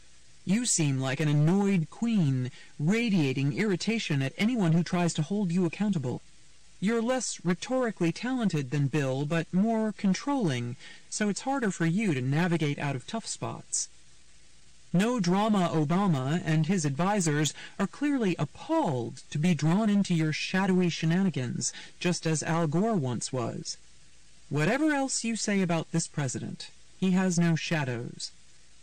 We hope this letter enriches your knowledge of our constitutional system and promotes mutual understanding and clarity as the campaign progresses. Sincerely, America. April 11th, 2015. Grandmama Mia!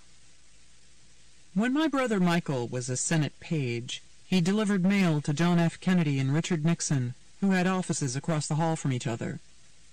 He recalled that Kennedy never looked up or acknowledged his presence, but Nixon would greet him with a huge smile. "Hi, Mike," he'd say. "How are you doing? How's the family?" It seemed a bit counterintuitive, especially since my dad, a D.C. police inspector in charge of Senate security, was a huge Kennedy booster. The two prominent pictures in our house were of the Mona Lisa and JFK. But after puzzling over it, I finally decided that JFK had the sort of magnetism that could ensorcel big crowds, so he did not need to squander it on mailboys. Nixon, on the other hand, lacked large-scale magnetism, so he needed to work hard to charm people one by one, even mailboys. Hillary Clinton has always tried to be more like the Democratic president she lived with in the White House, to figure out how he spins the magic. "I never realized how good Bill was at this until I tried to do it," she once told her advisor Harold Ickes. But she ends up being compared with the Republican president she investigated as a young lawyer for the House Judiciary's Watergate investigation. Her paranoia, secrecy, scandals, and disappearing act with emails from her time as Secretary of State have inspired a cascade of comparisons with Nixon. Pat Buchanan, a former Nixon advisor, bluntly told Jason Zengerle recently in New York Magazine, "She reminds me of Nixon, another Paul who's more comfortable behind the scenes than grinding it out in the arena." As Hillary finally admits the axiomatic, she wants to be president, she will take the Nixon approach, trying to charm people one by one in the early states for 2016, an acknowledgement that she cannot emulate the wholesale allure of Bill Clinton or Barack Obama. That reality hit her in 2008, when throngs waited hours to get in to hear the one. "Enough with the speeches and the big rallies," a frustrated Hillary cried out to a Cincinnati crowd. She wants to avoid the coronation vibe this time, a member of her orbit told Politico's Glenn Thrush, even though Martin O'Malley, a potential rival, objected that the presidency of the United States is not some crown to be passed between two families. And The Onion reported her campaign slogan is, "I deserve this." Hillary's team plans to schedule low-key events where she can mingle with actual voters. "I think it's important, and Hillary does too, that she go out there as if she's never run for anything before and establish her connection with the voters," Bill Clinton told Town and Country for a cover story.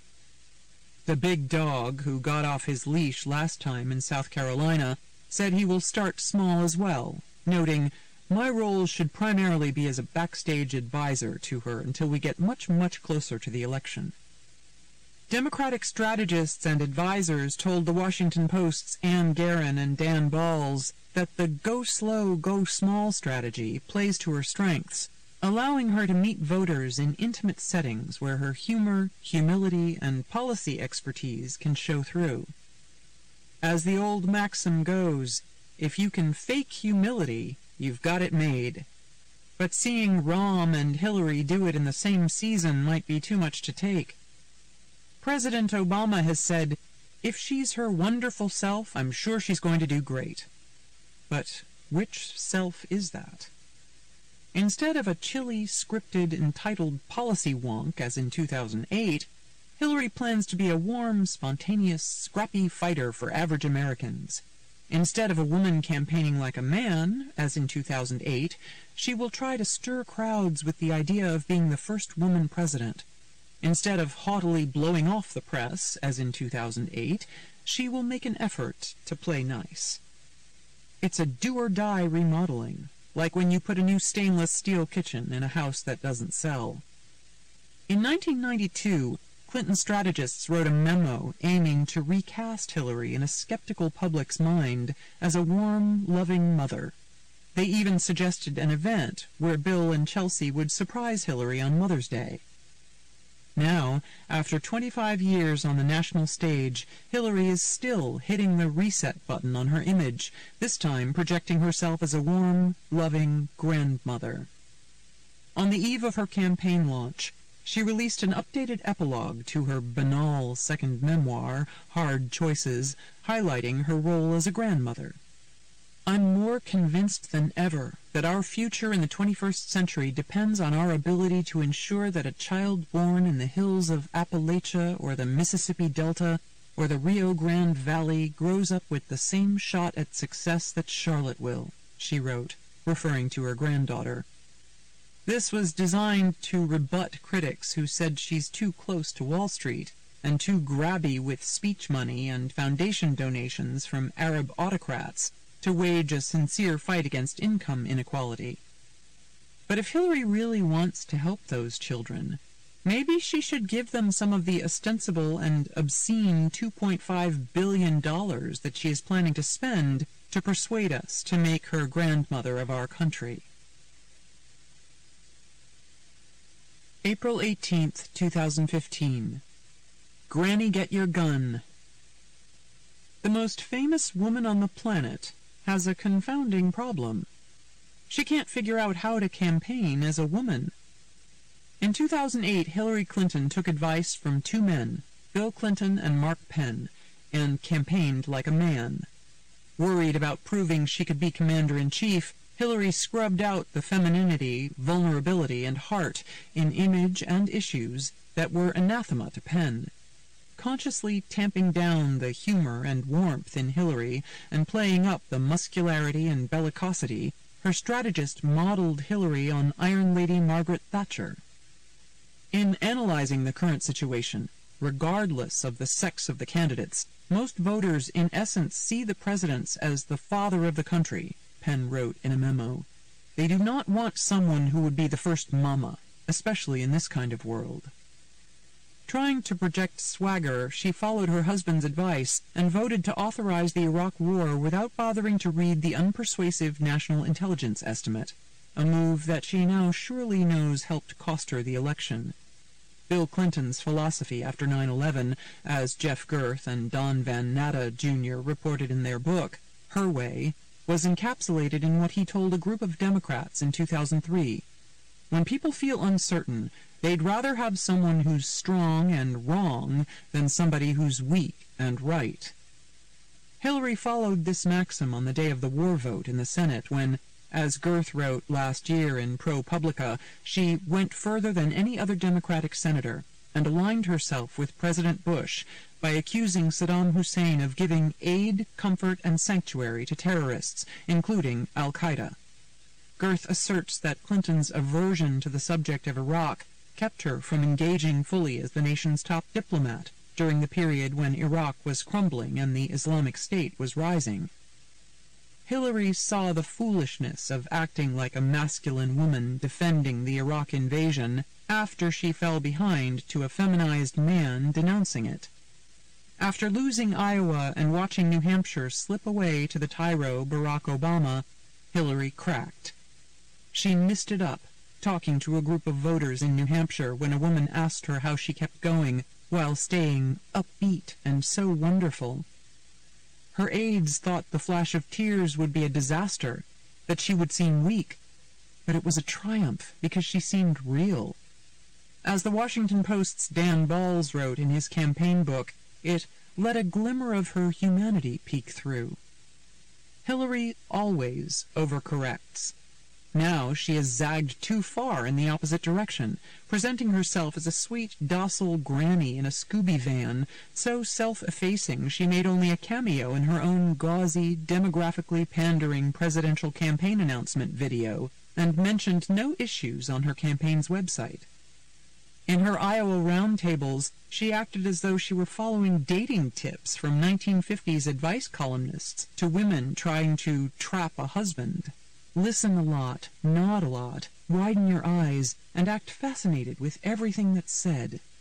A clip posted on her campaign Facebook page showed her sharing the story of the day her granddaughter was born with some Iowa voters, basking in estrogen as she emoted about the need for longer paid leave for new mothers.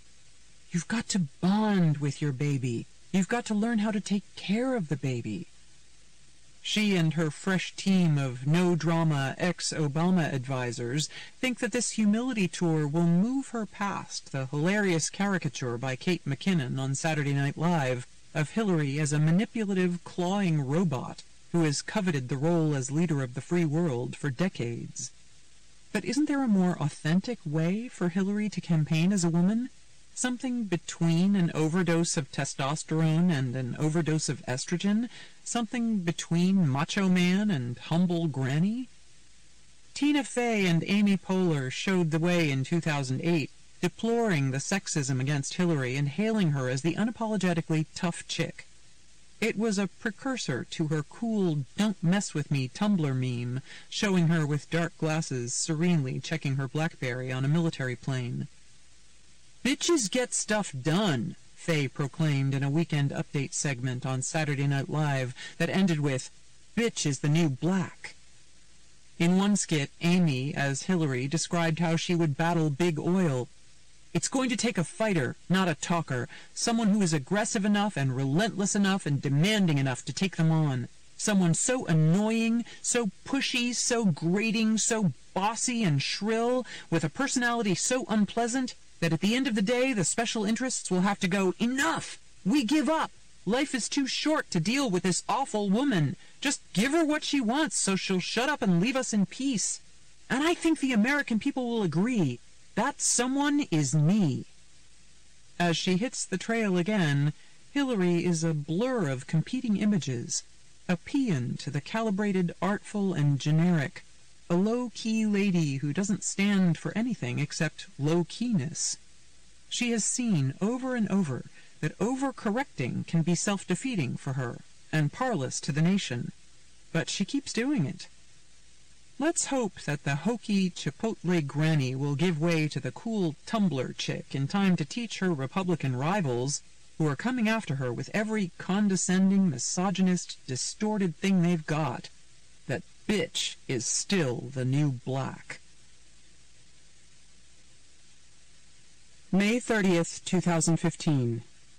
Hooray for Hillarywood? Is Hollywood really ready to give a 67-year-old woman a leading role in a big-budget production? Hillary Clinton's campaign has echoes of various classic movies. Single white female, with Hillary creepily co-opting the identity of the more trendy Elizabeth Warren. My Fair Lady, with Hillary sitting meekly and being schooled on how to behave by tyrannical Pygmalions, Iowa voters. The Usual Suspects, with Hillary's hoodlums, Sidney Blumenthal and David Brock, vying to be Kaiser Soze. And, of course, How to Steal a Million, a caper about a heist plotted by a couple that doesn't need the money. From a narrative point of view, Hollywood is more intrigued with the scenario of their old raffish Southern favorite, Bill Clinton, as the first lad, than the earnest Midwestern Hillary as the first female POTUS. On TV, after all, women presidents are old hat. I recently interviewed several dozen Hollywood players, mostly on background because of fears about the famed Clinton vindictive streak. They aren't over the moon about Barack Obama anymore, and even feel burned. He was like a razzle-dazzle trailer that turned out to be a disappointing movie with mediocre box office. You hear plenty of complaints about the president's mingy care and feeding of donors. It's not unheard of to think that liking people is part of the job, one political consultant to the Stars said tartly. Hollywood is mostly united behind Hillary, with a few Bernie outliers and Elizabeth dreamers, but it's a forced march. There's this feeling like, oh damn, now we're all going to have to show up to Jeffrey's event, said one studio big shot. Drinking wine at his glamorous house, an Obama bundler who is trying to work up some Hillary enthusiasm agreed. Jeffrey Katzenberg is a call that you avoid in a way that you couldn't before. Because the Clintons have been in politics for decades, there is a throng at the teat, making donors, bundlers, and retainers fret that the rewards and appointments will be spread thin. Hollywood needs perpetual attention from its presidents, from filming bar mitzvah congratulations to stays in the Lincoln bedroom, said one Obama associate in Hollywood. The sheer size of the Clinton universe has caused, as a political consultant to bold-faced names says, a palpable lack of energy amongst the people who have been insiders for years, not to mention a huge management challenge. Money in this town is value-driven, ego-driven, one major fundraiser said. It's not about tracking legislation as it affects our own interests. Hollywood helped create Clinton Inc., finding an early pop culture affinity with the young governor of Arkansas and jumping in to be his ATM. The symbiotic attraction between the two capitals of illusion peaked, and even got a little overripe during Bill's reign, when he acted like a Hollywood groupie, hanging with the moguls and stars under the palms into the wee hours. Even some in Hollywood thought it unseemly when he began flying around with high flyers Ron Burkle and Steve Bing. Bill and Hillary were stunned and furious when David Geffen, Steven Spielberg, and Katzenberg held a fundraising reception at the Beverly Hilton and a dinner at Geffen's home for Obama. A knife in the heart of Clinton Inc. Now Hollywood must kiss the ring to fund the restoration and counteract conservative dark money, ponying up a chunk of the $1 billion+ Hillary plans to spend on her campaign. Katzenberg made his peace with Hillary and is helping spearhead her super PAC. Geffen, who has not talked to the Clintons, gave her primary campaign the maximum of $2,700. Bill Maher, who sent Obama's super PAC a check for $1 million and never got a thank you note, says he will vote for her but won't fork over another $1 million. Haim Saban, the Mighty Morphin Power Rangers billionaire who describes himself as a former cartoon schlepper, never deserted Hillary, and this month hosted a $1.9 million fundraiser for her at his Beverly Hills mansion. Recalling the bitter 2008 Civil War as we nibbled biscotti in his LA office, he waved off those who yearn for fresh and new. "When I go to buy potatoes and tomatoes, I look for fresh and new," he said. "We're talking about electing the leader of the free world." But his childlike excitement is less common than the jaded attitude of a Hillary supporter who sighed, Nobody wants to go to a fundraiser and get another picture with her. But we have to figure out how to get her there, for the sake of their issues. The joke circulates in Hollywood that Hillary is like Coca-Cola's Dasani water. She's got a great distribution system, but nobody likes the taste. Fortunately for her, there's no difference between an enthusiastic check for $250,000 and an unenthusiastic check. The prevailing mood in this faltering dream factory is cynical. Some worry about the drip of revelations about the Clintons. "It's like that Dorothy Parker line, 'What fresh hell is this?' said one top Hollywood Democrat. Said another, 'It sits badly when something drops and it's, here they go again, thinking they can write their own rules, be cute by half.' Some still worry, as Geffen did in 2008, that Bill's shenanigans will get Hillary into trouble. Sipping vodka at the Chateau Marmont, Bill Maher said he was not concerned, noting, 'Who could have less to do with Bill Clinton's sex life than Hillary?'" June 20th, 2015. Trade winds blow ill for Hillary. It's hard being Elizabeth Warren, especially when you're not Elizabeth Warren. Hillary Clinton had an awkward collision last week, juggling her past role as President Obama's Secretary of State, her current role as Democratic frontrunner, and her coveted future role as president. As Secretary of State, she helped Obama push the Trans-Pacific Partnership that is at the center of the current trade fight. In Australia in 2012, she was effusive, saying that the trade pact sets the gold standard in trade agreements to open free, transparent, fair trade, the kind of environment that has the rule of law and a level playing field. And when negotiated, this agreement will cover 40% of the world's total trade and build in strong protections for workers and the environment. Now, Hillary says she is unsure about the pact and would likely oppose giving President Obama the special authority to negotiate trade deals for an up or down vote in Congress. As a future president, of course, she would want the same authority to negotiate trade deals that Obama is seeking in the messy Capitol Hill Donnybrook. But as a candidate, pressured by progressives like Warren and Bernie Sanders, and by labor unions, she turned to Jell-O, shimmying around an issue she once owned, and offering an unpleasant reminder of why Clintonian became a synonym for skirting the truth. It depends on what your definition of trade is, and trade-off. Hillary has vowed to be more straightforward this time about running as a woman, her position on immigration, and her relations with the press, which are still imperious. The heartbreaking mass shooting in a black church in Charleston, South Carolina, Hillary said, should force the country to face up to hard truths about race, violence, and guns. But even after all her seasoning as a senator and Secretary of State, even after all her enthusiastic suasion on the president's trade bill, she can't face up to hard truths on trade. And we have to play this silly game with her, as she dances and ducks, undermining President Obama by siding with Nancy Pelosi after Pelosi filleted the trade deal on the House floor. The president should listen to and work with his allies in Congress, starting with Nancy Pelosi, Hillary said in Iowa last weekend, torpedoing White House efforts to lure Democrats back on board. In an interview with the Nevada journalist John Ralston on Thursday, Hillary slid around her previous support of the Pacific Trade Pact and said that if she were still in the Senate, she would probably vote no on the Trade Promotion Authority bill. Obama loyalists were quick to note the irony that Hillary did not help Obama, even though he is working to combat the deep Democratic resistance spawned by the North American Free Trade Agreement that President Bill Clinton signed. The White House is certainly irritated with Hillary. Perhaps it will spur Obama to wonder why he pulled the rug out from under poor old Joe, his own vice president, to lay out the red carpet for his former rival. As David Axelrod told the Times' Michael Shear and Amy Chozick, the fact is, she was there when this thing was launched, and she was extolling it when she left.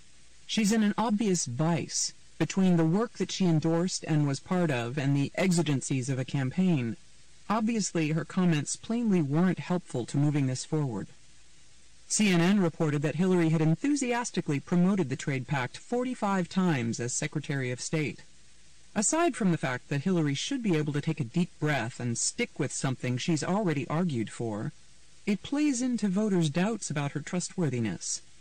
If you want to be president, and you shape your principles to suit the shifting winds, as Hillary did when she voted to authorize W's Iraq invasion, then how can people on either side of an issue trust you?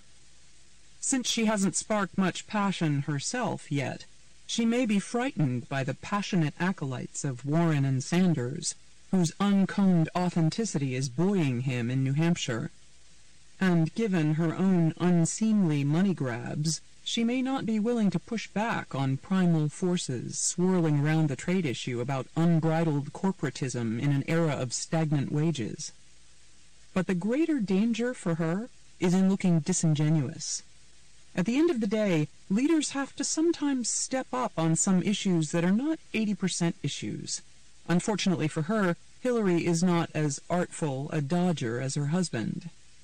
Trade is a sticky wicket for her, but the path to the presidency is full of sticky wickets, and being president is full of sticky wickets. So you have to try to say what's true and what you actually believe, not just what's tactical. Surprisingly, I received a fundraising letter recently. Hillary Rodham Clinton was in large letters on the upper left-hand side of the envelope, and above my address was the typed message, "Maureen, this is our moment. Are you with me?" October 17th, 2015. Will Hillary be pilloried? Hillary Clinton is wrong about the Benghazi Committee. It's not the longest-running special congressional investigation ever, as the Hillary campaign tweeted. According to PolitiFact, other congressional probes have lasted a lot longer than 17 months, including hearings on the conduct of the Civil War, 40 months, and the assassinations of JFK and Martin Luther King Jr., 30 months. But Hillary Clinton is also right about the Benghazi Committee. It has nullified itself. The Republicans created the committee in 2014, but it soon became clear it was going to stretch into 2016 as a way to torment Hillary during campaign season and keep her back on her heels after the Republicans had picked a candidate. Then House Majority Leader Kevin McCarthy went on Sean Hannity's Fox News show, spilling and crowing about how the Republicans had put together the Benghazi Committee to tar the Democratic frontrunner as untrustable and drag down her numbers. In that moment, Hillary shook off her bad juju, and McCarthy got it, losing his shot at being Speaker. The questions the panel initially planned to look into were legitimate, even though there were cascading inquiries. It remains hard to believe that Ambassador Christopher Stevens and other personnel could have been under attack at different facilities in Benghazi, Libya, over a span of 7.5 hours, without any nearby military bases ready and able to provide air cover. As Senator John McCain once put it on ABC, why didn't Hillary see the cable that came to her office 3 weeks before the murderous siege that said the consulate in Benghazi could not withstand a coordinated attack? And where were the Department of Defense assets? It is still painful to contemplate that the 4 deaths came after repeated requests from Stevens' team for many more security agents for the embassy in Tripoli and mission in Benghazi had been unceremoniously rebuffed by the State Department. On Friday, CNN's Jake Tapper pressed Clinton about why the State Department rejected those increasingly jittery requests. "That was left to the security professionals," she replied, adding that reports had concluded that the security professionals in the State Department had to look worldwide and had to make some tough decisions. She said it wasn't the job of a Secretary of State to be reaching down and making those decisions. But as the main proponent of getting rid of Muammar al-Gaddafi, which led to Libya deteriorating into violence and chaos, Clinton should have been more vigilant about the safety of the intrepid ambassador whose death, she said, was a great personal loss. Trey Gowdy's Benghazi Committee was initially set up to investigate issues such as how did the Defense Department deal with security at American embassies and other overseas facilities? How does the government respond when its employees abroad are in trouble? How much did administration officials, thinking about the president's looming re-election, try to spin the explanation of the attack on the Benghazi compound? But as the Times' Eric Lipton, Noam Scheiber, and Michael Schmidt reported in a front-page story last week, the committee fell into disarray. Bradley Podliska, an Air Force Reserve officer and Republican staffer fired from the committee, told the Times that things degenerated to the point where members formed a wine club and staffers started a gun club, discussing buying monogrammed 9mm Glock handguns in the committee conference room. So, at least something was accomplished. The committee came to life only when it stumbled into the fact that Clinton had used a private email server while Secretary of State to keep some of her communications off the books. Gowdy told Speaker John Boehner that looking into the emails could be a distraction from the Benghazi investigation, but the committee couldn't resist, becoming more and more obsessed with the scintillating email trail. Hillary's decision to circumvent the State Department email system showed bad and paranoid judgment and left her official emails as secretary vulnerable to hacking. And all her tap dancing that other secretaries did it and that none of the emails were marked classified at the time she sent or received them doesn't get her off the hook. As enjoyable as it is seeing Sidney Blumenthal on the hot seat, Gowdy and company should have left the email matter to another congressional committee and the Justice Department. They just couldn't stop themselves, any more than they could stop themselves from cutting Democrats out of witness interviews or from trumpeting that Clinton's aide Huma Abedin was going to testify on Friday. Clinton told Tapper she didn't know what to expect from the grilling this coming Thursday by her Republican inquisitors. It has been touted as a huge moment that could determine whether she can survive in a campaign already clouded with all the usual Clinton rule-breaking and conflicts of interest. Would she be so wounded that Joe Biden would have to jump in and rescue the party? Republicans are still savoring the idea of getting Hillary to raise her hand to take the oath. "They do seem to enjoy coming after me," Hillary told Tapper with a smile. "But it's going to be less a showdown than a show trial. The verdict is already in. The Republicans are guilty. It's not that Hillary has gotten so much more trustable. It's just that the Republicans are so much less credible." October 24th, 2015. The Empire Strikes Back. Nobody plays the victim like Hillary. She can wield that label like a wrecking ball. If her husband humiliates her with a girlfriend in the Oval Office, Hillary turns around and uses the sympathy engendered to launch a political career. If her Republican opponent gets in her space in an overbearing way during a debate, she turns around and uses the sympathy engendered to win a Senate seat. If conservatives hold a Salem witch trial under the guise of a House Select Committee hearing, she turns around and uses the sympathy engendered to slip into the HOV lane of a superhighway to the presidency. Hillary Clinton is never more alluring than when a bunch of pasty-faced, nasty-tongued white men bully her. And she was plenty alluring during her marathon session on Thursday with Republican Lilliputians who were completely oblivious to the fact that Hillary is always at her most potent when some Neanderthal is trying to put her in her place. Trey Gowdy and his blithering band of Tea Partiers went on a fishing expedition, but they forgot to bring their rods or any fresh facts. It was a revealing display of hardcore conservatives in their parallel universe, where all their biases are validated by conservative media. They crawled out of the ooze into the sea of cameras, blinking and obtuse. Ohio's Jim Jordan bellowing, South Carolina's Gowdy sweating, Alabama's Martha Roby not getting the joke, and Indiana's Susan Brooks allowing that most of us really don't know much about Libya. Hillary acted bemused, barely masking her contempt at their condescension.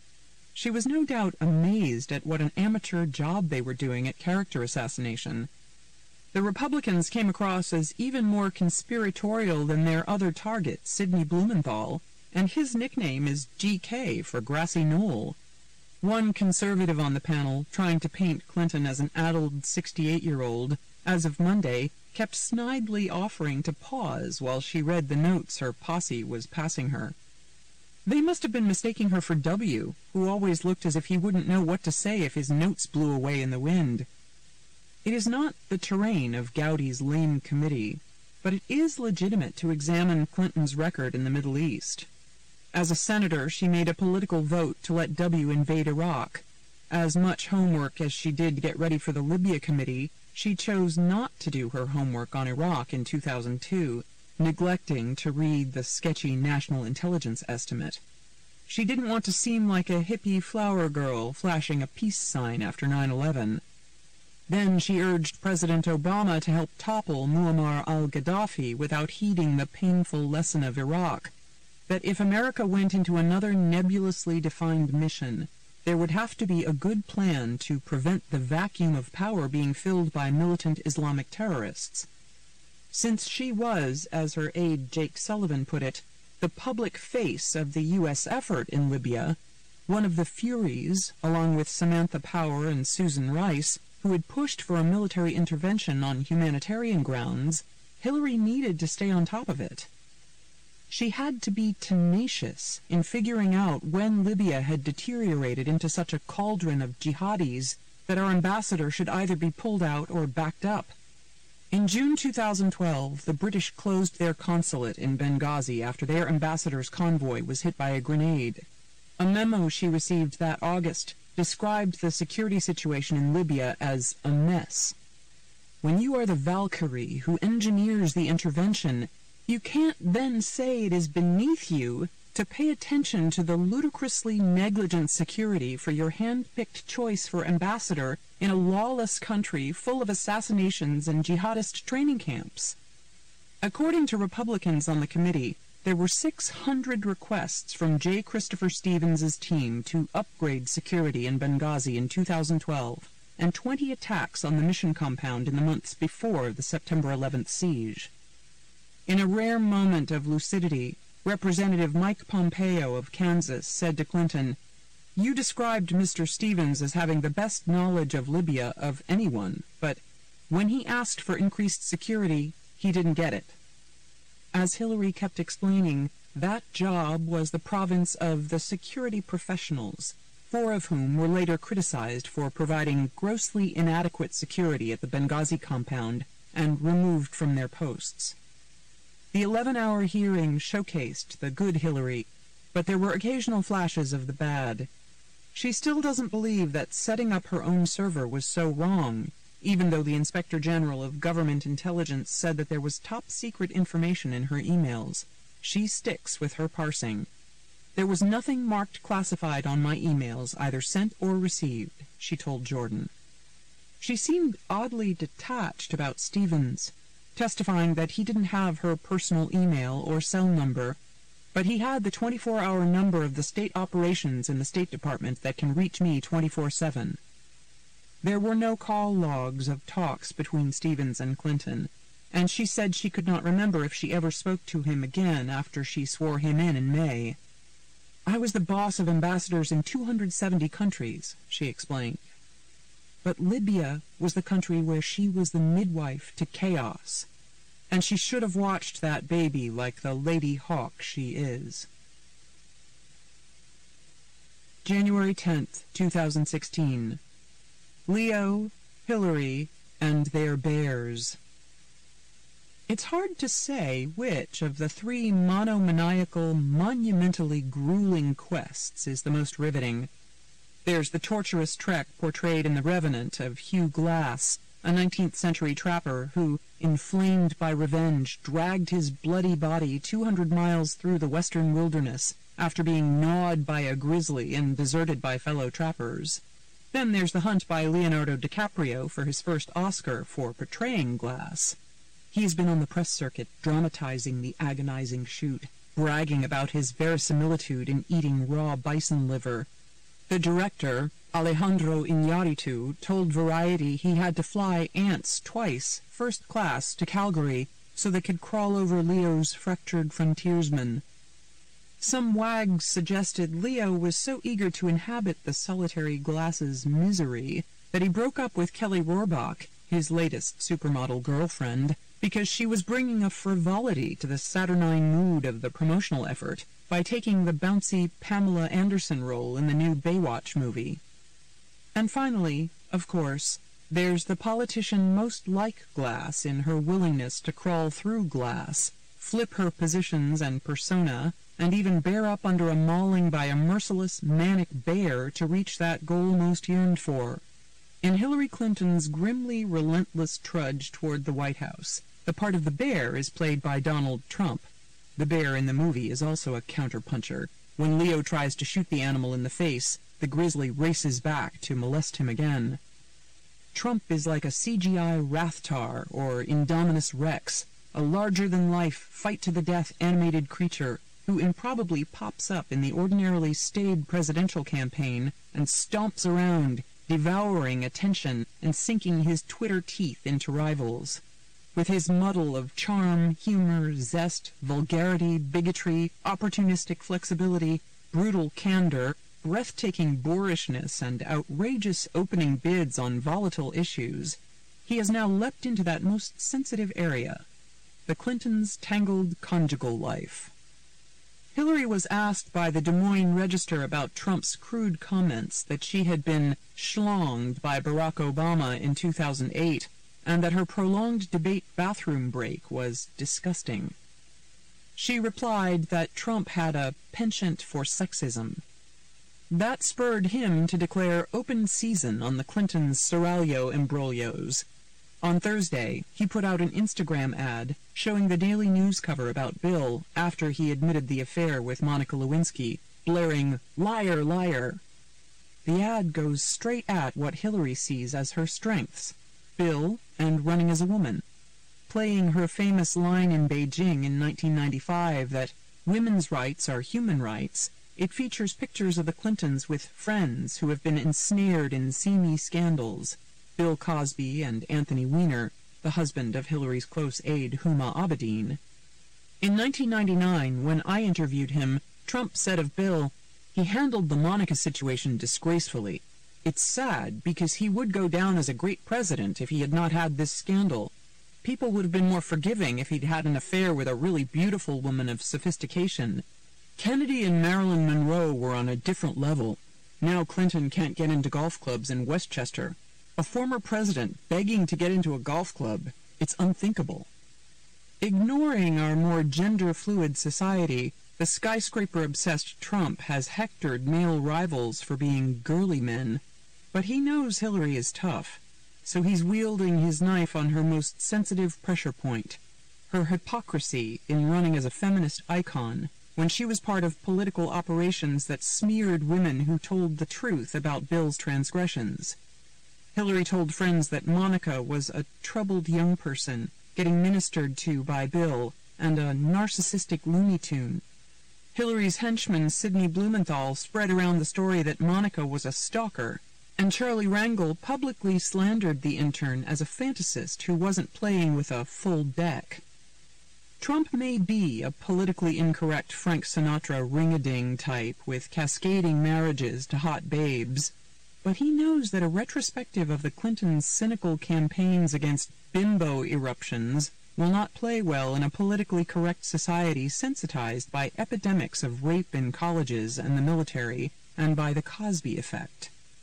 Bill hid behind the skirts of feminists, including his wife and esteemed women in his cabinet, when he got caught playing around, and feminists, eager to protect his progressive agenda on women, allowed the women swirling around Bill to become collateral damage, torched as trailer trash or erotomaniacs. In Iowa last fall, Hillary promised to fight sexual assault on campuses, saying that survivors had the right to be heard and the right to be believed. But when a woman last month asked if the women who claimed they were sexually harassed by Bill Clinton should be believed, Hillary faltered, replying lamely, "I would say that everybody should be believed at first until they are disbelieved based on evidence." She's in a dicey spot on this, as Trump well knows. Hillary reacted to his ad by tweeting, "It's important to stand up to bullies." Trump can be a bully, but Hillary was a bully too, in the way she dealt with her husband's paramours. Her impulse, as Lewinsky wrote in Vanity Fair, was to blame the woman, even herself. Hillary was not going to be hurt twice by those women, letting them damage her marriage and her political future. If someone had to be collateral damage, it was not going to be Hillary. For now, she will have to deal with that old show business saw, exit, pursued by a bear. February 6th, 2016. Hillary battles Bernie Sanders. Chick magnet. Hillary Clinton first grabbed the national spotlight 47 years ago as an idealistic young feminist, chiding the paternalistic establishment in her Wellesley commencement speech. So it's passing strange to watch her, here, in Manchester, New Hampshire, getting rebuffed by young women who believe that she lacks idealism, that she overplays her feminist hand, and that she is the paternalistic establishment. Bernie Sanders may be a dead ringer for Larry David, but Hillary is running the Curb Your Enthusiasm campaign. She can't fire up young voters by dwelling on what can't be done in Washington and by explaining that she's more prose than poetry.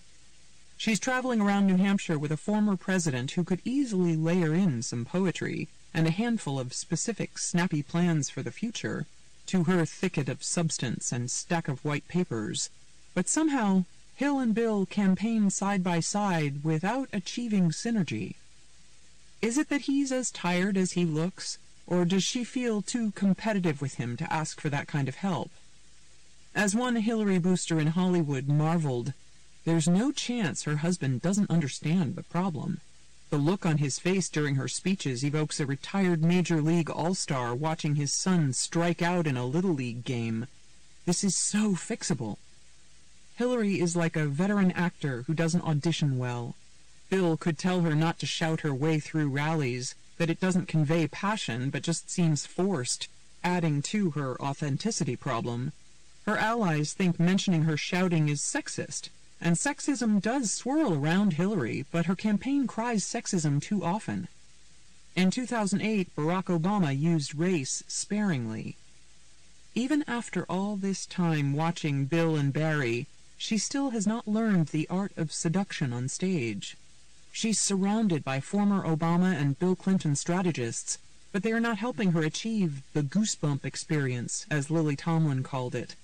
Hillary has ceded the inspirational lane to the slick Marco Rubio, who's more like the new John Edwards than the new Obama.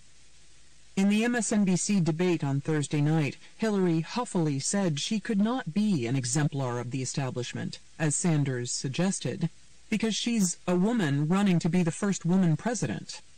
But she is establishment. So is Nancy Pelosi. So was Eleanor Roosevelt. Hillary must learn to embrace that and make it work for her, not deny it.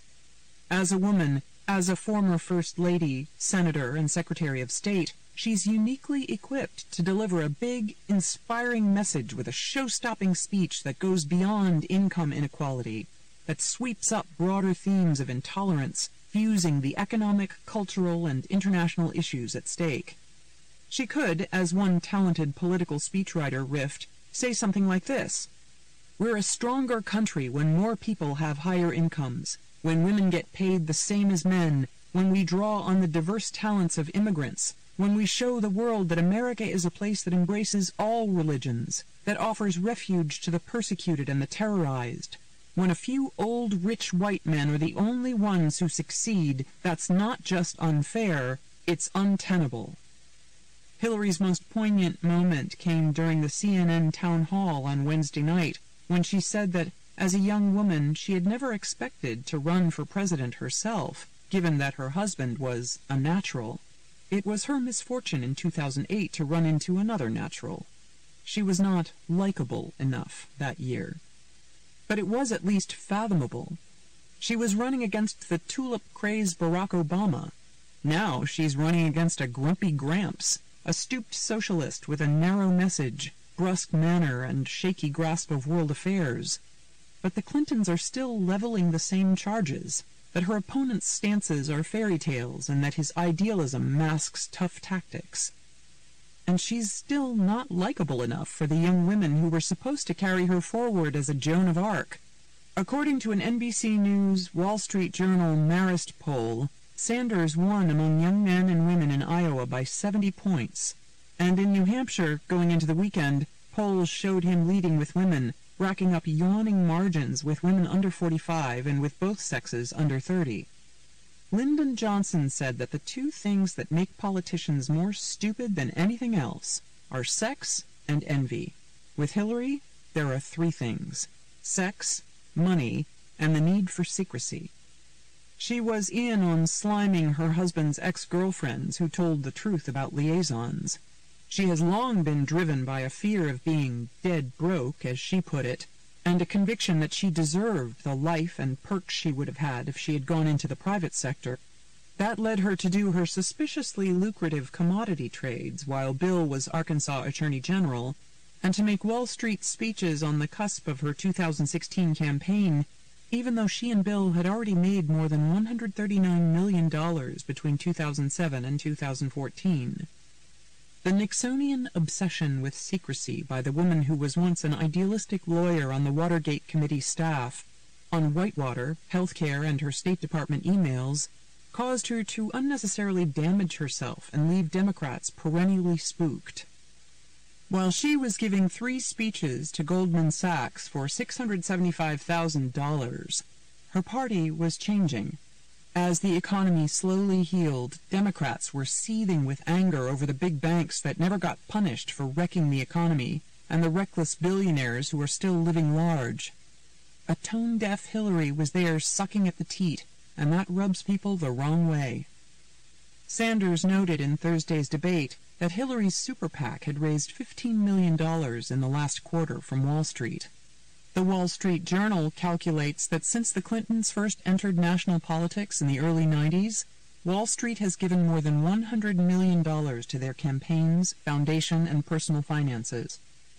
When Anderson Cooper asked why Hillary had taken the obscene Goldman Sachs windfall, she gave a stupefying bad answer to a predictable question. "Well, I don't know," she said, throwing up her hands and shrugging. "That's what they offered."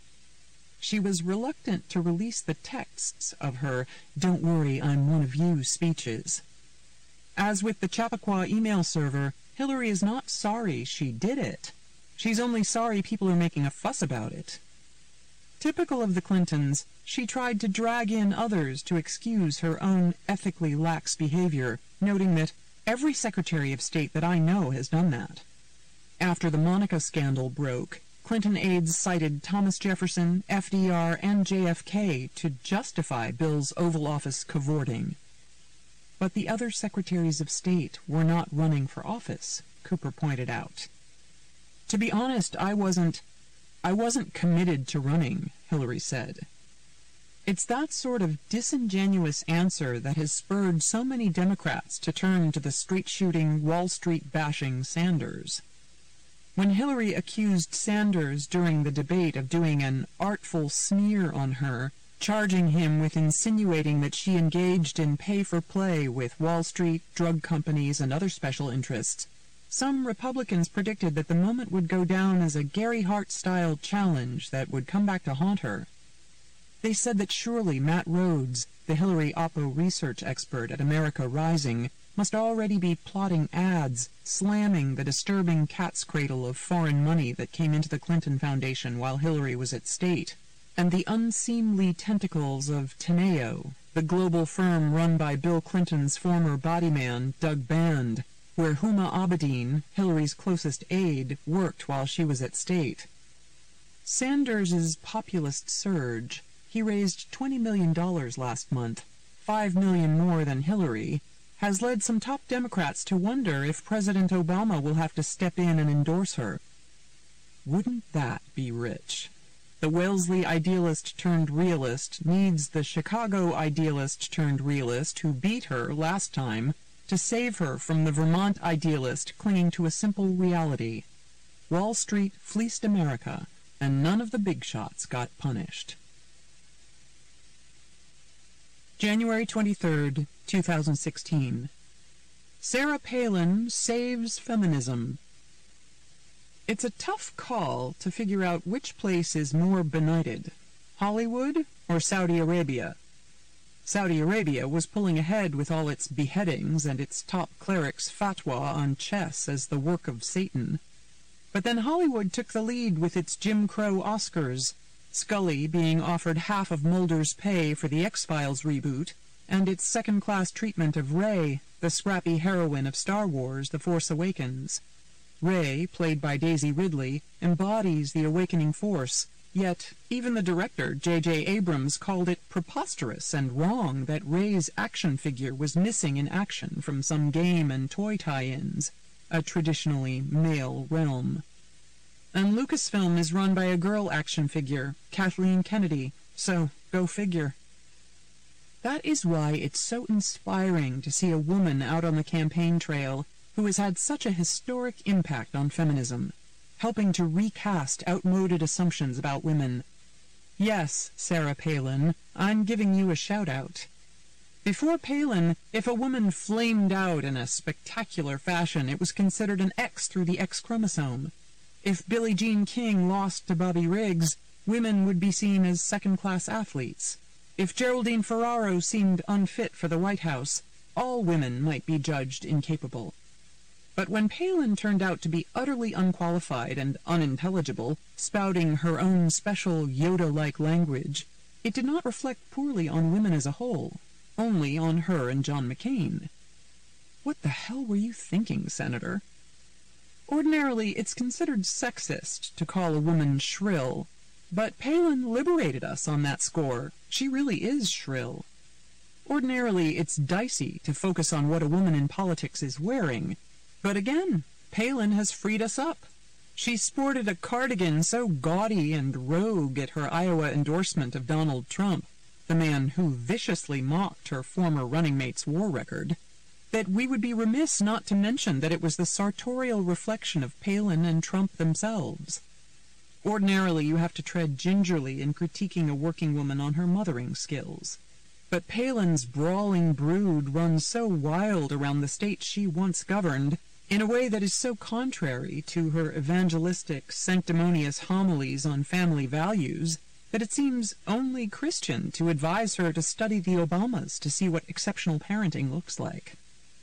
With Palin and Trump, a failed reality star and a successful one, Gaul is divided into two parts. There has been a lot of talk this campaign season about how women Pauls bring superior qualities to the table, collegiality and listening skills. But Sarah shows that we are truly the equals of men, capable of narcissistic explosions, brazen hypocrisy, and unapologetic greed. She had barely finished the endorsement Tuesday when she began using it to raise money for Sarah PAC, so she can take her show on the road.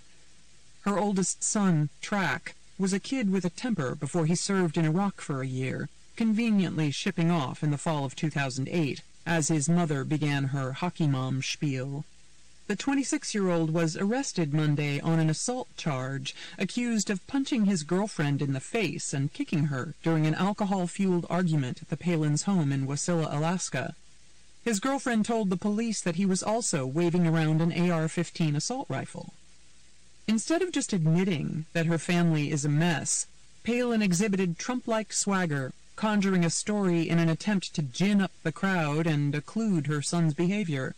She used the last refuge of scoundrels in Tulsa, Oklahoma Wednesday, wrapping herself in patriotism. In her convoluted, disingenuous way, she charged President Obama with a lack of respect for veterans and suggested that Track had post-traumatic stress disorder and became hardened, implying this is what led to the incident prompting his arrest. This from the arch-conservative who presents herself as a model of personal responsibility and scourge of victimhood. Outraged vets urged Palin not to reduce PTSD to a political chew toy, as one put it, or to excuse domestic violence by citing the disorder.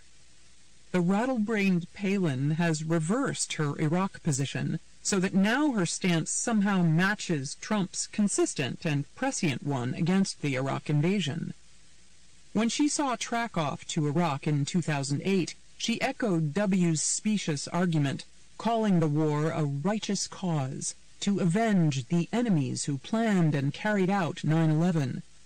But in her endorsement of Trump, she praised Rand Paul, who thinks we should have left Saddam Hussein in place, and argued that America should stop footin' the bill for oil-rich nations and their skirmishes that have been going on for centuries, where they're fighting each other and yelling Allah Akbar, calling jihad on each other's heads forever and ever.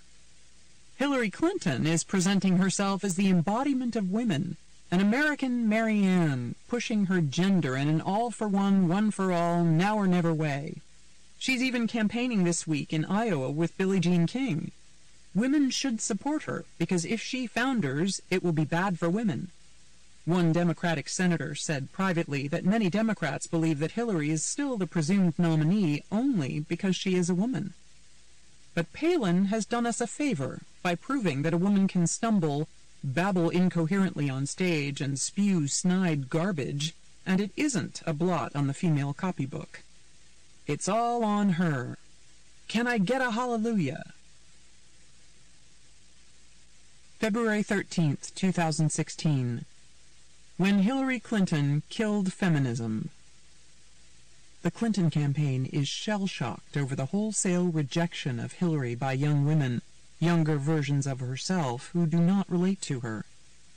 Hillary's coronation was predicted on a conviction that has just gone up in smoke. The Clintons felt that Barack Obama had presumptuously snatched what was rightfully hers in 2008, gliding past her with his pretty words to make history before she could. So this time, the Clintons assumed, the women who had deserted Hillary for Barack, in Congress and in the country, owed her. Democrats would want to knock down that second barrier. Hillary believed that there was an implicit understanding with the sisters of the world that now was the time to come back home and vote for a woman. The Clintons seem to have conveniently forgotten how outraged they were by identity politics when black leaders deserted them in 2008 to support Obama. This attitude intensified the unappetizing solipsistic subtext of her campaign, which is, what is Hillary owed? It turned out that female voters seemed to be looking at Hillary as a candidate, rather than as a historical imperative, and she's coming up drastically short on trustworthiness. As Olivia Sauer, an 18-year-old college freshman who caucused for Bernie Sanders in Ames, Iowa, told a Times reporter, "It seems like he is at the point in his life when he is really saying what he is thinking. With Hillary, sometimes you get this feeling that all of her sentences are owned by someone." Hillary started, both last time and this, from a place of entitlement, as though if she reads her resume long enough, people will surrender. And now she's even angrier that she has been shown up by someone she considers even less qualified than Obama was when he usurped her place. Bernie has a clear, concise we message, even if it's pie in the sky. The game is rigged, and we have to take the country back from the privileged few and make it work for everyone. Hillary has an I message. I have been abused and misunderstood, and it's my turn. It's a victim mindset that is exhausting, especially because the Clintons' messes are of their own making. On the trail in New Hampshire, Madeleine Albright made the case that it was a betrayal of feminist ideals to support Bernie against Hillary, noting that there's a special place in hell for women who don't help each other. When Sanders handily won the women's vote on Tuesday, David Axelrod noted dryly that they were going to need to clear out a lot of space in hell. And in a misstep for the feminist leader who got famous by going undercover as a Playboy bunny, Gloria Steinem told Bill Maher that young women were flocking to Bernie to be where the boys are. Blaming it on hormones was odd, given the fact that for centuries it was widely believed that women's biology made them emotionally unfit to be leaders. What the three older women seemed to miss was that the young women supporting Sanders are living the feminist dream, where gender no longer restricts and defines your choices, where girls grow up knowing they can be anything they want. The aspirations of 70s feminism are now baked into the culture. The interesting thing about the spectacle of older women trying to shame younger ones on behalf of Hillary is that Hillary and Bill killed the integrity of institutional feminism back in the 90s, with the help of Albright and Steinem.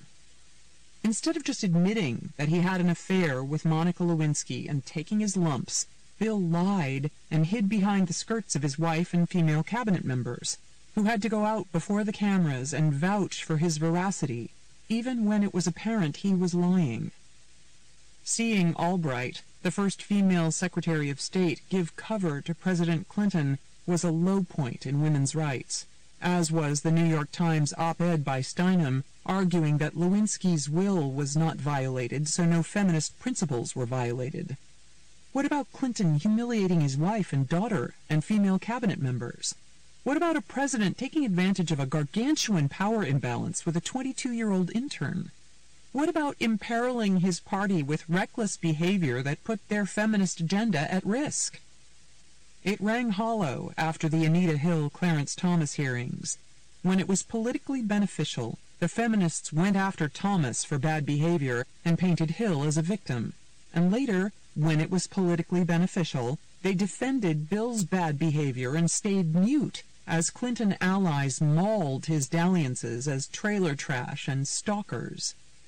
The same feminists who were outraged at the portrayal of Hill by David Brock, then a Clinton foe, but now, bizarrely, head of one of her super PACs, as a little bit nutty and a little bit slutty, hypocritically went along when Hillary and other defenders of Bill used that same aspersion against Lewinsky. Hillary knew that she could count on the complicity of feminist leaders and Democratic women in Congress who liked Bill's progressive policies on women. And that's always the ugly Faustian bargain with the Clintons, not only on the sex cover-ups, but the money grabs.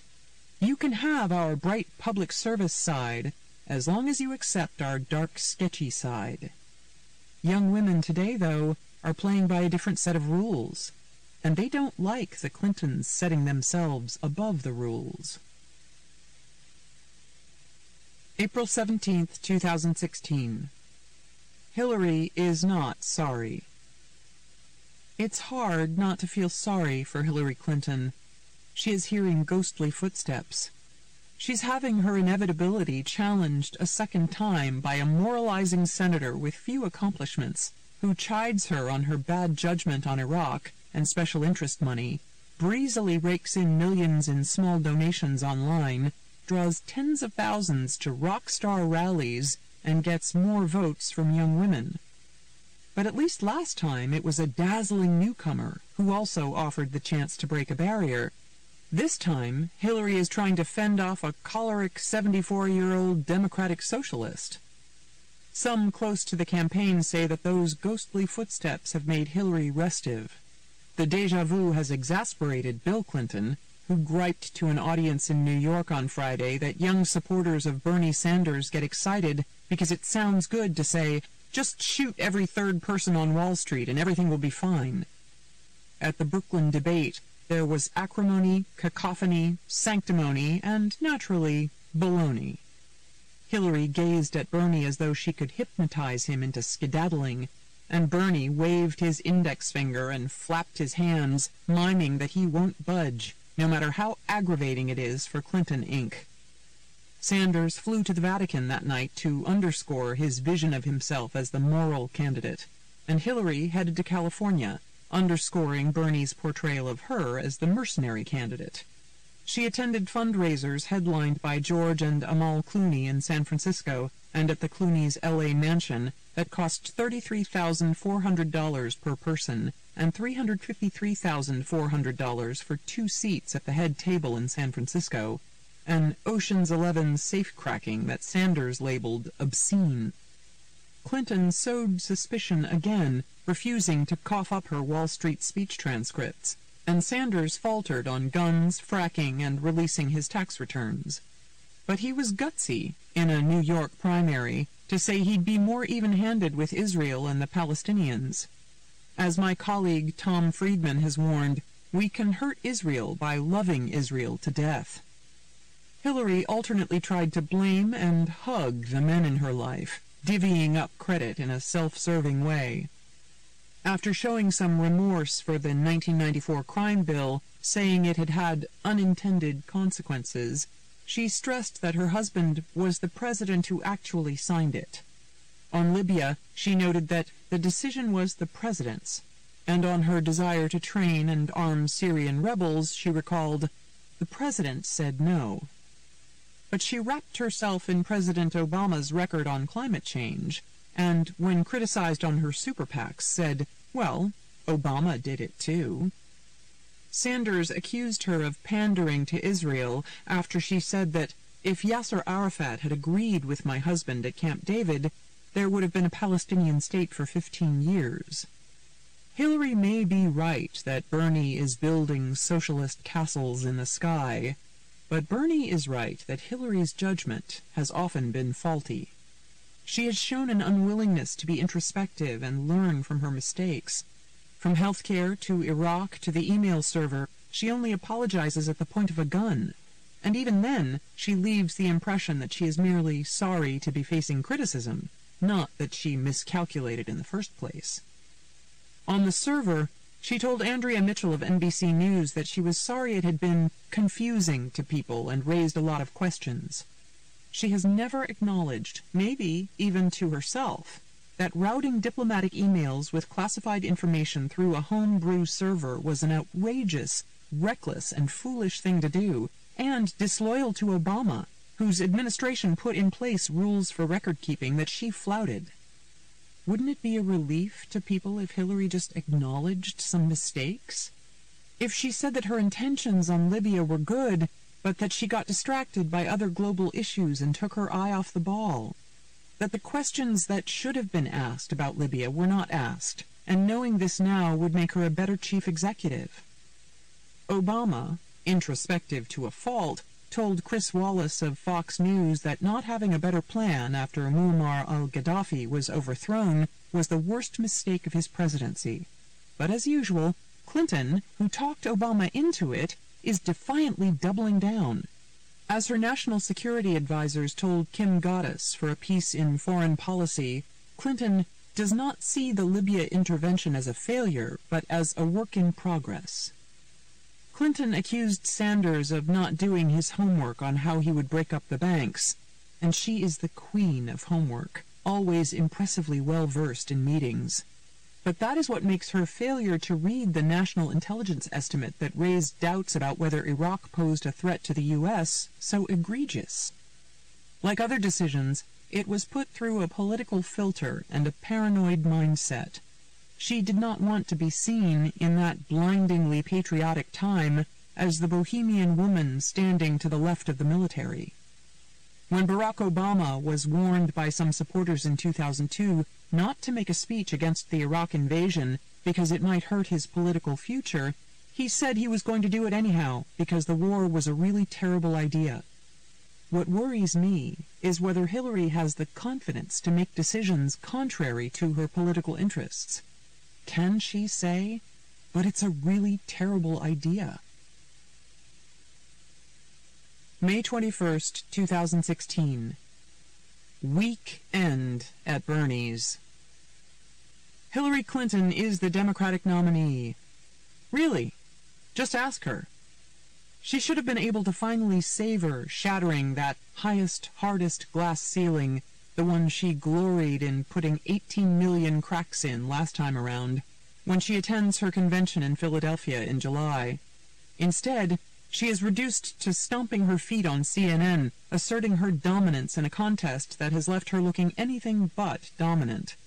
Once more attempting to shake off the old socialist dude hammering her with a sickle, Clinton insisted to Chris Cuomo on Thursday, "I will be the nominee for my party, Chris. That is already done, in effect. There is no way that I won't be." It's a vexing time for the Clintons. As Bill told a crowd in Fargo, North Dakota on Friday, it's been an interesting year. That's the most neutral word I can think of. After all, why should Bernie Sanders get to be the Democratic nominee when he isn't even a Democrat? And how is Donald Trump going to be the Republican nominee when he considers being a Republican merely a starting bid? It must be hard for Hillary to look at all the pictures of young women swooning over Bernie as though he were Bieber. She assumed that the fix was in, that she and the DNC had arranged for the coronation that she felt she was robbed of in the tulip craze of 2008. Everyone just laughed when Sanders, a cranky loner from Vermont with a nondescript Senate record, decided to challenge Queen Hillary. Clinton and her aides intoned, wink wink, that it would be healthy to have a primary fight with Sanders and Martin O'Malley. But Bernie became the surprise belle of his side's Revolutionary Ball. And now he has gotten a taste of it, and he likes it, and he won't let it go. He's bedeviling the daylights out of Hillary. Hillary and her allies are spinning a narrative that Bernie is less loyal to the Democratic cause than she was with Obama, and Trump does delight in quoting Bernie's contention that Hillary lacks the judgment to be president. On Friday, when he accepted the endorsement of the NRA at its convention, Trump mischievously urged Sanders to run as a third-party candidate and said he would love to have a debate with both Hillary and Bernie on stage. Hillary says Sanders needs to do his part to unify the party as she did in 2008. But even on the day of the last primaries in that race, when she was the one who was mathematically eliminated, unless the superdelegates turned, she came on stage to Terry McAuliffe heralding her as the next president of the United States. She then touted having more votes than any primary candidate in history, as her fans cheered, "Yes, she will," and "Denver." Seeing Trump's soaring negatives, Sanders thinks if he could just get past Hillary, he could actually be president. The Bernie bro violence, chair-throwing, sexist name-calling, and feral threats at the Nevada State Party convention last weekend was denounced as a scary situation by his Senate colleague Barbara Boxer. Sanders condemned the violence while stoking the outrage, urging the Democratic Party to open the doors, let the people in. He flashed a bit of Trump, so sure in his belief that the system is rigged that he fed off the nasty energy. Boxer had to call Sanders several times before he called back. She and other Democratic Senate women are fed up with his crusade, feeling enough is enough. I've talked to several former Clinton and Obama White House aides who don't enjoy checking in with the joyless Clinton campaign in Brooklyn. It's the Baton Death March, one says. Hopeful acceptance of Hillary has shifted to amazed disbelief that she can't put away Bernie. Given dynasty fatigue and Hillary's age, many Democrats assumed that their frontrunner would come out of the gate with a vision for the future that gave her campaign a fresh hue, instead of white papers tinkering around the edges. She should have been far over her husband's bridge to the 21st century and way down the highway by now. Instead, her big new idea is to put Bill in charge of the economy again, hopefully with less Wall Street deregulation. Again with the 2 for the price of 1. And please don't deny us the pleasure of seeing Bill choose the China patterns.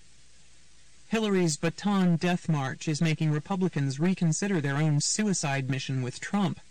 More are looking at Clinton's inability to get the flashing lights going like her husband and thinking, maybe we're not dead here. Maybe Teflon Don could pull this off. The 2016 race is transcendentally bizarre. We have 2 near nominees with the highest unfavorables at this point in the race of any in modern history. We seem to have a majority of voters in both parties who are driven by the desire to vote against the other candidate rather than for their own. Debbie Wasserman Schultz tries to herd young women to Hillary by raising the specter of Roe v. Wade being overturned. And former Pennsylvania Governor Ed Rendell said Trump's obsession with tens and D-cups would come back to haunt him and give Democrats wins because there are probably more ugly women in America than attractive women. Hillary can't generate excitement on her own, so she is relying on fear of Trump to get her into the White House. And Trump is relying on fear of everything to get him into the White House. So voters are stuck in the muck of the negative. What are you most afraid of? June 4th, 2016. John Adams was a hermaphrodite? This is a town where scripts routinely come back to writers from entertainment executives with the same scrawled command about a female character. Make her more likable. As Hillary Clinton fights up and down California to fend off Bernie Sanders and clinch the nomination, Democrats watch with clenched teeth. Sure, the Republicans are engaged in a hilarious performance of The Taming of the Shrew with their tart-tongued presumptive nominee, but can plotting Hillary be, as Barack Obama famously put it, likable enough? Or does it even matter? Hollywood's most famous icon of likability thinks not. Over the past months, I have heard the word likability used so frequently, Sally Field said Friday at a Hillary rally here in Los Angeles at a community college, how Hillary Clinton is not likable, how she's cold or shrill or an opportunist or just not someone you'd like to have a beer with. What is this, a high school popularity contest? Actually, it kind of is. This was, funnily enough, the actress who had one of the most memorable meaty moments in Oscar history in 1985, when she won her second statuette for Places in the Heart and marveled to the audience, "I can't deny the fact that you like me right now. You like me." But Field, one of several actresses and women Pauls warming up the crowd for Hillary, was determined to make the case that unpopularity shouldn't be disqualifying, especially for a woman. "We don't need someone who is nice," she said. "And come on, honestly, women have spent the last 100 years trying to get out from under the expectation that they had to be sugar and spice and everything nice. We don't need sugar and spice and everything nice." This is not an election where anyone needs to worry about an overdose of sugar and spice and everything nice. This is an election of vinegar and venom and endless nests of vipers. You would think that Hillary Clinton would be used to maneuvering in a political landscape where the mud is flying. But it took her a year, several speechwriters, and the example of Elizabeth Warren to figure out how to riposte Donald Trump's peculiar combination of viciousness and playfulness. You can't do it the way Marco Rubio did, where you end up mired in absurd and self-defeating anatomical one-upmanship. And you can't do it as Jeb Bush did, where you assume for too long that people will see Trump as a vainglorious vulgarian without you pointing it out. You have to lob his own jejunosity back at him. In a Trump takedown billed as a foreign policy address in San Diego on Thursday, Hillary scored several points. Noting that he picked fights with everyone from the British Prime Minister to the Pope, she mocked, "He says he doesn't need to listen to our generals or our admirals or our ambassadors and other high officials because he has, quote, a very good brain." After floundering, her campaign has now settled on a strategy of painting the mogul as unhinged and thin-skinned, which always really gets under his thin skin. "It's no small thing," Hillary said, "when he suggests that America should withdraw our military support for Japan, encourage them to get nuclear weapons, and said this about a war between Japan and North Korea, and I quote, 'If they do, they do. Good luck. Enjoy yourself, folks.' I wonder if he even realizes he's even talking about nuclear war."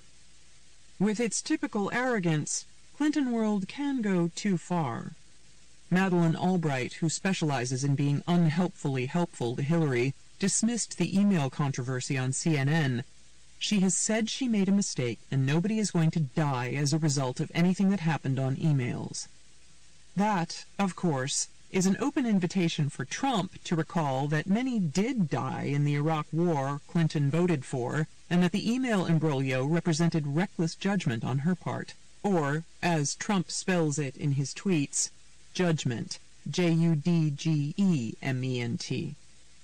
She has not forthrightly taken responsibility or explained how she could stonewall the State Department Inspector General. She's still acting as though what she did was acceptable. Well, it was allowed, she says, even though the Inspector General has made it clear that it wasn't, and that she never bothered to ask for permission to use a private email server. It was a request that would have been rejected had she made it, he said. As usual, with Hillary, she clearly feels the only problem was that people found out.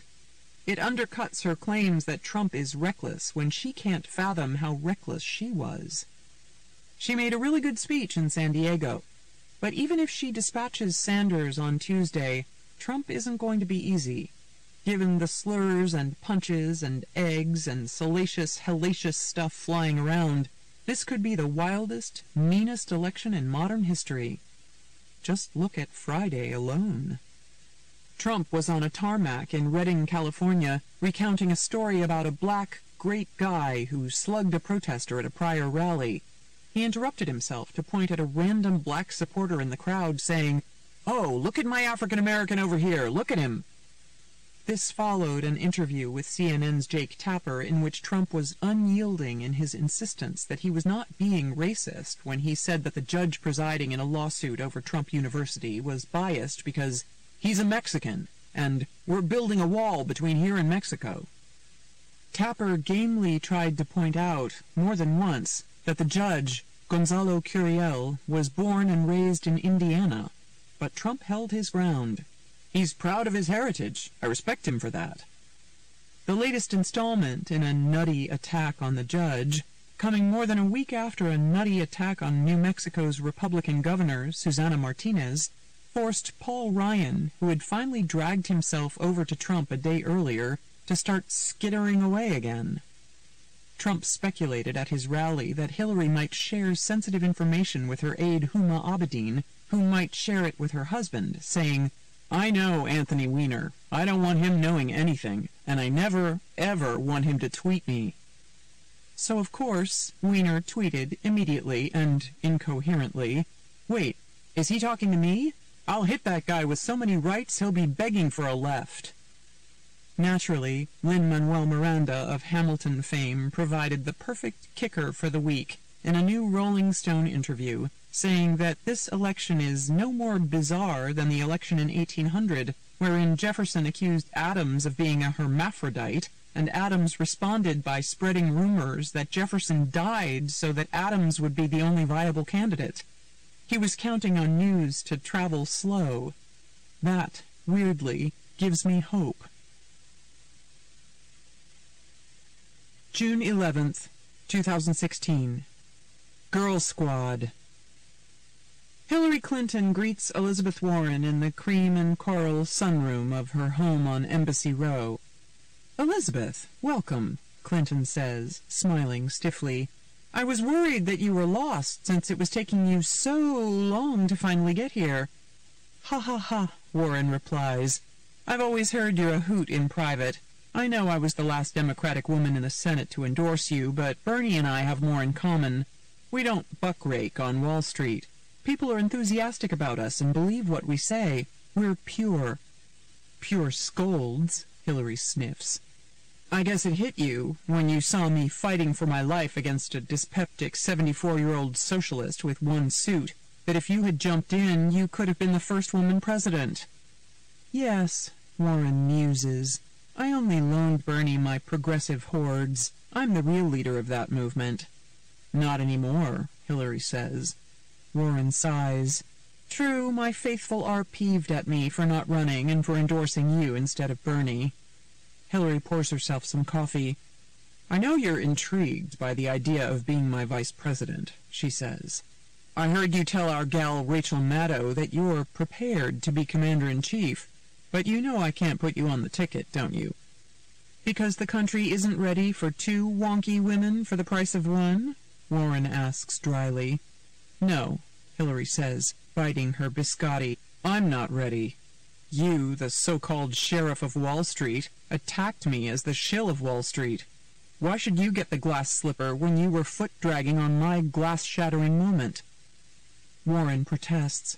"I went up against that loud, nasty, thin-skinned, mud-flinging, money-grubbing, racist, sexist, reckless, pathetic loser Trump. You were flailing around, not knowing how to take on that repugnant bully until I showed you the way on Twitter." "Yeah," Hillary says sarcastically, "you're a big help on Twitter. Trump is tweeting out video from 2004 where you're trashing me as the scary part about democracy for taking campaign donations from the banking industry and then voting for an anti-consumer bankruptcy bill that would have helped the credit card companies." Warren smiles primly, sipping her Pellegrino. "Speaking of credit, you have to give me some for this. In my last book, I left out the stuff I had in my previous one about you being an unprincipled sellout. By 2014, when that one came out, it looked like you were going to go the distance. My purity sometimes gives way to expediency. You know, all the Democrats want me on the ticket to add some sizzle, since the crowds you draw wouldn't even fill this couch. I know you are afraid I will overshadow you, and I will, but I can help you reel in all the young women who find you more shifty than nifty, and the Bernie bros dig me. Thanks, Pocahontas, Hillary replies, looking steely.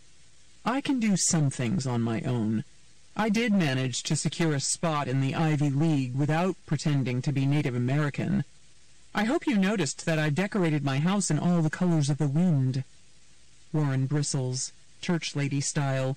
You have done a fine job here, except that one painting looks crooked, Hillary. I'm surprised you don't have oil portraits of Goldman and Sachs. And let me give you some free advice. Now that Bernie and I have forced you to address income inequality, you might want to hide that $12,495 tweed Armani jacket you wore on the trail in the back of your closet. The senator from Massachusetts stands up. Where's the bathroom? She asks. Can I squeeze in there with the server? Hillary gives that big laugh that indicates she is not amused. No need to go on the warpath, she says in her best Circe manner. Let's bury the hatchet. In the Donald.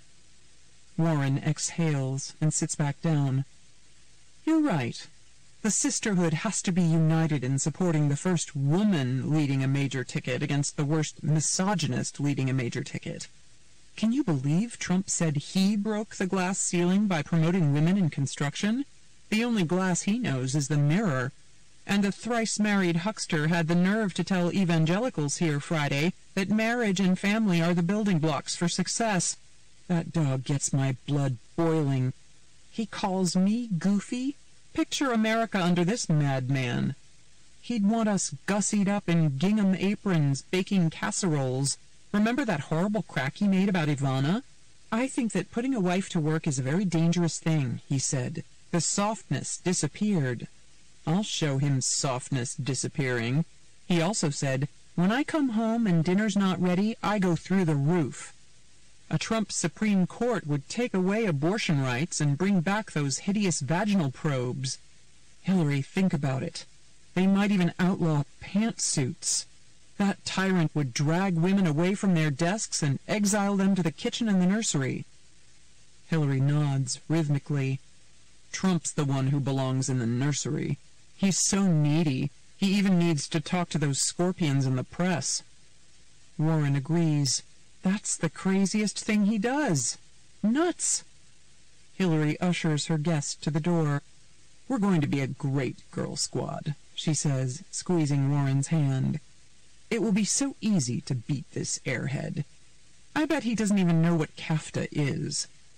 Sorry to cut this short. I need to call Tim Kaine, but I will dictate a nice tweet about you. Interlude. Living history. One email at a time. Top aide Huma Abedin tries to help Hillary with the fax machine. From Abedin Huma, abedinh@state.gov, to hdr22@clintonemail.com. CC Oscar Flores. Sent Wednesday, December 23rd, 1438:52, 2009. Subject: Can you hang up the fax line? They will call again and try fax. From hdr22@clintonemail.com to Abedin Huma. Sent Wednesday, December 23rd, 1439:39, 2009. Subject: Can you hang up the fax line? They will call again and try fax. I thought it was supposed to be off-hook to work. Original message from Abedin Huma, abedinh@state.gov, to Sent Wednesday, December 23rd, 1443:02, 2009. Subject: Can you hang up the fax line? They will call again and try fax. Yes, but hang up one more time so they can reestablish the line. From hrod17@clintonemail.com. Sent Wednesday, December 23rd, 2009, 2:50 p.m. to abedinh@state.gov. Subject, re, can you hang up the fax line? They will call again and try fax. I did. From Aberdeen Huma, aberdeenh@state.gov to H. Sent Wednesday, December 23rd, 1453:30, 2009. Subject, re, can you hang up the fax line? They will call again and try fax. Just pick up phone and hang it up, and leave it hung up. From H. hrod17@clintonemail.com. Sent Wednesday, December 23rd, 2009, 3:02 p.m. to aberdeenh@state.gov. Subject, re, can you hang up the fax line? They will call again and try fax. I've done it twice now. From H. hrod17@clintonemail.com. Sent Wednesday, December 23rd, 2009, 3:14 p.m. to aberdeenh@state.gov. Subject, re, can you hang up the fax line? They will call again and try fax. Still nothing. Call Oscar if they need help. I'll be out of pocket for an hour or so. Hillary arrives at the White House only to realize that her meeting has been canceled. She emails 4 of her top aides. From H. Mail to hdr22@clintonemail.com. Sent Friday, June 12, 2009, 10:22 a.m. To Valmoro, Lona J., Aberdeen, Huma, Sullivan, Jacoby. CC Cheryl.mil. Subject, no WH meeting. I arrived for the 10:15 meeting and was told there was no meeting. Matt said they had released the time. This is the second time this has happened. What's up? From Sullivan Jacob J., Sullivan JJ@state.gov. Sent Friday, June 12, 2009, 10:56 a.m. To Aberdeen Huma, H. Valmoro Lona. CC Cheryl.Mills. Subject, re, no WH meeting. I will start calling Matt before small groups to confirm. Nora Toev, Cheryl Mills's assistant, gives Hillary her personal Gmail address, but Hillary is confused. From Nora Toev. Sent Tuesday, July 26, 2011, 9:58 a.m. To H. Huma Aberdeen. Subject, my Gmail. For future reference, this is my Gmail. Thanks. On Tuesday, July 26, 2011, at 10:01, H. hdr22@clintonemail.com, wrote, That's all I have. Please send me your state address. Thanks. From Nora Toev, sent Tuesday, July 26, 2011, 10:03 a.m. to H. Subject, re, my Gmail.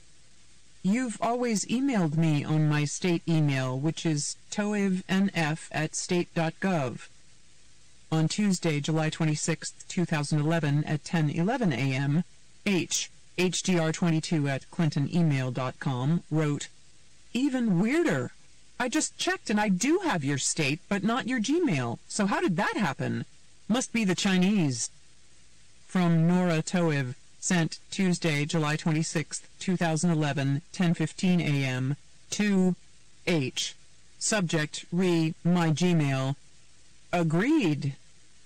Hillary's senior advisor, Philip Reines, devises a rudimentary flowchart to determine the pecking order of who rides in the car with Secretary Clinton.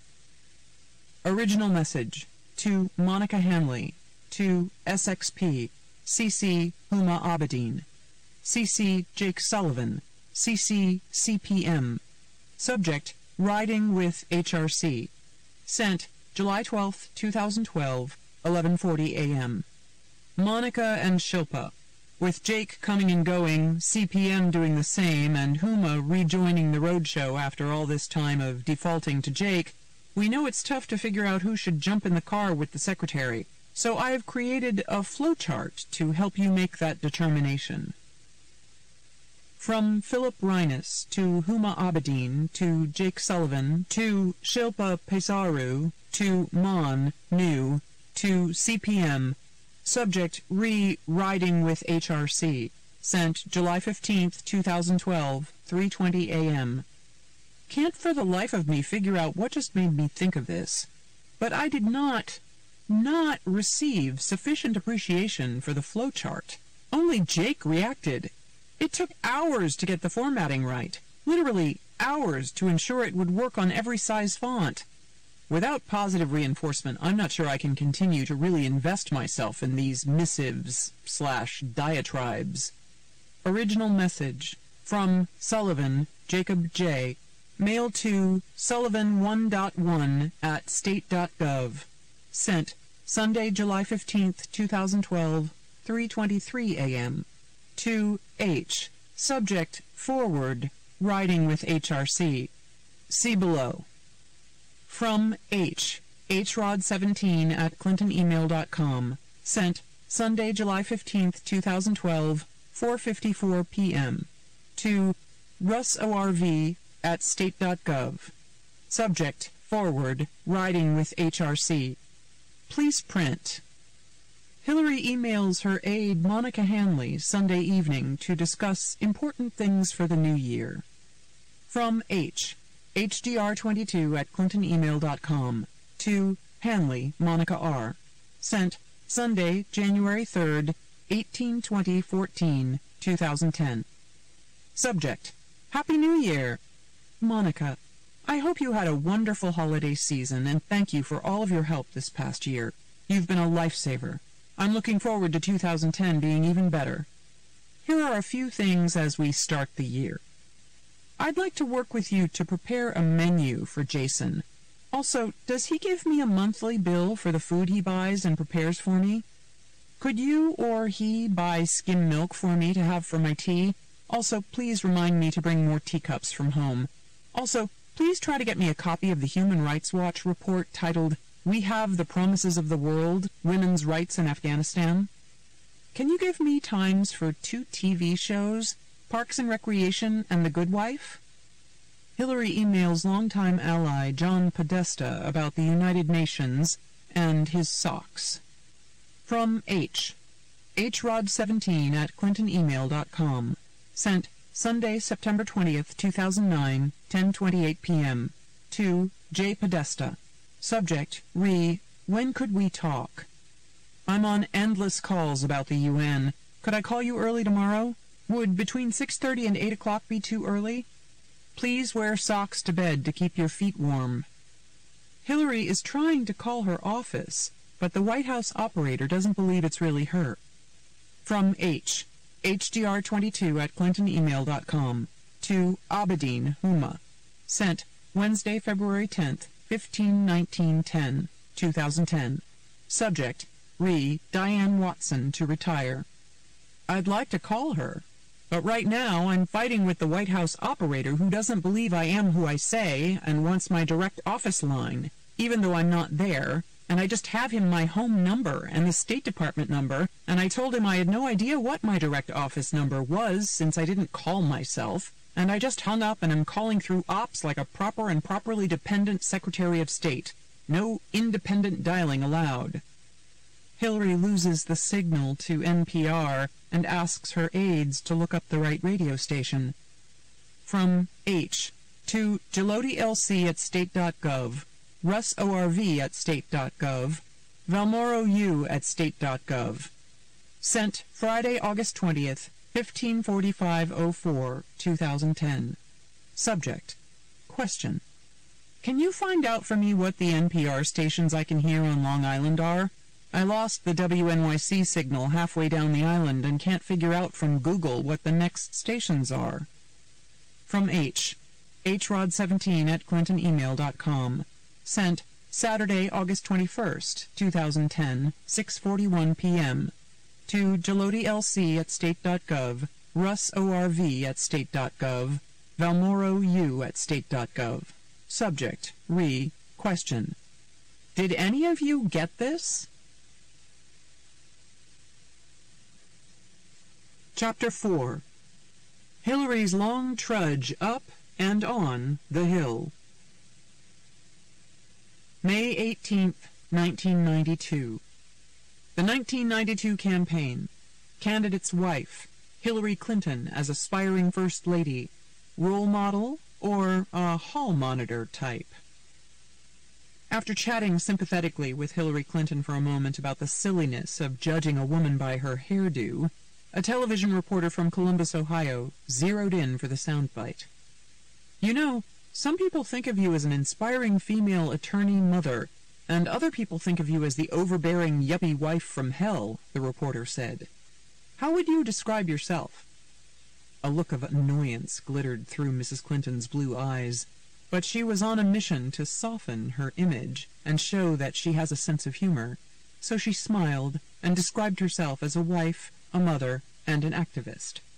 Later, on her small campaign plane traveling in Kentucky, she took a bite of an apple and said, "I'm too old to be a yuppie." Mrs. Clinton has stepped into the eye of the stormy debate about the role of women in society and in politics, and about the image of feminism. And the 44-year-old lawyer seems a bit at a loss over how to deal with all the powerful negative and positive reactions she has unleashed as her husband, Governor Bill Clinton of Arkansas, campaigns for the Democratic presidential nomination. The two extremes. One night, eating dinner and sipping a glass of white wine at a revolving restaurant atop a hotel in Covington, Kentucky, where she was staying, Mrs. Clinton talked about the two extremes. She is moved by the women of all ages who approach her to tell her that she is a role model, but she is dismayed by the resistance to the idea of a First Lady openly engaged in the affairs of state. "I saw Rosalind Carter in Little Rock, and we talked about this," Mrs. Clinton said. "She got all this criticism for sitting in on cabinet meetings. Well, so what if she did?" Republicans now regard the outspoken wife of the Arkansas governor as one more vulnerability in an already vulnerable Clinton campaign. Even though it is now clear that Nancy Reagan helped run the country with astrological charts and her own political agenda, and even though it is apparent that Barbara Bush is a significant voice on politics, the Republicans are busy mining fears as old as Adam and Eve about the dangers of an assertive, ambitious woman speaking into the ear of her man. "Hillary Clinton is exceedingly polarizing," said Roger Stone, a Republican consultant. "It's not that she's an accomplished modern woman. It's just that she's grating, abrasive, and boastful. There's a certain familiar order of things, and the notion of a co-equal couple in the White House is a little offensive to men and women. She has become a paradigm of the over-structured supermom." A recent New Yorker cartoon showed a woman asking a sales clerk for a jacket and saying, "Nothing too Hillary." Unprecedented partnership. Even among women who are Mrs. Clinton's natural constituents, there is criticism about what they call the Hillary situation. Some leading Democratic women privately worry that while Mrs. Bush may be the last of the First Ladies who have never worked outside the home, the public is still skittish about the idea of a First Lady who is more involved in substance than ceremony.